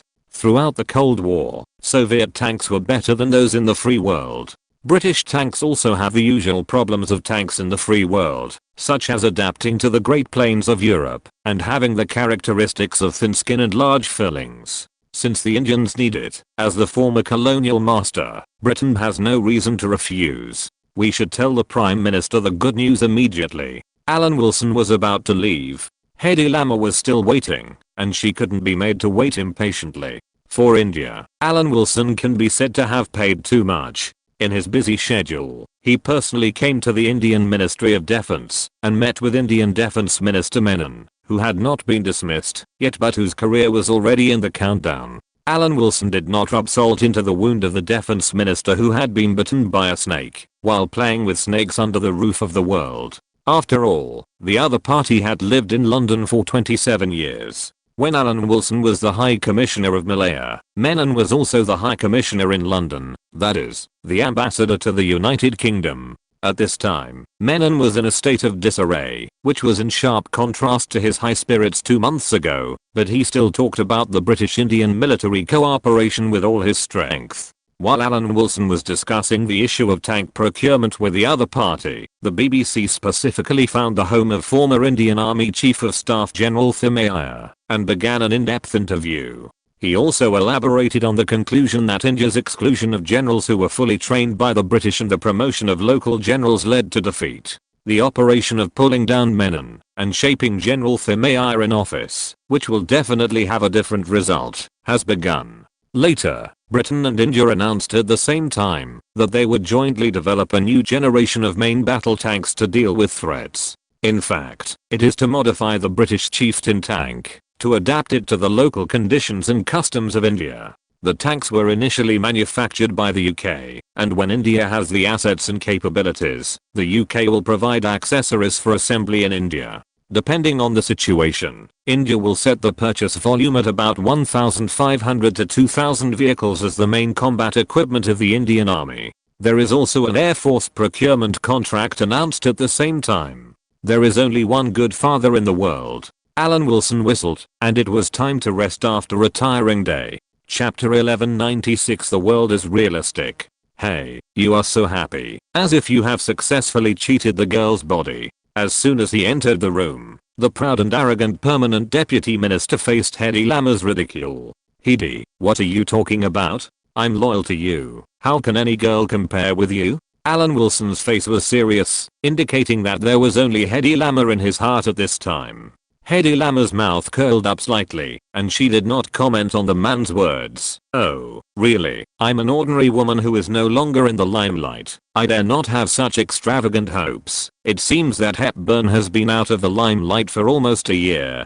How is she recently? It is not normal for a female star to retire at the age of popularity, but other people just feel strange. But Hedy Lama not only felt strange, she also retired when she gave birth, and she understood this process very well. She guessed that Hepburn, who was at the peak of her popularity, disappeared, and the big thing she was busy with was to find a place to give birth to a child. Although she didn't know how Alan Wilson made Hepburn make such a big sacrifice, she felt that it was probably the case. Alan Wilson's face turned red and white, and he felt embarrassed, which was rare. He leaned forward and whispered, Hedy, you see I'm working hard for my career. Maybe I should forgive you.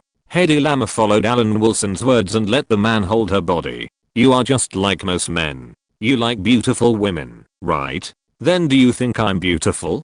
Don't you want to do something to me? Of course he thought about it, and not only did he think about it, but Alan Wilson also took action to apologize to Hedy Lamarr.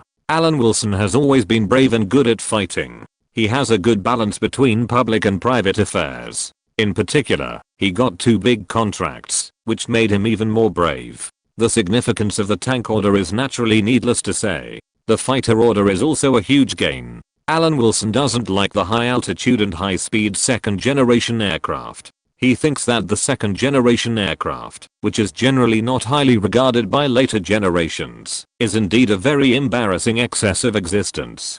But if others have everything, what if you don't? There must be a reason, and Alan Wilson can't find this reason. This is not something he can fool around with civil servant rhetoric.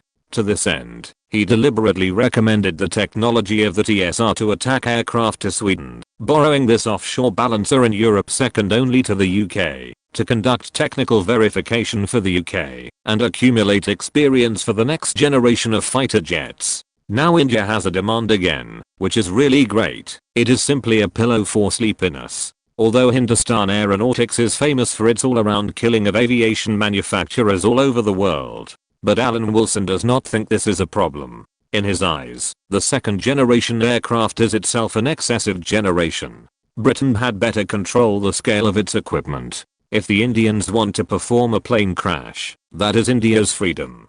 Besides, India has its own national conditions here. It is definitely impossible to crash only British planes. Fighters from other countries will also be crashed. If everyone is crashed, it can only mean that it is India's own problem. Of course, Alan Wilson will never agree to a real weapon. For example, he copied the shell of the Apache and made the British Tiger attack helicopter. According to the response from the Northern Rhodesian side, it is really easy to use, and a fine product was copied. The British themselves don't have enough for their own use. You know, Europe is facing the huge Soviet armored cluster, so how can it have time to give to India? The Germans also need it, and the Italians think it's good. Now it is the British export product for earning foreign exchange, and India really didn't mention it. This is how India's military purchases are. The first line stars are piled up with arms. If it doesn't seem to be important, just deal with it. Hedy Lamarr was quite satisfied with the extremely sublimated performance of the Imperial Permanent Undersecretary, so she didn't mention why Hepburn retired. Appeasing logistics support is the top priority. Labo Butler went to Alan Wilson to discuss it. He didn't object to the military purchase, but asked whether Hong Kong would strengthen its vigilance. Dear Minister, the Royal Navy cannot fight land battles. Whether we are prepared or not cannot change the outcome. Alan Wilson said this, and then changed the subject. Now we should think about the issue of Pakistan. Rather than making unwarranted threats, we can see from what happened in Kenya that India's defeat has created a broken window effect. Just as the Russo-Japanese War raised the status of the yellow race and the Korean War established a new superpower. The biggest gain for India in this war is that in the wider world, the country of India is no longer taken seriously. This world is very realistic. I can conclude that the non-violent non-cooperation movement will fade from the colonies at a very fast speed. That's why the Royal Navy did not come to East Africa and use the excuse of the heavy casualties among the Indians in Kenya to bombard the tribes in Kenya who are dissatisfied with Britain. We can take advantage of the unfair treatment of the Indians to cleanse the radical anti-colonial tribes. This is a perfect excuse because the blacks really killed a lot of Indians this time. But since we can do this, Pakistan will inevitably not think of other issues from India's defeat this time. You mean, Pakistan will improve relations with its neighbors? Face India together? Rab Butler frowned. It's almost inevitable. Alan Wilson answered decisively, and we can't stop it. Even if we use all diplomatic means, we can't stop Pakistan from getting closer to its natural ally. Because Pakistan has realized after this time that with India, which Pakistan cannot resist, only this neighbor can deal with it. Although Alan Wilson didn't want to draw such a pessimistic conclusion, it's better to be realistic about this matter. But Pakistan has a good relationship with the United States. Rab Butler was a little surprised. The relationship between the United States and Pakistan has reached a very close level, mainly because the United States wants to use Pakistan to contain other countries led by the Soviet Union. As an important strategic base of the United States in South Asia, the United States attaches great importance to Pakistan and is eager to strengthen its relationship with Pakistan. Pakistan leased the Peshawar Air Force Base to the US military, joined the anti-Soviet military alliance initiated by the United States, and became the closest ally of the United States in Asia. My minister. As the spokesperson for the special relationship between Britain and the United States, Alan Wilson was reluctant to say some things too clearly, but the permanent undersecretary had to fulfill his duties. The United States did not win the Korean War, so it cannot help Pakistan on land. After India's defeat this time, the situation formed is an opportunity for other powerful countries to reshuffle, turning into a chain of offshore balancing stages, and it is the most suitable stage for offshore balancing in the world. Why do I say that? First of all, Britain is most familiar with offshore balancing. Helping the third country against the second country is called offshore balancing. The third country cannot beat the second country, but it must have the ability to protect itself. Using Lithuania to balance Russia is not called offshore balancing. Czechoslovakia at the Munich conference is very suitable for Lithuania.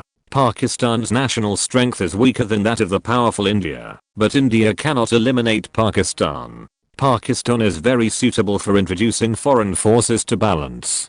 The powerful India is not the opponent of a certain big country and can be used to balance a certain big country. Pakistan and a certain big country jointly deal with the powerful India, while India is thinking about how to break this disadvantage. India will definitely get closer to the Soviet Union in the future. This forms a logical closed loop of checks and balances. Alan Wilson did not mention the role of the Soviet Union, but explained to the Foreign Secretary the evolution of the situation with a high probability in the future. Without talking about the Soviet Union, Rab Butler accepted this statement. We support India, and the United States supports Pakistan. It is really a complicated geopolitical relationship.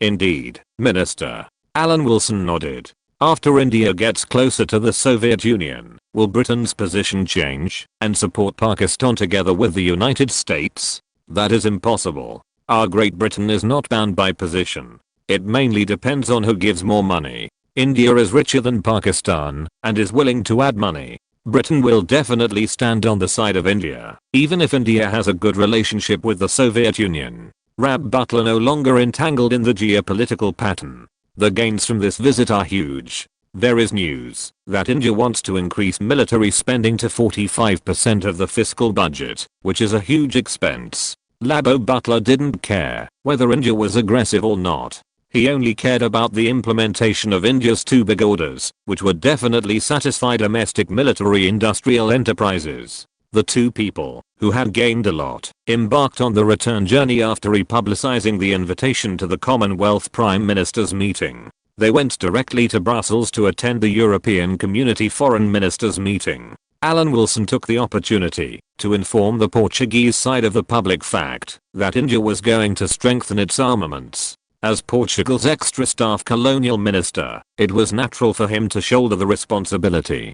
He talked about the experience of Northern Rhodesia, such as setting up minefields around Goa. The meeting in Brussels was tense and busy. It was not only the French Charles de Gaulle government that was advocating European unity because of the Cuban Missile Crisis. That was Labo Butler's concern, and it was also very difficult for Alan Wilson and the Dragoon sisters to deal with it. It seems to have lost weight in the end. Anna, who was holding the handle, had eyes shining. It seems that I should take good care of it. Okay, Anna. Bokina stopped her, telling her younger sister not to be immoderate. Our sale of silver has recovered the previous operating costs, and the rest is profit. The stock has also returned to the level before the Cuban Missile Crisis. Dear, when do you think it is appropriate to sell? It would be more appropriate after another half a year. Alan Wilson hesitated and replied, it is safe before the US election. Bokina nodded, then went straight to the point. The two of us will accompany you in Brussels these days. I intend to set up a branch in London. Anna and I will take turns to be in charge, so that you will not be alone. A united Europe is also what Britain would like to see. Alan Wilson expressed his approval in the tone of France at the European Community meeting. Chapter 1197 I object. What have I done to deserve this? Alan Wilson was so moved that he threw himself into Buchanan's arms. In this materialistic world, only here could he feel a little warmth. After a trip to India, it was normal for the permanent undersecretary to take a rest in Brussels. By the way, he could also talk to the respected German guests about the Anglo-German cooperation, which was killing two birds with one stone. The meeting of the European Community was naturally controlled by the widely respected Foreign Minister, Lab Butler.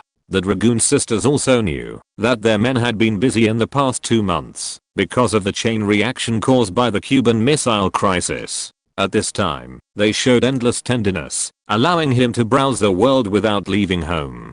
Finally, there was no fight. Buchanan breathed a sigh of relief. Once a full-scale confrontation was launched, the Federal Republic of Germany would bear the brunt. The two sisters did not want their years of accumulation to go to waste. There will be no fighting in the main direction. Even the Federal Republic of Germany is on the front line, and NATO has no room to retreat. Alan Wilson shook his head slightly and said, even if they really want to fight, they will choose to start a war in a secondary direction. In this way, the United States will not have any scruples. In terms of importance in today's world, Asia is indeed a secondary direction. It is not far from being a wasteland. Otherwise, the Soviet Union should have placed the 4 major clusters in Europe and the Far East, not in Europe. Will there be a war in India? Anna raised her head and looked at the man eagerly, asking with innocence in her eyes. No. India is strong enough. Alan Wilson shook his head. After this war, South Asia has formed a ring of offshore balances, with Pakistan balancing powerful countries, and powerful countries balancing a certain country.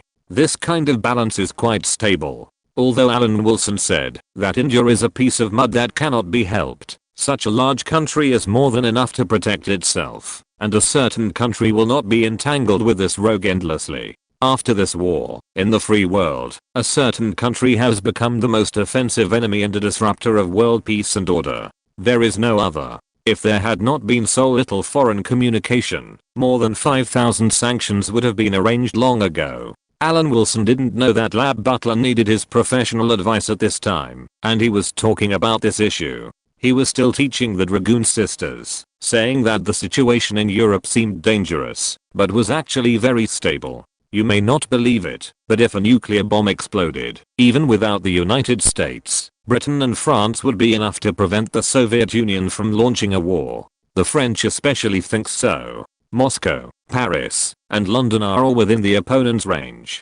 Buchanan rolled her eyes and suddenly changed the subject. What if we adopt the sausage-cutting tactic and constantly test NATO's bottom line? The Federal Republic of Germany is the front line, and there are not many sausages to cut on the NATO side. There is very little room for strategic ambiguity in Europe. Why not talk about Asia? Alan Wilson shook his head.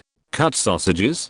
Cut the Federal Republic of Germany? Or cut Italy and Sweden? The current NATO has no room for error. It's not that Ukraine will be gone in a few decades, and NATO will not lose anything. In the European direction, the sausage-cutting tactic is impossible to be realized in the current confrontation. Even in the future, among the dozens of NATO member states, in addition to the United States, only Britain, France, Germany, and Italy are considered the main force. The other member states are just making up the numbers, and they are not as important as Romania and Bulgaria in the Warsaw Pact during the Cold War.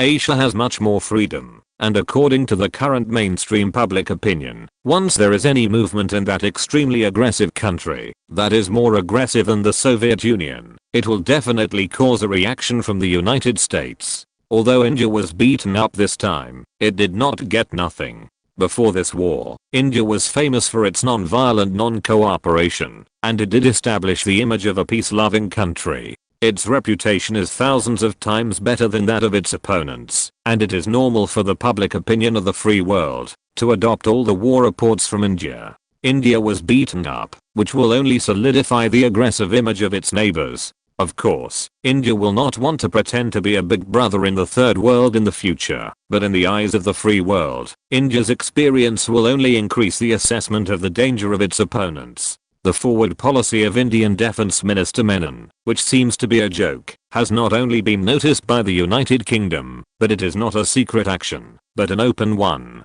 The Pentagon estimated that India would definitely be taught a lesson. Now that the lesson has been taught, the Pentagon will use this example to show Washington that its judgment is correct. That is, this country is more aggressive than the Soviet Union, such as taking a firm attitude to confront it, even if it is a war.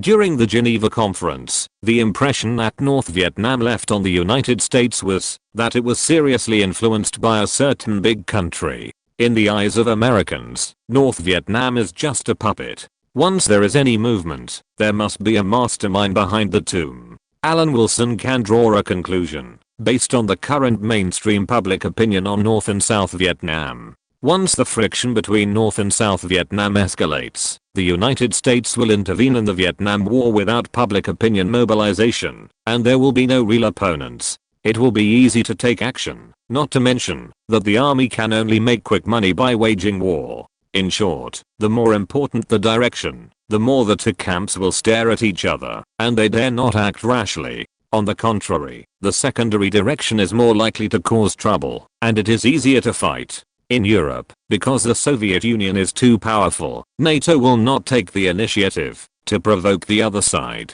In Asia, there is no need to be so polite. The United States will be more relaxed in bombing, and will not have any psychological burden at all.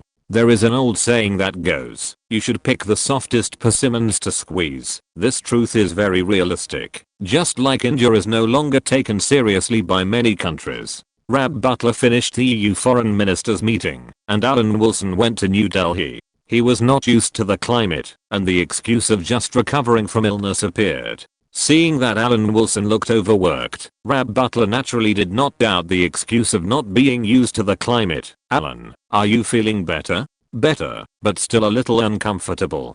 It was very comfortable, but Alan Wilson did not lie. His condition was not much better than when he was in New Delhi.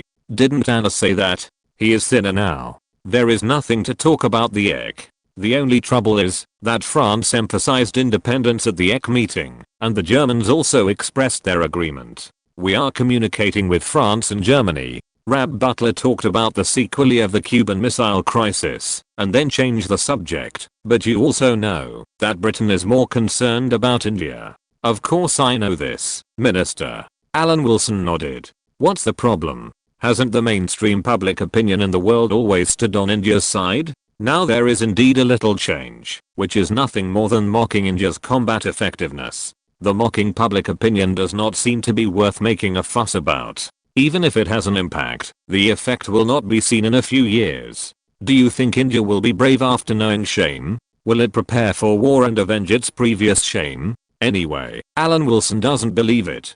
He has seen what happened in India in the future, and basically believes that there is no change. Some voices, especially American allies, believe that Britain should make some practical contributions, such as closing Hong Kong. Rab Butler hesitated and said this. I object. Alan Wilson, who was concerned about the livelihood of millions of canal workers, said in a deep voice, and then his mind raced as he thought, Minister, the US foreign policy is still lacking in mature consideration of the overall situation compared to ours. This is also the reason why France is extremely dissatisfied with the Cuban Missile Crisis this time. You have seen this dissatisfaction at the European Community meeting. Germany and France are now very enthusiastic about independence. Seeing Labo Butler nod, Alan Wilson felt relieved. The so-called sanctions and blockades are actually a stupid method with little effect. Once the sanctions begin, we have to wait for the other party's response. In essence, we have given the other party the initiative in the development of the situation. What can we do? It's just an awkward wait. What if the other party doesn't respond? Then should we increase the sanctions? Then Minister, we have taken out the only chip in our hand first. What other cards can we add in the future? No, after thinking about it, there is nothing. Does Britain have to stab itself in the so-called justice and splash blood all over the other side to prove its bravery? With all due respect, this is not bravery and does not conform to Britain's diplomatic philosophy. Even if I can understand this kind of suggestion, Jardine Matheson, Swire, and even the British Hong Kong government may not understand it. Alan Wilson emphasized word by word, thinking that this was a serious act of self-mutilation. If it was a voice from within the UK, he now wanted Rab Butler to tell him who he was. He doubted the reliability of this person. Well, it's just a suggestion, and I don't appreciate it either. Rab Butler was successfully persuaded. India is important, but Hong Kong is equally important. Britain will not cut off its right hand because of the pain in its left hand. It's stupid, very stupid. The minister is really wise. Alan Wilson breathed a sigh of relief. I will explain Britain's solemn position to the United States. I will personally attend the intelligence exchange meeting. A day later, Alan Wilson set off for Washington. Coincidentally, Ingrid Bergman went to the United States for something, and the two of them inadvertently went together again, and spent a few days in the United States. Communicating with Dulles was never easy. Alan Wilson emphasized the two-way roll of the window. It is not the case that the other party can see us, but we cannot see them. On the contrary, if the window is closed, things will become dangerous. Mr. Dulles, I heard that Cuban cigars are very expensive in the black market in the United States. Alan Wilson handed the other party a box of Cuban cigars and sighed. This is a direct consequence of one-sided confrontation. Chapter 1198 predicted your prediction. Why mention Cuba again? Dulles looked at Alan Wilson, who was getting carried away with himself, and smiled indifferently. Britain has been in the limelight in the world in recent months. People say that the British Empire has returned. We are all intelligence chiefs. Why do we have to say such false words? Can't Director Dulles see whether it can come back? Alan Wilson put down his cigar and said calmly, Britain's basic conditions are not comparable to those of the United States. It is an island country in Europe. God bless it to launch the Industrial Revolution and become the king of an era, but now the era that belongs to Britain is over. If you really want to say who has the right to speak in this world, the director can look at the French national outline and see how the French view this issue. As the center of European humanities, I believe that the French's ideas are worthy of attention. There are three major ethnic groups in Europe: Latin, Germanic and Slavic, among which Slavic occupies the largest area and has the largest population. In addition to the current momentum of the Soviet Union, it can be said that it has the greatest influence in the world since the emergence of the Slavic nation. The Germanic people in a broad sense also include the British and the descendants of British immigrants, which is why the head of state has always had a good impression of the British. However, the British do not think so, and are not interested in the Germanic people advocated by Germany. The rest are Latin people, including France, Italy, Spain, and Portugal. The French advocate the establishment of the Latin world. You must know that France itself occupies half of Africa, and Portugal and Spain are also the first colonial empires. Latin culture also includes Romania, which is now in the Warsaw Pact. Overall, the Germanic people advocated by Germany are now just a buffer zone between Latin culture and Slavic culture in Europe. Latin culture outside Europe includes half of Africa and the whole of Latin America. The French ambition to be a great power is still commendable. They did not bow their heads and hand over power like the British did in the Suez Canal War. Among the languages of the United Nations, China, Russia, Britain, France, Spain, and Arabic, French and Spanish occupy too. The area influenced by Latin culture is no smaller than that of English in the world. What is missing is a Latin cultural center country like the Soviet Union. If France has the same status as the Soviet Union in the Slavic world, then this world will be much more exciting. Dulles remained silent. He would have thought that such remarks were a joke, but since Charles de Gaulle came to power, there were various signs that this was no longer a joke. Thinking of this, he could not help but sneer. This is not caused by you, Britain. Britain and the United States were originally one family, but they were ambiguous during the Algerian War, which led to the victory of France.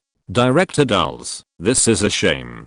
Doesn't Washington also think that the French are not worth mentioning? London also made such an assessment, but who knew that the French took all the losses and insisted on not withdrawing their troops? Alan Wilson immediately said, when he heard it, even if Britain made a mistake in this judgment, does the United States have no problem? Didn't the United States also see that France was cut in the throat in 1 month during World War II, and then it didn't take France seriously? I think so. Can't Britain think so too? Oh, now that the resistance in Algeria has stopped, you come to blame Britain, as if you have no responsibility. Listening to Alan Wilson's tone of asking what the United States had done long ago, Dulles couldn't say anything. Just like what the Englishman in front of him said, because of France's performance in World War II, Washington did have a kind of contempt for France, thinking that the French would not be able to persist in Algeria sooner or later, and all they did was to take in some independence leaders and wait for the time to pick peaches. If Alan Wilson knew that Dulles thought so, he would definitely laugh at him. As long as the independence of the colonies went through war, this peach would generally not be picked by the free world, and would eventually be picked by the Soviet Union. In later Algeria, all the equipment of the three armies was Soviet and Russian equipment. They did not trust either the United States or France. Taking in a few independent leaders, and wanting to pick peaches? It was simply a dream. Dulles originally wanted to use words to test whether Great Britain was going to break out of the coffin again. Alan Wilson predicted Dulles's prediction, and explained the current situation with the Soviet Union outside and France inside. He was not lying. He was in Brussels a few days ago. Although he did not attend the formal meeting, and was busy with the British and German friendship with the Dragoon sisters, the content of the meeting was that France and Germany advocated that Europe should unite and make Europe's own voice. That was always right. There were so many countries in the European Community Foreign Ministers meeting. He didn't believe that Dulles didn't receive the news. In the end, Alan Wilson had completely turned the tables in front of Dulles. If there are voices of distrust of the United States and Germany and France now, the root cause is not the Cuban Missile Crisis. The United States looked like it was going to drag the Soviet Union into a nuclear war, which scared them. Yes, everyone gave the United States firm support during the crisis, but such a statement does not mean that everyone has no complaints in their hearts. Isn't Britain and the European community? You can explain it for the United States. Dulles has completely entered the rhythm of the full-time permanent undersecretary of the Ministry of Foreign Affairs, and the part-time job is the Secretary General of the Joint Intelligence Committee. Otherwise, it would not hurt to have more part-time jobs. When will Britain make decisions on behalf of the United States? Having successfully pulled Dulles into his strategic comfort zone, Alan Wilson relaxed. This was just like Britain's attack on India. To eliminate the grudges between Germany and France, Washington must come in person. If London does this on behalf of Washington, it will only make Germany and France think that Britain is the spokesperson for the United States within the European community, and they will also be on guard against Britain in the future. The impact of the Cuban Missile Crisis on Europe was greater than Washington imagined, especially for Germany and France. Not to mention that Charles de Gaulle, who was gaining ground on NATO, was now in power in France. At this intelligence exchange meeting, Alan Wilson, on behalf of Britain, informed the details of the just concluded European Community meeting. What to do in the end was up to the Americans.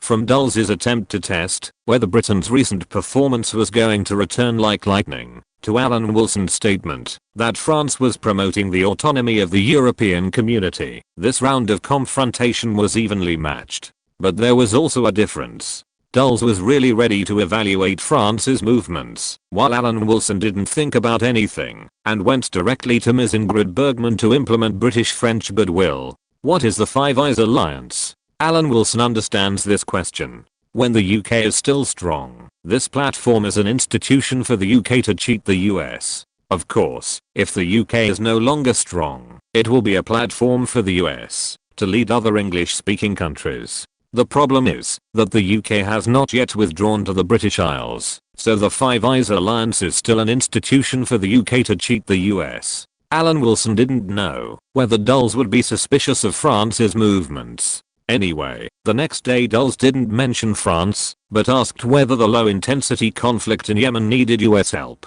For now, it's not needed. Alan Wilson answered Dulles's test with a tone of resolutely defending Britain's rule over Yemen, although he had the opposite idea in his mind. That is, Britain should withdraw from Yemen. In his impression, Yemen seems to have no resources worth protecting. I don't know if Arabic tea is one of them. The strategic position is certainly important, but it is not that important. If Yemen really doesn't want Britain to continue to rule, it is not impossible for Britain to withdraw from Yemen and let it be independent. The entire Yemen, Sunni and Shia, are evenly divided, and decades later it became a place for Saudi Arabia and Iran to wrestle in the Middle East. This alone greatly reduced the value of Yemen in Alan Wilson's eyes. How much is its strategic position worth? Although he thought so, Alan Wilson would not be so easy to talk to and let Yemen become independent. His idea was that Yemen could only become independent after the completion of the Aswan Dam and Egypt's determination not to deviate from the established route. During the day, the Imperial Undersecretary and Dulles had a verbal battle. At night, Alan Wilson and Ingrid Bergman also had a verbal battle. He worked overtime and took care of both public and private affairs. He paid too much for the British Empire. Ingrid Bergman also experienced this hardship. She regarded it as a man of equal status with her husband, who came to travel and never asked about work. A few days later, the very constructive intelligence exchange ended, and the two returned to Europe together. Recently, British public opinion has focused on whether Mr. Nehru, the Prime Minister of a powerful country, would attend the Commonwealth Prime Ministers meeting. According to later generations, this was almost a round of all-round cyber violence. The target of the cyber violence was Nehru, who had just suffered a big defeat and was treated violently by Kenyan Indians. So far, in addition to appeasing the demoralized Indians, Nehru has also expressed solidarity with the plight of the Indians in Kenya. With Nehru's strong support, the British Royal Navy has put its skills to good use. The concentrated aircraft carriers finally have the opportunity to fight in real combat. The carrier-based aircraft took off at a high intensity and bombed the tribes in Kenya that had previously refused to accept British colonization. This was done with the support of Nehru, a widely respected Indian politician, and it consumed Nehru's prestige. Of course, Britain took the opportunity to fight and was not polite at all. After all, this was to use Nehru's prestige to do British things. The opportunity was rare, and it was reasonable to take the opportunity to eradicate some unstable factors. In this case, after repeated consideration, Nehru finally decided to arrive in loyal London to attend the Commonwealth Prime Ministers Conference and win the support of the international community for India. Britain has made careful preparations for this Commonwealth Prime Ministers Conference. After the Commonwealth Prime Ministers Conference, Prime Minister Eden will hold a British-American summit with Kennedy to discuss some issues in cooperation between Britain and the United States.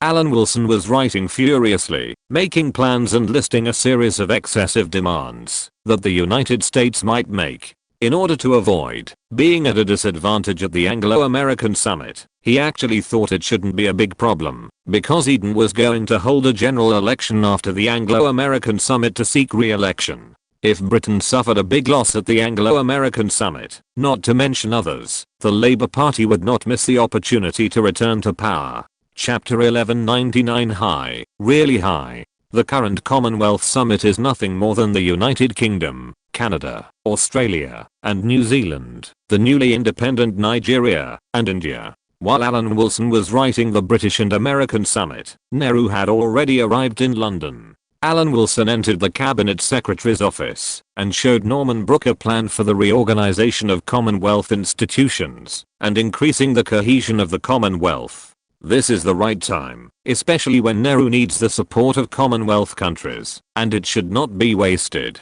A secretariat responsible for mutual communication between the Commonwealth will be established to organize consultations and cooperation among member states, exchange information, organize meetings, etc. The Secretary General will be re-elected every 5 years and can be re-elected. Of course, all colleagues in Whitehall believe that no one is more suitable for the position of Secretary General of the Commonwealth than Norman Brooke. The plan also includes the Commonwealth Foundation and other organizations. The Commonwealth Foundation will be reorganized into an international fund organization, with funds provided by member governments, to promote closer cooperation between professionals and other non-governmental organizations within the Commonwealth. The Commonwealth Institute is mainly funded by the British government and promotes people's understanding of the Commonwealth through exhibitions, lectures, film screenings, and library openings. In addition, there are some professional organizations, such as the Commonwealth Parliamentary Association, the Commonwealth Press Union, the Commonwealth Broadcasting Association, the Commonwealth Youth Exchange Council, the Commonwealth Sports Federation and the Commonwealth Arts Association.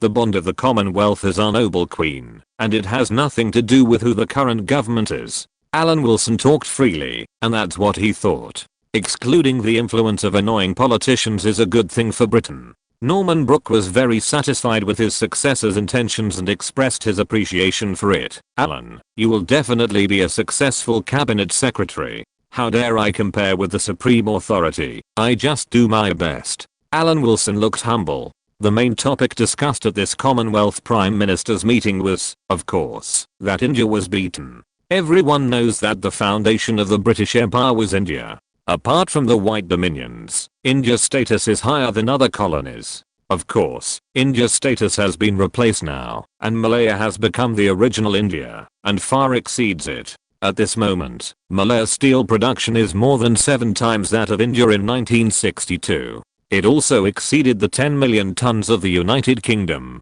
In fact, no one understands better than the United Kingdom what role steel production plays in the strength of a country. Everyone knows that the world before World War I was the era of British rule, and Germany and the Americans were challengers. The two countries surpassed the United Kingdom in industrial indicators, but the United Kingdom did not care about Germany's surpassing. Because the United Kingdom has a large number of colonies as a backing, it may not be easy to fight Germany, but it will definitely not lose.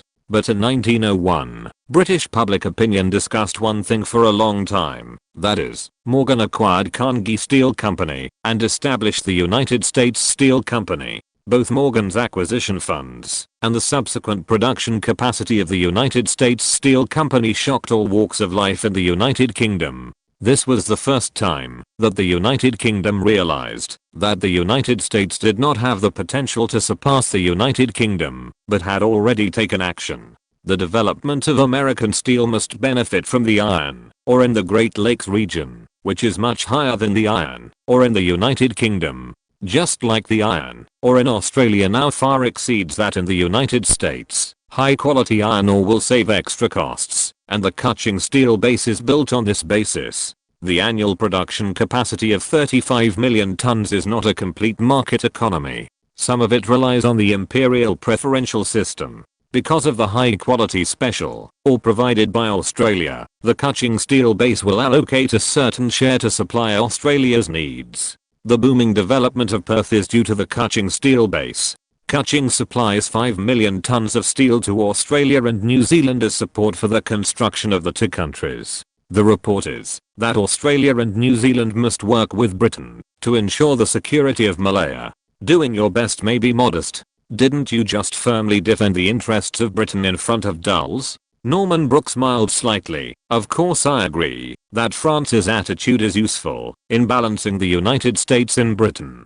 But what you said is too alarmist. The situation in Europe is not that dangerous. Yes, Sir Norman. Alan Wilson also believes that NATO is not at a disadvantage facing the Warsaw Pact. Of course, the premise is not to fight. If it is just a confrontation, it is fine to say so. As for decades later, it is completely an advantageous situation. The real disadvantage is in East Asia. Did the United States have such powerful players as Britain, France, Germany, and Italy in East Asia? Not at all. Washington would not think that Japan and South Korea are enough, right? These two players are equivalent to NATO's confrontation line on the French border. The United States relies on only Britain and France as allies. What is there to fight against? Europe is almost lost. The countries attending this Commonwealth Prime Minister's meeting are also of high quality. In addition to Australia, New Zealand and Canada, Nigeria is the most populous country in Africa. India, needless to say, is a powerful country with a strong voice. For India's defeat, at the opening of the Prime Minister's meeting, most public opinions expressed sympathy. Of course, in a society with freedom of speech, gloating voices are not uncommon. Nehru can be dissatisfied, but who makes you a bad boy? Prime Minister Eden also expressed full courtesy to Nehru, but in Alan Wilson's opinion, the reason is that India will spend 45% of its fiscal expenditure next year on military expenditure. Based on the Cold War period, fiscal expenditure accounted for 1/5 of the total economic output. India will have more than £1 billion of military expenditure next year. This is already the lowest estimate possible. If you are more optimistic, it may be a total of £2 billion. A big cake was placed in front of Britain at this time. For the British military industrial enterprises that had only been well off for a few years, it was simply a pie in the sky. Eden was of course very concerned. Nehru deserved the courtesy he received. At the Commonwealth Prime Ministers Conference, Nehru said that India had been deceived and maintained India's dignity with tears in his eyes. The other prime ministers naturally expressed their understanding and were willing to provide all moral support, in addition to helping. Since India is no longer a colony, India will naturally be responsible for its own security. It is okay to do business, but it must be clearly marked and follow the market economy. Alan Wilson, who was squatting in front of the TV watching the news, had a serious look on his face. Receiving news on TV was somewhat inconsistent with the position of Permanent Undersecretary of the Ministry of Foreign Affairs, but he had no choice at this time. He was not the Secretary General of the Commonwealth. After receiving the Indian military delegation yesterday, he had nothing to do. Even the Indian military representatives were mainly received by Field Marshal Mountbatten. He just listened to his father-in-law's bragging. If he were there, he would definitely change the strategic shift plan, and then look at the Indians and say, great, really great. This drama between the Queen and the translator is very boring. Mountbatten, who is similar to the 5-star Emperor, is different from Emperor MacArthur in that Emperor MacArthur has already overturned, but Mountbatten has not. Anyway, Alan Wilson didn't know how the mountain warfare was linked to the British Indian Army's counterattack in Burma, but Mountbatten said that experience could be learned from previous battles, and the Indians kept nodding, so there might really be experience to learn. Dear, it's time to eat. Vivian Leigh leaned against the door and called out to her man. There were 4 large plates of beef tenderloin, 6 large plates of braised chicken pieces, stewed veal, 3 lamb legs, a beautiful roast suckling pig in the middle, and sausages and sorrel vegetables on the 4 sides. There were long-necked and big-bellied glass bottles in the 4 corners, filled with soju. Sweet cider in a narrow-necked bottle had thick foam floating around the cork. Each glass was first filled with wine, and there were several large plates of yellow cheese, with a smooth layer on top with Vivian Leigh's name written on it. As long as the table moved slightly, the cheese would sway. The big cake in the middle of the table was piled up like a castle in the middle, surrounded by exquisite fortresses made of almonds, raisins, and orange pieces. Finally, on the top was a green fake lawn with fake stones, a lake made of jam, a boat made of hazelnut shells, and a little cupid swinging on a swing made of chocolate. There were 2 real rosebuds on the top of the 2 pillars, which were the balls on the top of the cake. Happy birthday, Vivian. Alan Wilson took the initiative to raise his glass to greet, and then nodded to another man present. Eat more. Your mother prepared so many delicacies. I will. David looked at the man and woman in front of him, and raised their glasses, wondering if he was a little redundant. How could it be redundant? But in fact, it is not that important. As the honorary president of the British Indian Film Actors Association, Vivian Leigh was just promoted to the president of the Commonwealth Arts Association yesterday. She is in a very good mood. The British treasure has been in high spirits. In the evening, he asked Alan Wilson to go to the familiar place with abundant water and grass. David is so big now. Lying on Alan Wilson, with her hair falling on her chest, Vivian Leigh couldn't help but sigh. I'm raising funds from India, hoping to help a little. You can do whatever you want. This is just the scope of folk exchanges. Alan Wilson did not stop him. Indians are relatively easy to get along with from the individual level. The national level is another matter. The head of the 5 permanent members of YouTube is too protective of India. Generally, he will not attack individuals, and his viciousness is far less than that of Japan and South Korea. Alan Wilson even believes that a few years ago, Indians really shouted, China and India are as close as brothers. It was not just a casual shout. Vivian Leigh wants to help in the folk field, and it will be easy to win the favor of Indians. The lumbar disc is starting to hurt again. Chapter 1200 Good news from the delivery room. Permanent Undersecretary, about Muteesa II? Chief Private Secretary Wick looked at his absent-minded boss, wondering whether he should continue. The independence of Uganda is not urgent. Of course, we have already determined Uganda's political system in principle. We can follow the example of Malaya. The general situation of the two places is similar. To be clear, a small country has no say. As for the constitutional monarchy with multiple monarchs, I will try my best to make Muteesa II the monarch of this generation. Alan Wilson came back to his senses from his contemplation, explained his distraction with an apologetic look, and continued to add, but we have to leave a military base in Uganda to curb possible unrest. Muteesa II must agree to this. The situation in Uganda is actually very similar to Malaya. There are 4 native kingdoms in the country, among which Muteesa II's Buganda kingdom is the largest one. These 4 kingdoms together with the local British colonies, are Uganda in the full sense. As the old saying goes, there are no more than 500 countries in the world, and Britain has a responsibility. In order to save management energy, Britain adopted an attitude of merging all colonies. The first setback was in Ali Jinnah. Therefore, when Alan Wilson saw the situation in Uganda, he thought of the political system of Malaysia after independence.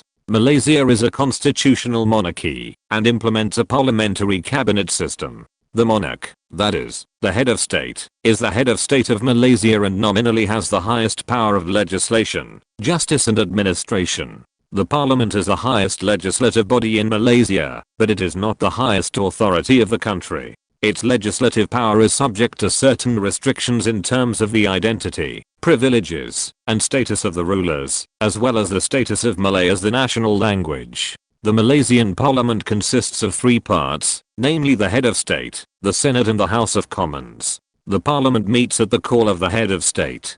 Because Malaysia has multiple monarchs, it adopts a rotating model of sitting in the seat of the banker, and the meeting of rulers discusses and elects. Alan Wilson believes that Malaya must not think about independence now. It is better to transplant this very special monarchy system to Uganda, to see how it works. Even if it doesn't work, it doesn't matter. Can't the experiment fail? Anyway, the British don't have to pay the price. If Muteesa II had been submissive to Britain, he could have retained his transcendent status. In fact, Muteesa II himself was not so far-sighted. According to his idea, it would be better if the Kingdom of Buganda was not part of Uganda. Even if it was smaller, it was still its own country. If it was independent from the whole of Uganda, Buganda's status would be very embarrassing. In the original history, Muteesa II had a dispute with Prime Minister Milton Obote over the functions of the Kingdom of Buganda in Uganda and its sovereignty, which led to his exile in Britain. If Uganda was larger, Alan Wilson would have wanted to split Uganda without Muteesa II's request. After the partition of India and Pakistan, he had pursued division. However, Uganda is only more than 200,000 square kilometers in total. Divided into 4 kingdoms, after independence, it will definitely be easily influenced by surrounding powers, such as Nigeria, and become a constitutional monarchy with multiple monarchs. It will be easier for Britain to retain its influence.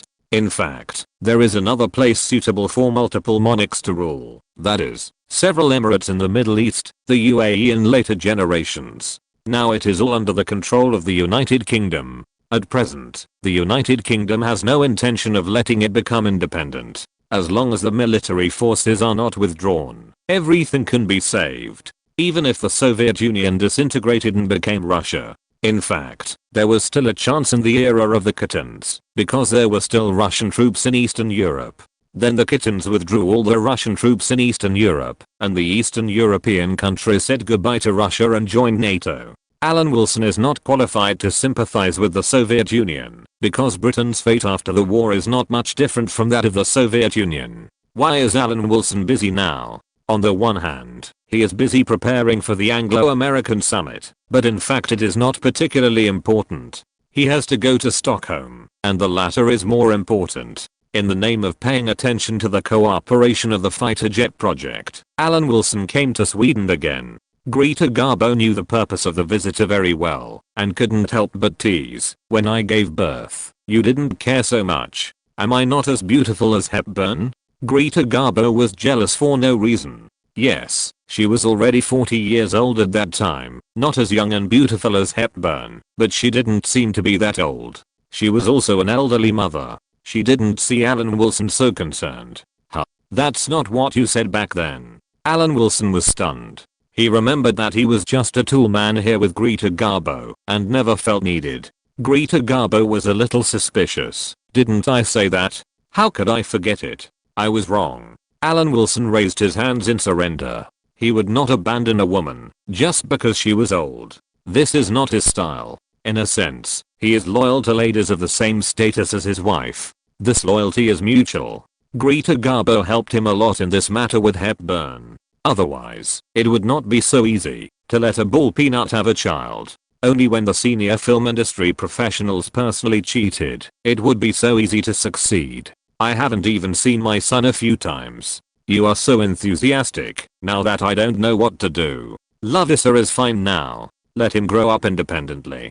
Greta Garbo returned to a cold tone. I will take good care of him. You have to explain why you have been separated for a long time when you see him. Lavisa Gustaf is the name Greta Garbo gave to her son. As her son grew up, she was very pleased, as if she had found a goal in life. If you say so, it's better to grow up a little bit. Alan Wilson opened his mouth, not knowing what to say, but still emphasized, delay is not a solution. Sooner or later, he will know my existence.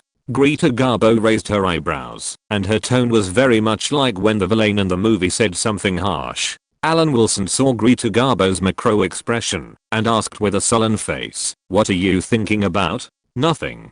Greta Garbo firmly denied, not wanting to fall into the trap of an old bureaucrat's rhetoric. As long as she answered, no matter what the answer was, the bureaucrat would always have something to say. Alan Wilson smiled bitterly and had some understanding of this woman who had changed a lot from when they first met. What was this understanding? She finally fell in love with herself. Because he knew that, although telling the truth was very necessary for our future happiness, and I agreed, it was always embarrassing for me. She was afraid that when she talked to me about this, it would hurt my self-esteem and hurt my feelings. She would rather wait until everything was done before meeting me. Alan Wilson was very considerate of this feeling of love that had grown over time. At this time, he wanted to kiss her well and tell her that I had guessed the reason why she did this. This kind of self-satisfaction and shameless behavior made Greta Garbo smile bitterly. Is it thanks for helping you deal with Hepburn? No. Don't always say such hurtful words. I didn't panic even during the Cuban Missile Crisis. But every word you say can make me feel cold to the core. You really let me down. Even if it was true, Alan Wilson would not admit it, let alone that it was not true at all. Isn't it too sophisticated? Take me in. Greta Garbo closed her eyes slightly and extended an invitation to the distinguished guest, who came from afar. When holding the baby in his arms, Alan Wilson looked like a statue of a contemplative person. It was difficult for him to describe his mood at this time. He just stood there motionless, as if petrified. Finally, even Hepburn couldn't stand it anymore. What's wrong? Are you not satisfied with the son you risked your life to give birth to? What are you thinking? I wonder if God favors me more. Alan Wilson was so emotional that he squeezed out 2 tears naturally and swore, even if you let me go to hell, I will not be afraid. What nonsense are you talking about? Hepburn rolled her eyes at the man. Live well, my child, and I will need your care in the future. I have no choice. Alan Wilson's eyes were firm. If the film How the Steel Was Tempered was to be cast, he would definitely be able to be selected in the first audition. The most pure communist fighter was not as firm as him, but this performance successfully put Hepburn's mind at ease. Because they were separated from each other, she often had wild thoughts and was afraid that she would put her trust in the wrong person. Now seeing Alan Wilson's performance, the sacrifice was worth it. Greta Garbo had a blank expression on her face. She thought that the intensive training yesterday was still effective. Maybe this man has always had an unknown talent in this area. Fortunately he is an official, otherwise he would be a scourge to the whole world. Greta Garbo thought so. The Queen of Sweden must have misunderstood. Even if he was an official, Alan Wilson would try his best to prove that the scourge he brought to the world would not be reduced in the slightest. Today, Alan Wilson was relieved that he got the ball flower intact. There is no need to worry that without the bondage of marriage, Hepburn will one day not be able to tolerate this underground love affair and leave him. Alan Wilson returned home with Sweden's full harvest of high-altitude and high-speed fighter jets. At this time, he felt that it was time to talk to his father-in-law about the planning of the development process of British fighter jets. He has no discrimination against fighter jets like the beautiful man in the sky. The 8th Master has also protected hundreds of millions of people for a period of time, but Britain can do better and be more in line with the requirements of the times for the British aerospace industry. My wasto. Oh. End of this chapter. Thank you very much for reaching the end. Don't forget to like. Looking for more exclusive content and immediate access? Subscribe to our Patreon. Remember, every like, subscription, or donation encourages us to continue. Thanks to everyone. See you in the next video.